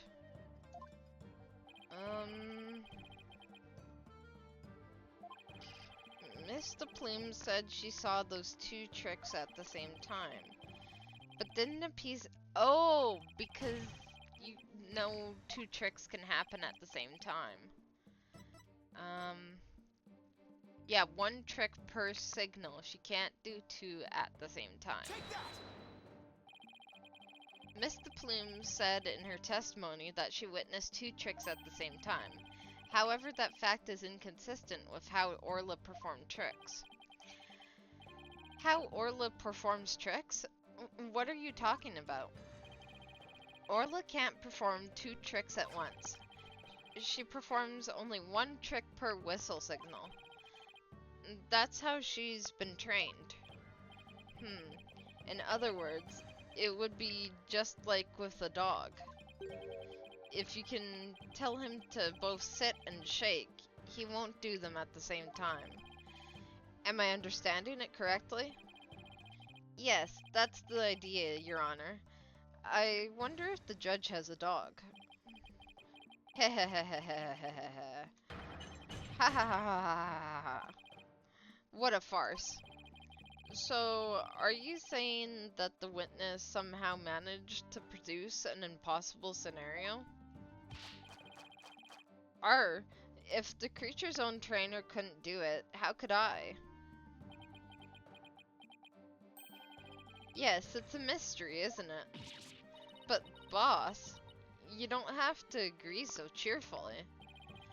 The defense is claiming that Marlon Rhymes manipulated the orca. But if you cannot explain fully how this was done, your argument doesn't hold water. If you can't straighten out your own theory, would you like me to straighten it out? Would you like me to straighten you out? No, thank you. So Orla can't do two tricks at the same time, but Miss de Plume saw her do it. This logical inconsistency means there's a flaw somewhere. Was Miss de Plume lying? Or is it not true that Orla can't do two tricks at a time? But Miss de Plume had no reason to lie about such a thing. If it really is impossible for Orla to perform two tricks at once, then maybe either the lifesaver trick or the singing trick was faked. Faked? Yes, maybe Orla only performed one of the tricks, but it was made to look like she performed two. Silence! Maybe. How do you expect to conduct a sword battle with conjecture? It sounds like I'd better present some evidence here and fast. Although I am concerned about your profuse sweating, Mr. Wright, allow me to ask you, which of the two was faked? The lifesaver trick or the singing trick? The song. Because that's the one that you could hear. Technically, you didn't have to see it. The defense wishes to argue that the singing trick was faked.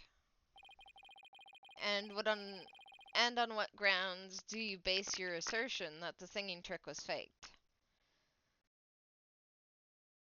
On what ground? Hmm,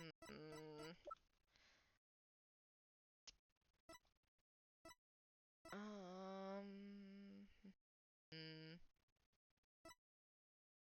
Wasn't there like a speaker or something?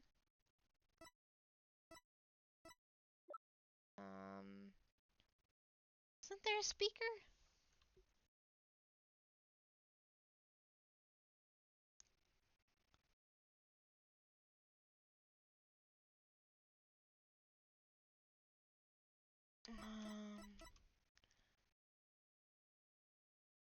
Or maybe we're supposed to present the video now, being like, it was not the song that she knows. Take that! This is a recording of a recent swashbuckler spectacular. Okay, we got it correct. In this recording, Orla finds the same song she sang for Miss Faye earlier. But Miss de Plume said this song is different from the one that she sung a year ago. The song is different? Please listen to the song in the video from a year ago, sent to the cell phone.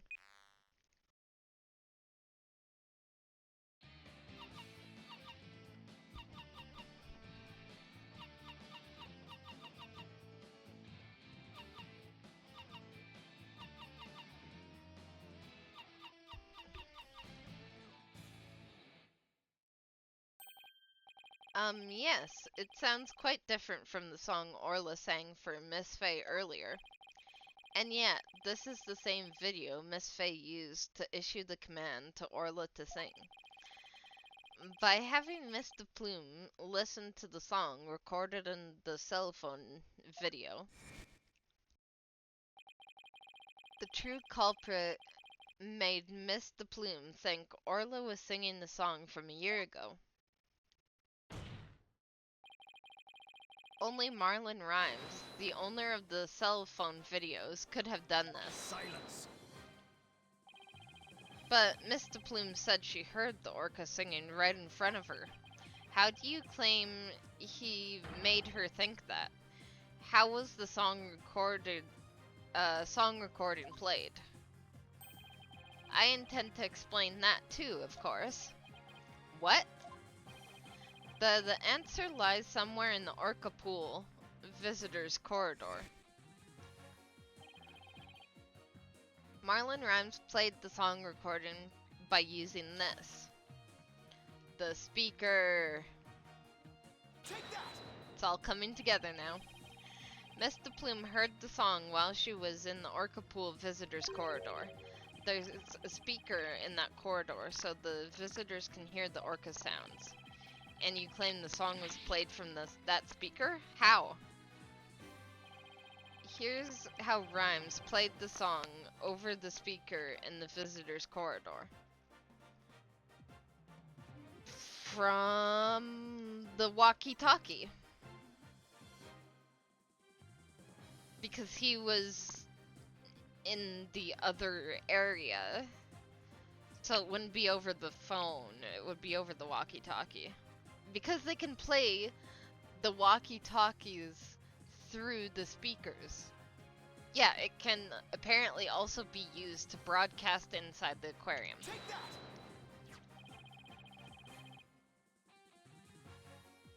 that! Mr. Rhymes could broadcast the song in the video to the speaker by using the walkie-talkie.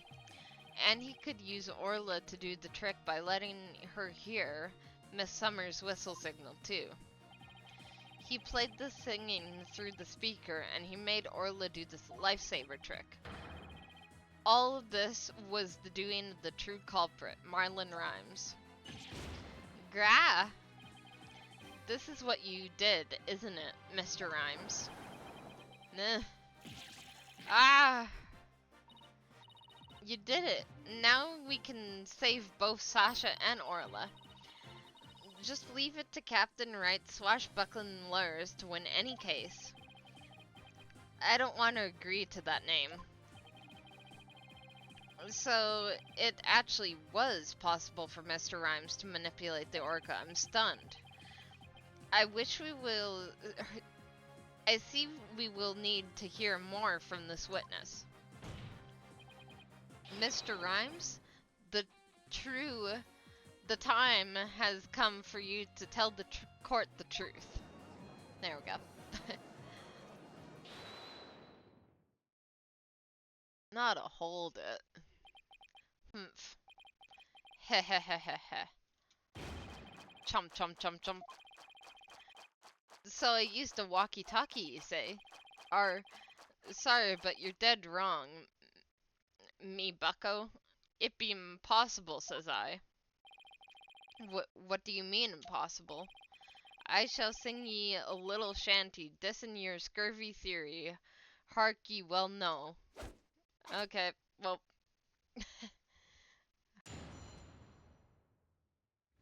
Oh, he's singing it as a testimony. Alright.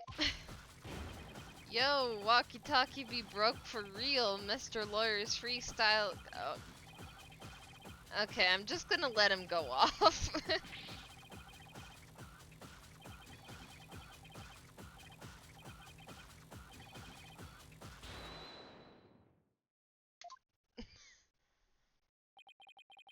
Here we go again with that flip-flop music.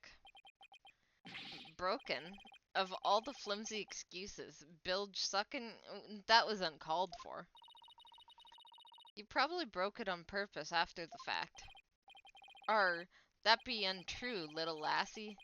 Although I can't prove when it really was.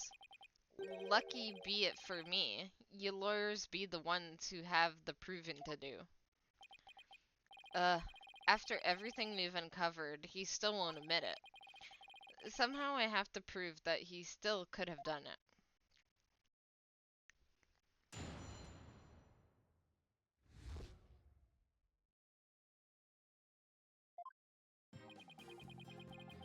Yo, walkie-talkie be broke for real. Mr. Lawyer's freestyle got no appeal. Broke before the plume on the scene. Broke before Wright could have ever dreamed. Legit goofed during cleaning time, but bilge-sucking lawyer spinning lies. That orca, yo, don't see to me. K killed the captain. Yo, you so cray-cray. Okay. Okay, so what I'm getting from this is that you broke the walkie-talkie, is that correct? Do you have some way of proving that statement? Silence. The burden of proof is on you. If you can't do that, then we can end this cross-examination right now. Nah. Ahoy, yo yo yo ho ho ho. Proof that it broke you a joke. Lag even sec. Okay. I'm just gonna let you go off again.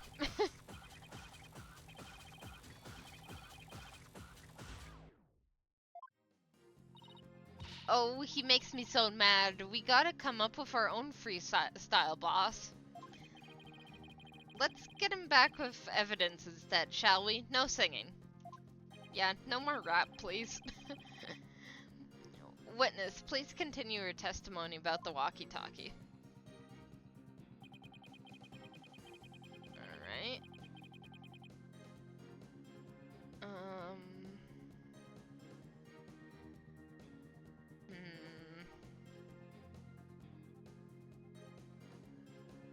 Shit goof during cleaning time A. And let me press that one maybe. You made a big blunder. What happened? After I helped Sasha with the cleaning, I dropped it by accident and it broke. You wish to see it? I still have it on with me. It does indeed appear to be broken. Heh. With me walkie-talkie broken, there be no way I could have done what you said. I couldn't have given the orca any commands. Oh, your walkie-talkie broke? Isn't that so convenient? Mr. Rhymes, I think you broke it on purpose. Miss Lawyer, none of your false accusations, if you please. I broke it on purpose? Where be your proof? I don't have any proof. If his walkie-talkie was broken, it throws a monkey wrench in my whole theory. When he let Pearls borrow his cell phone so casually yesterday, he must have already been confident I wouldn't be able to prove anything. Har har. You'll never get me to agree to that poxed orca be innocent. If something be not done about her, she'll get Sasha one day too. The orca killed the captain, if weren't me. So you intend to continue, you intend to continue to claim that the defendant is innocent, do you? But I won't stand for that. Now then, right, Dono, what's your next move? Your Honor, I would like to examine that walkie-talkie if you don't mind. Certainly. Here you are. Let's see if there's any way to tell when the walkie-talkie was broken. If you gave Orla that command, then it couldn't have been broken at the time. You can use arrow keys to rotate the device and space to examine if you notice anything of interest. You can also zoom in and out with B and M and get a better look. Now let's check every last inch of it for anything that's off. Okay. Oh, look at that! Bite marks. That's what I kind of figured. Huh? Look at these. They look like tooth marks. Hey, you're right. A bite this big? I wonder if it was Orla. Wait, a walkie-talkie with tooth marks. Didn't we hear a story like that just yesterday? It was the walkie-talkie Azura used right up until her death.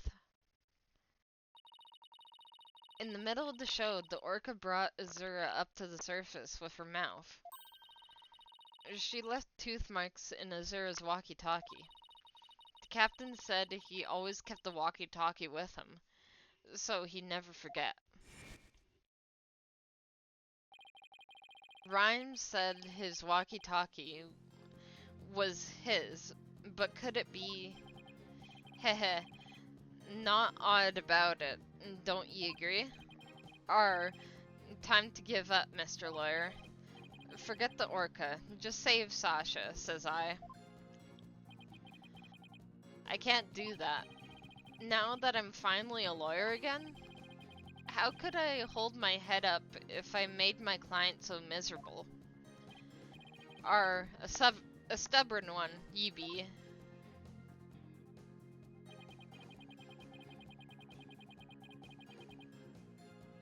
Alright,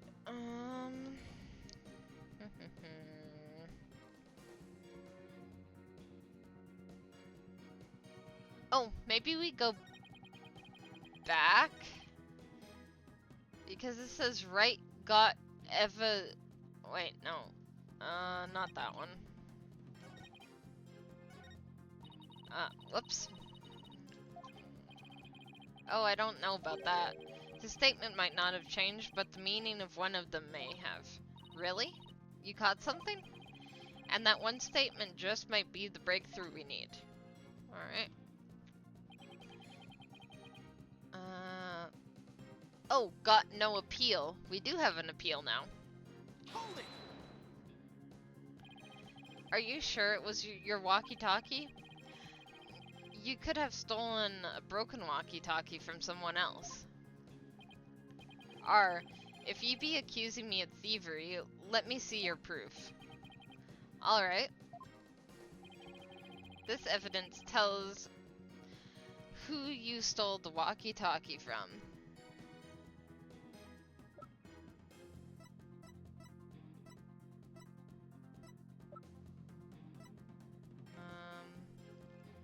Walkie-talkie hasn't been found. Take that! According to the defendant's statement, Mr. Shipley talked to her. Wait.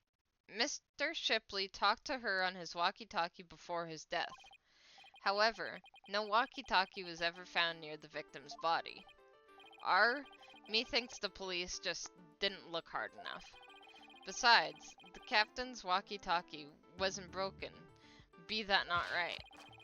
So, his walkie-talkie has naught to do with mine. I'm not so sure that's true. The victim fell to his death. It's quite possible his walkie-talkie broke in the fall. You stole the walkie-talkie after the victim's death, didn't you, Mr. Rhymes? I will not allow such leading questions, right, Dono? If you claim the walkie-talkie belonged to the victim, show me your evidence. Certainly. I plan on doing just that. Please look at these tooth marks here on the walkie-talkie. Tooth marks? Ah, yes, I see them. The victim's walkie-talkie was a keepsake that used to belong to Zura Summers, who died a year ago. These tooth marks were left by Orla when she carried Miss Summers in her mouth.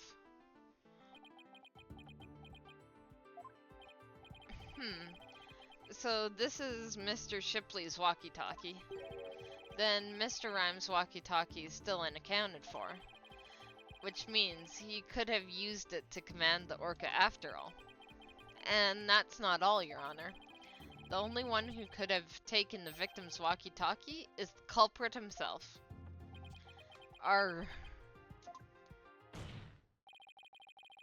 The fact that Marlon Rhymes had the victim's walkie-talkie is proof that he murdered Jack Shipley.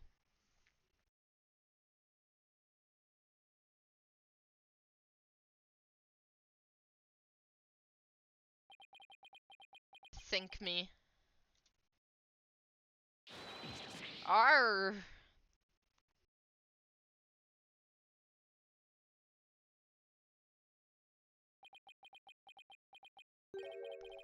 Not so fast, Mr. Lawyer. What? He still won't admit it? The walkie-talkie be mine, says I. Then how do you explain the tooth marks on it? I've had many the run-in with that orca myself. She bit me more than once, and me walkie-talkie too. Evidence of our fight are carved here into my body. My goodness, I can clearly see the tooth mark scars in your skin. What? Are those really scars from being bitten by Orla? Oh, not again. Okay, scars are from Orla, that's right. Bit me, left scars. I win, and you get the blank. Okay. I can't let him run the show. I have to find a way to prove the walkie-talkie belonged to the victim. And ye can't forget about fingerprints. I always keep me walkie-talkie clean and polished.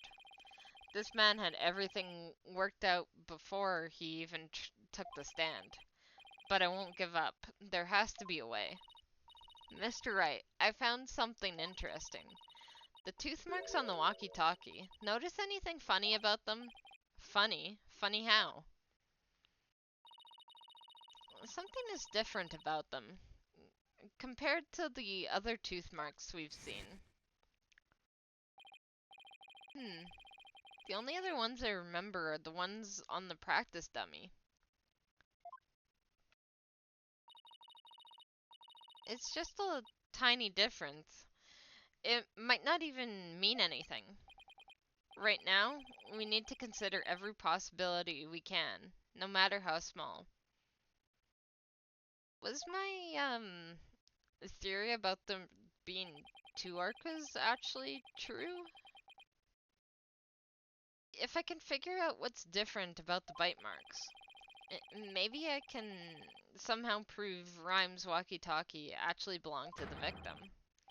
Think, Phoenix. You can turn everything around right here and now. I thought the two orca thing was, like, disproven, but I'm like... I don't know, for some reason I'm still thinking about it. Time to review the facts we have so far. With the intent of killing Orla, Rhymes drained the show stage pool.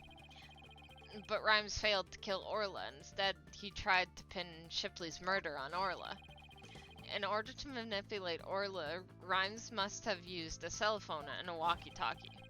But the walkie-talkie Rhymes has is broken. I think it's the victim's walkie-talkie, the one he kept as a memento of Azura Summers. I have to find a way to prove that it is indeed the victim's walkie-talkie. Which piece of evidence left on the walkie-talkie could prove it belongs to the victims? The tooth marks.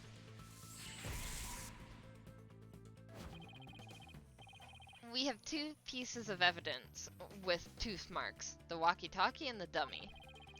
What's striking about these two pieces of evidence? The tooth marks are different.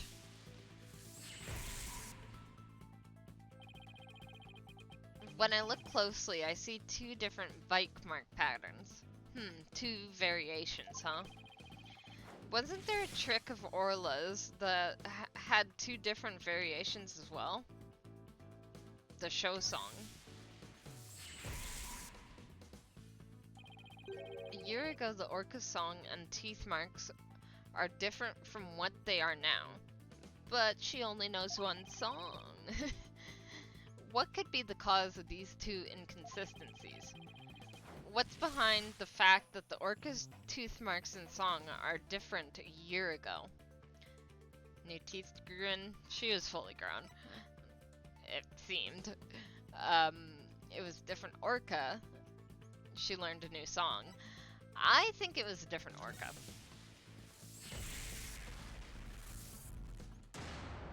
Yes! I'm starting to think there are two different orcas, the one a year ago and Orla now. And if the orca a year ago wasn't Orla, it means the bite marks on the walkie-talkie isn't Orla's, like Rhymes said it wasn't. Now I can finally prove the walkie-talkie belongs to the victim.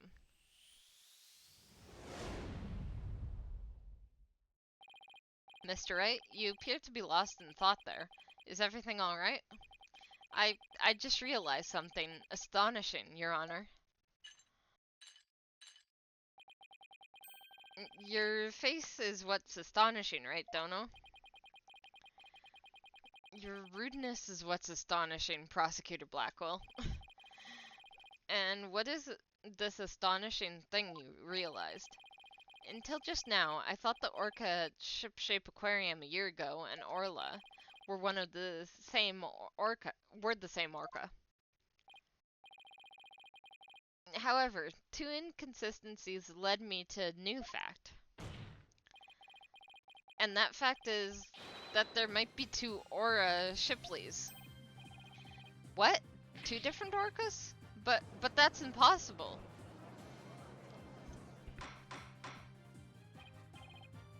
Order in the court. Explain yourself. What is the basis of this preposterous claim? The Orca's show song a year ago and the one now are different. I believe it's because the Orca a year ago was a different Orca. Two different Orcas, two different songs. It explains the show song contradiction. What is this bilge water talk? I don't know. I don't understand. I'm talking about the truth. Truth will finally catch you out in your lies. You claim that the tooth marks on the walkie-talkie were Orla's, but that's not true. The two different bike mark patterns on the walkie-talkie and the dummy proves this. What? Two different patterns, ye say? Silence. While I will concede there is possibility that two different Orcas exist, bite mark patterns alone are not proof enough. I want more conclusive evidence. Alright, I will show you conclusive evidence then. So he wants to see evidence other than the bite mark patterns, does he? The Orca year ago and Orla are different songs and different teeth. Don't I have two videos on hand that can be used to compare those differences? Pretty sure we do. I will now submit two videos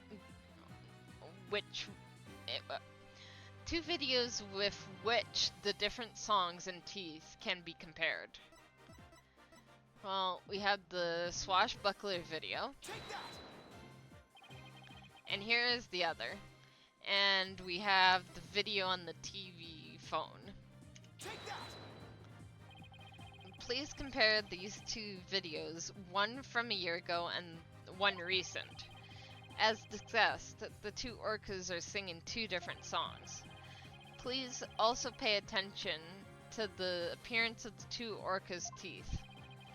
How exactly do you claim their teeth are different?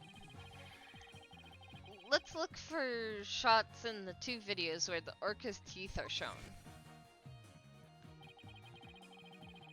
This is Orla in the recent video of the Swashbuckler Spectacular Pirate Show. You can see she has all of her teeth. What a healthy smile she has. I'm a bit envious. Let's take a look at the TV phone video from a year ago. Just as I thought, their teeth are different. Oh, I believe this smile looks a little different from the one we saw a moment ago. As you can see, the Orca from 1 year ago has one tooth that's broken off. Nah. If the teeth are different, then I don't think she got dental work done either. Yes, if the teeth are different, they, of course, leave different bike mark patterns. On the practice dummy, you can see Orla's uniform pattern with all teeth intact. And on the walkie-talkie, you can see that one tooth is missing from the pattern. Ah, I see it. Just like the smile of the Orca in the last year's video. My question is, where did the other Orca go? Was she put down? The tooth marks on the walkie-talkie were not made by the Orca we know as Orla. They were made by a year ago by a different Orca. Two different Orcas? I can't believe it. The statement that the tooth marks on the walkie-talkie were from Orla was a lie. The truth is, this walkie-talkie was stolen from the victim, Jack Shipley. And the only other person who could have stolen it is the true culprit, Marlon Rhymes. Alright. Anything else you gotta say? No, you got it all wrong.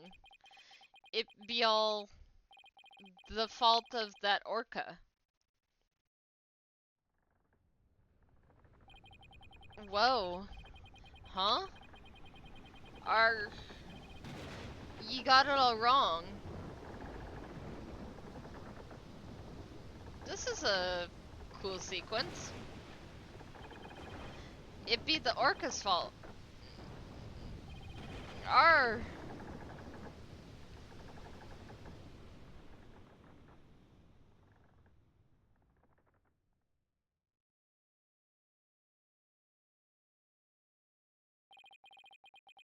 Once again, I'm too weak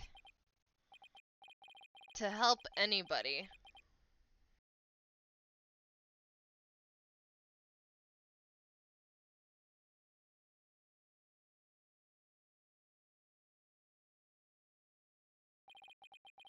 Well, it would appear we should hear more from the defendant about Ora Shipley. Sasha Buckler.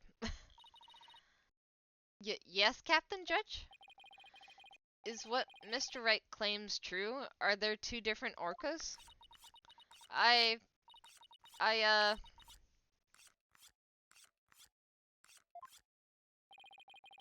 the secret that Spaceship Aquarium was hiding was about Orla, wasn't it? Did Dr. Crab told me to focus on the orca's song. He hinted it would be a clue. Phoenix is right. The one we call Orla is the second one. Ora Shipley? There actually used to be two orcas at Shipshape Aquarium. I used to call the first Ora Shipley, just Ora for short.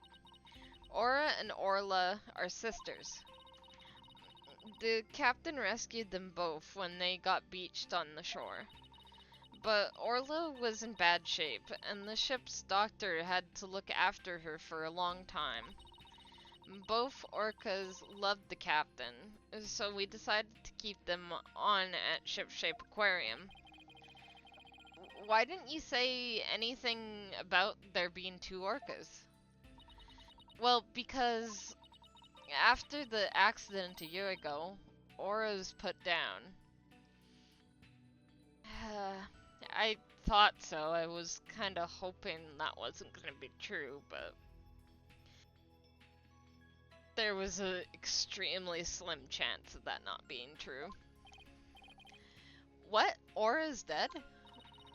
Yeah, the Center for Dangerous Animal Control demanded it. Apparently the captain and the ship's doctor begged them. We put the first one down, so please leave the second one alone, they said. Anyway, after the accident a year ago, the captain told us he was gonna put Orla in the pirate show as Ora Shipley. He asked us to keep quiet about Ora's death until the time was right. What a surprising and complex tale. Did all Shipshape Aquarium employees know about this? No, just a select few of us. Mr. Rhymes, did you know about it? Of course not. How would I? Tell me, Mr. Rhymes, did you plan on killing Orla from the start? Yeah, I planned to do it during the cleaning, so I drained the pool. I figured if I didn't do something about the beast, Sasha's life would be in danger. Sasha trusted that orca, just as much as Azura did. I wanted to protect her. I couldn't help Azura, so I felt like protecting Sasha was the least I could do, my duty. I built up my strength, so I'd be ready to kill the orca. I even fought with sharks. I'm guessing that's the bite marks. But the captain realized my plan and tried to save the orca. And that is why you killed Jack Shipley? Now the report from the crime lab finally makes sense. Report from the crime lab. The court yesterday, you will recall I showed a photo of the victim lying on his back. According to the lab, the bruising on the victim's right wrist was Rhyme's handprint. And you never said anything? No wonder you wanted him on the stand so badly. His handprint. I didn't know how it fit in with the case until I heard Rhyme's story just now. But now we can imagine the reason for it being there.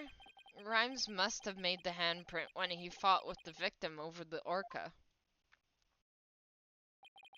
A handprint made during a struggle. I don't care what happens to me anymore. I deserve the death penalty. I'm the one that killed the captain. Please give Sasha her not guilty verdict. Heh, you accept your defeat, well, I see. Let me be your guide to hell. Get on with the verdict, your baldness. It seems this unprecedented trial that began with an orca as the defendant has finally come to a close. Sasha is saved. Orla is going to be so happy.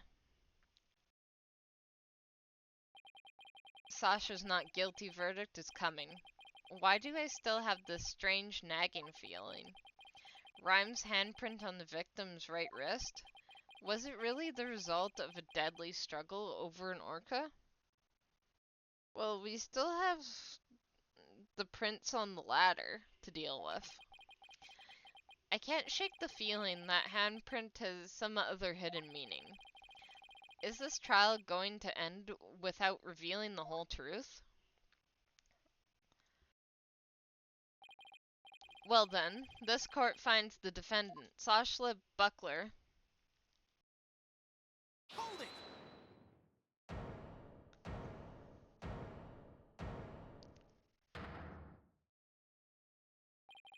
Your Honor, please hold off on that verdict. Mr. Wright, what is the meaning of this?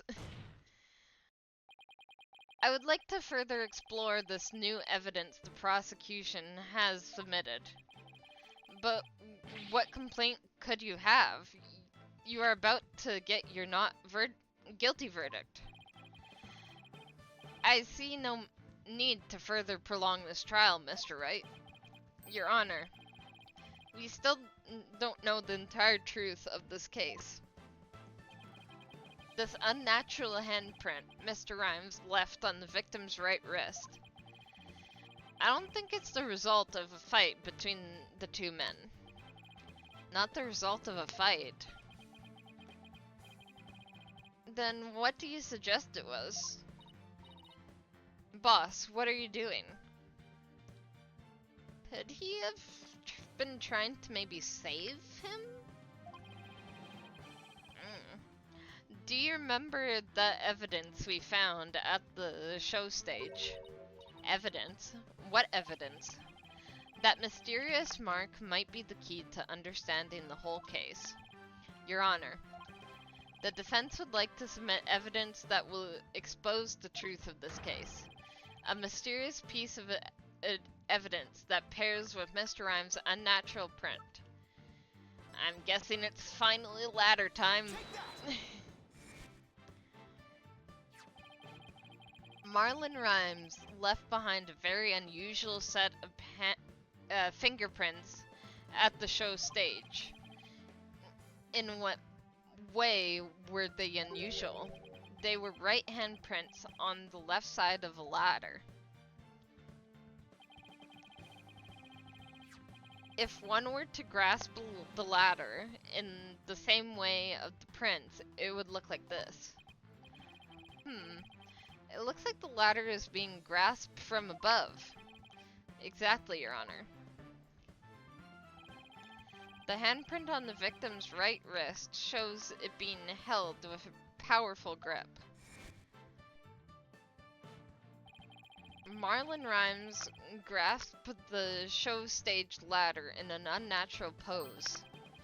If he was gripping the victim's wrist in this position, gripping the victim's wrist, Then he must have been trying to save him. It means Mr. Rhymes was actually... That's right. If we couple the unnatural handprint with the mysterious fingerprints...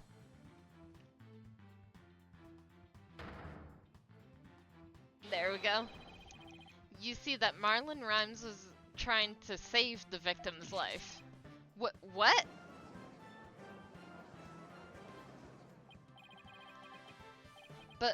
But that can't be. It's impossible.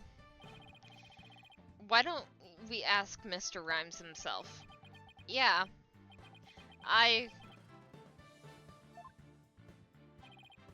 Mr. Rhymes, we want to hear the truth directly from you.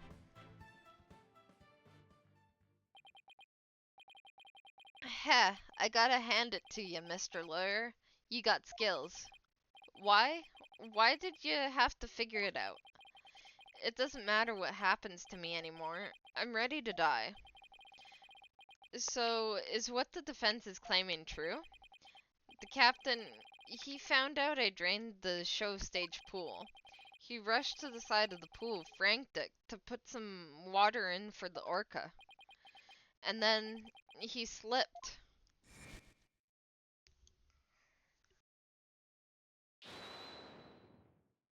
So all that really happened is that he was just trying to save the orca.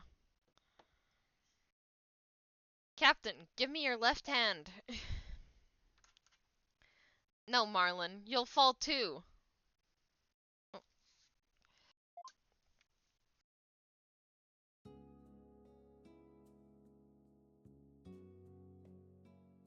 Forgive me, Marlon. I didn't realize what deep pain you were in. But please, please don't blame Orla. It's nobody's fault. Not Orla's. And not yours. Hey! Captain!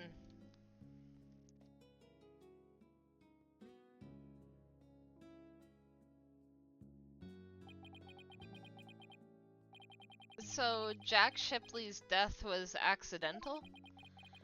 Why didn't you tell us that you didn't kill the victim? Because I have no right to live anymore. I'm ready to get the death penalty. The captain died because of me, and then, on top of it all, I used his body to frame Orla. I was gonna kill Orla, and she wasn't even to blame. She didn't do anything wrong. The only thing I can do now is pay for it all with my life. I can't do anything. I couldn't save the captain, I couldn't avenge Azura's death. Mr. Rhymes, you have the wrong idea about Miss Summer's death. Not even the first Aura Shipley was responsible for her dying. Aura, of her own accord, was trying to save Miss Summer's life. What? What are you talking about? Azura Summers suffered from a heart condition, yeah. But she didn't tell anyone, and she performed in the pirate show anyway. She had a heart attack and died before anyone could save her. I'm sure she didn't think Aura attacked her. There's nothing to avenge. No way. A heart condition? She never said a word about it. Maybe she didn't want you to worry about her.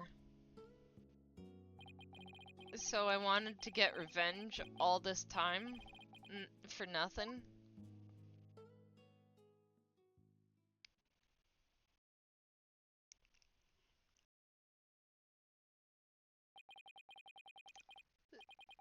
So, neither case for murder, not a year ago, and not this time either.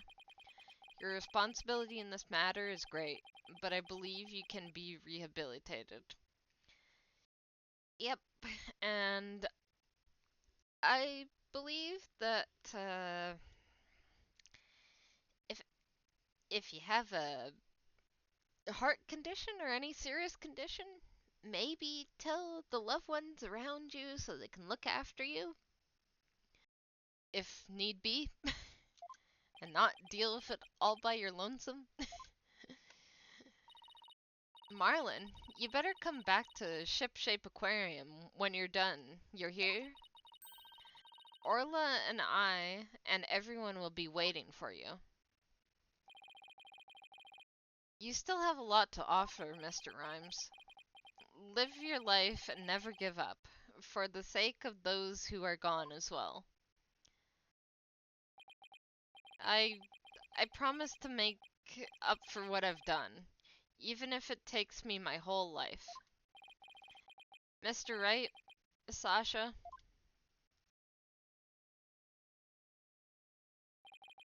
thank you.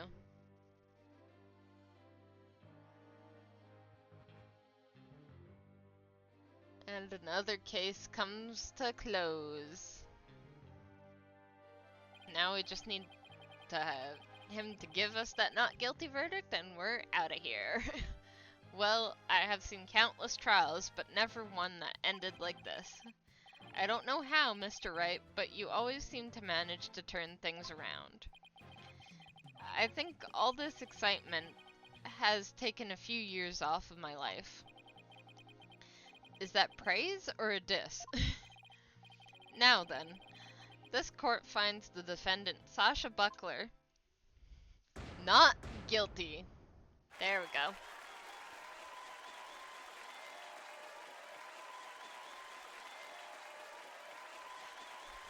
Nobody's guilty this time. Except, well, technically Marlin, but he's gonna be rehabilitated. He's not even gonna get the death sentence like most of the guilty people we have dealt with, so that's good. Court is now adjourned.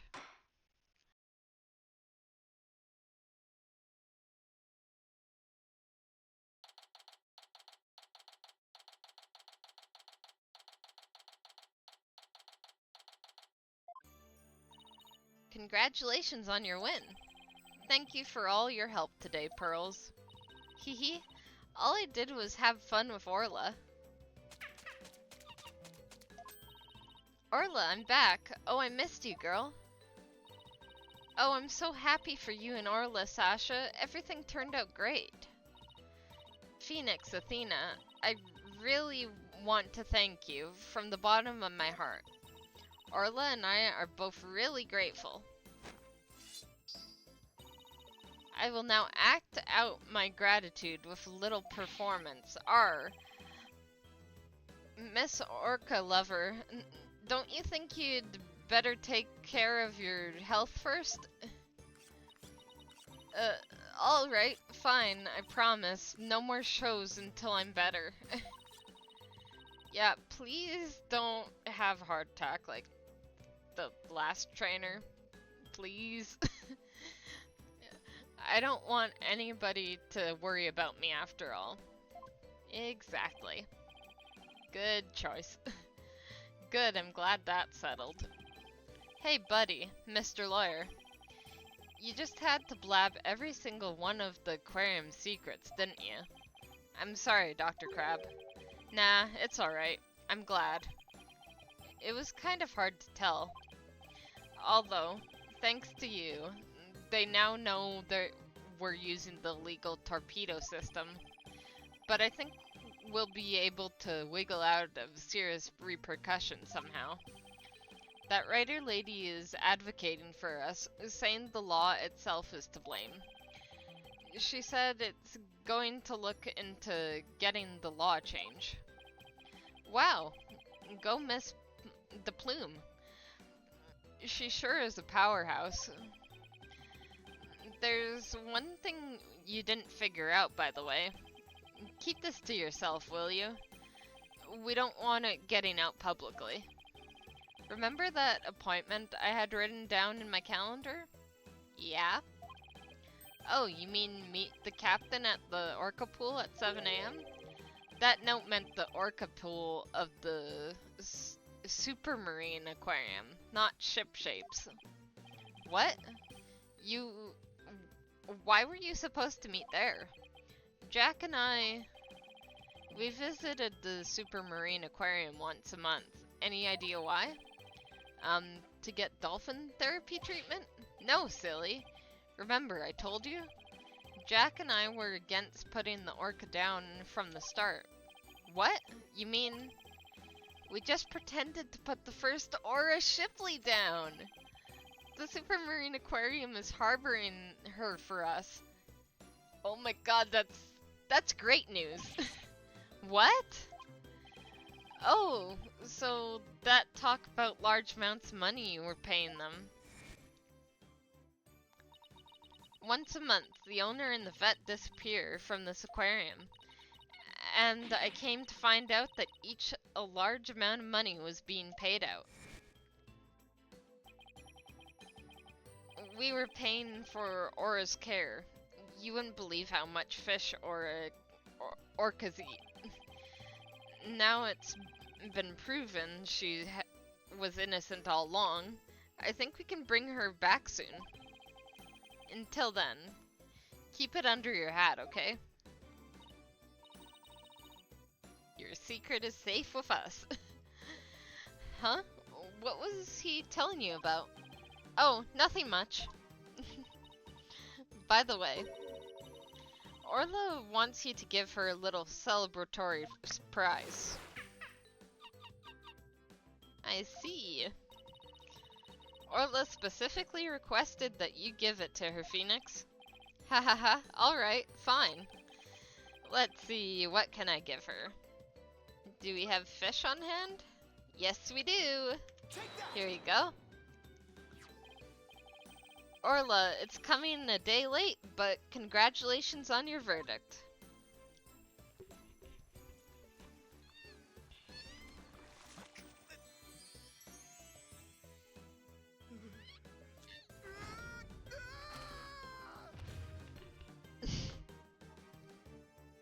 Phoenix is such a dork sometimes. Oh my, hee hee, aren't you lucky? Haha, that's Orla's best trick, the thank you kiss trick. Aww. Oh, Orla, I want to be next.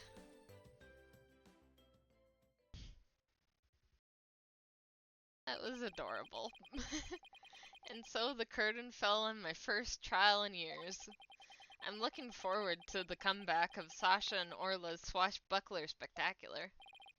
After all, I made a comeback of my own, as a lawyer. Oh, a few months later.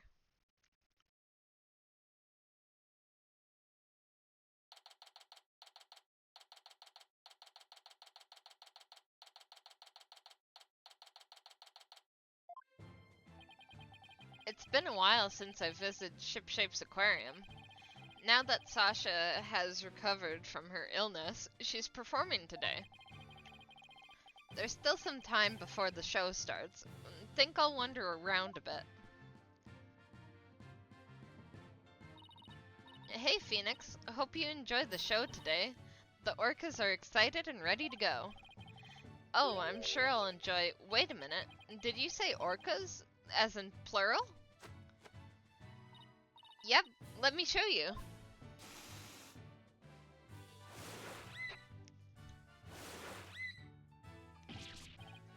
Nice. What, 2 Orlas? Don't tell me. Yep, you caught it right. Aura Shipley, the first, has returned to Shipshape Aquarium. We be the 3 pirate sisters. Arr! We be out to stop the evil scallywag league led by Red Stash and the giant octopus. Well, I don't want to get in your way of their rehearsal. Guess I better go. Well, if it isn't Blue Boy, did he come for my book signing? Oh, Mr. Plume, there's book signing? Yes, my new book is just out. It's called Shipshape Aquarium. Don't pull the plug. The book signing will be held here in this room. After all, the vet owes me a favor. Yes, she got them to approve the use of the torpedo. I'm grateful. But why does she keep coming to my lab to bother me every single day? My next work will be entitled Sniper, the Penguin Leaves the Nest. Oh my god. Gah, stop this cacophony. Why am I surrounded by carping females? Gee, Dr. Crab gets all the ladies. I guess I'll leave him to it. Oops, it's almost time for the show. Where have you been, Daddy? Polly and Athena already went in. While we were waiting, I brought some souvenirs to take back to the village. Sorry to keep you waiting. I bet they'll love your souvenirs back home, Pearls. By the way, I heard a certain someone is going to be here in today's show. A certain someone? I wonder who it could be. Oh, it's almost time. The show is about to start. Alright, let's go to the stage show then.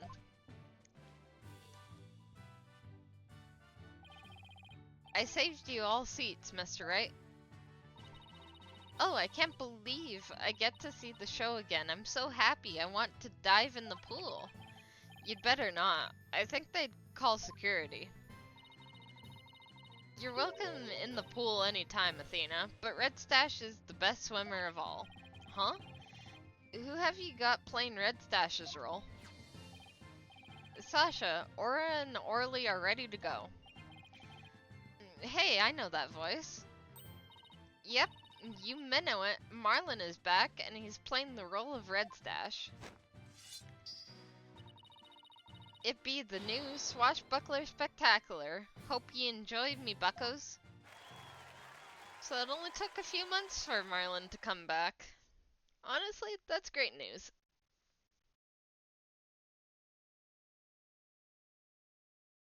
And so, our pirates set sail for bluer seas under a sunnier sky. As for me, I set foot into the world of law once more as a full-time lawyer.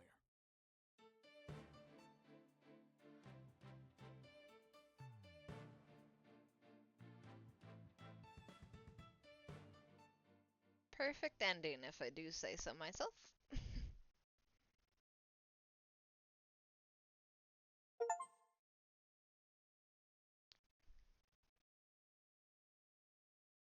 Oh, cool.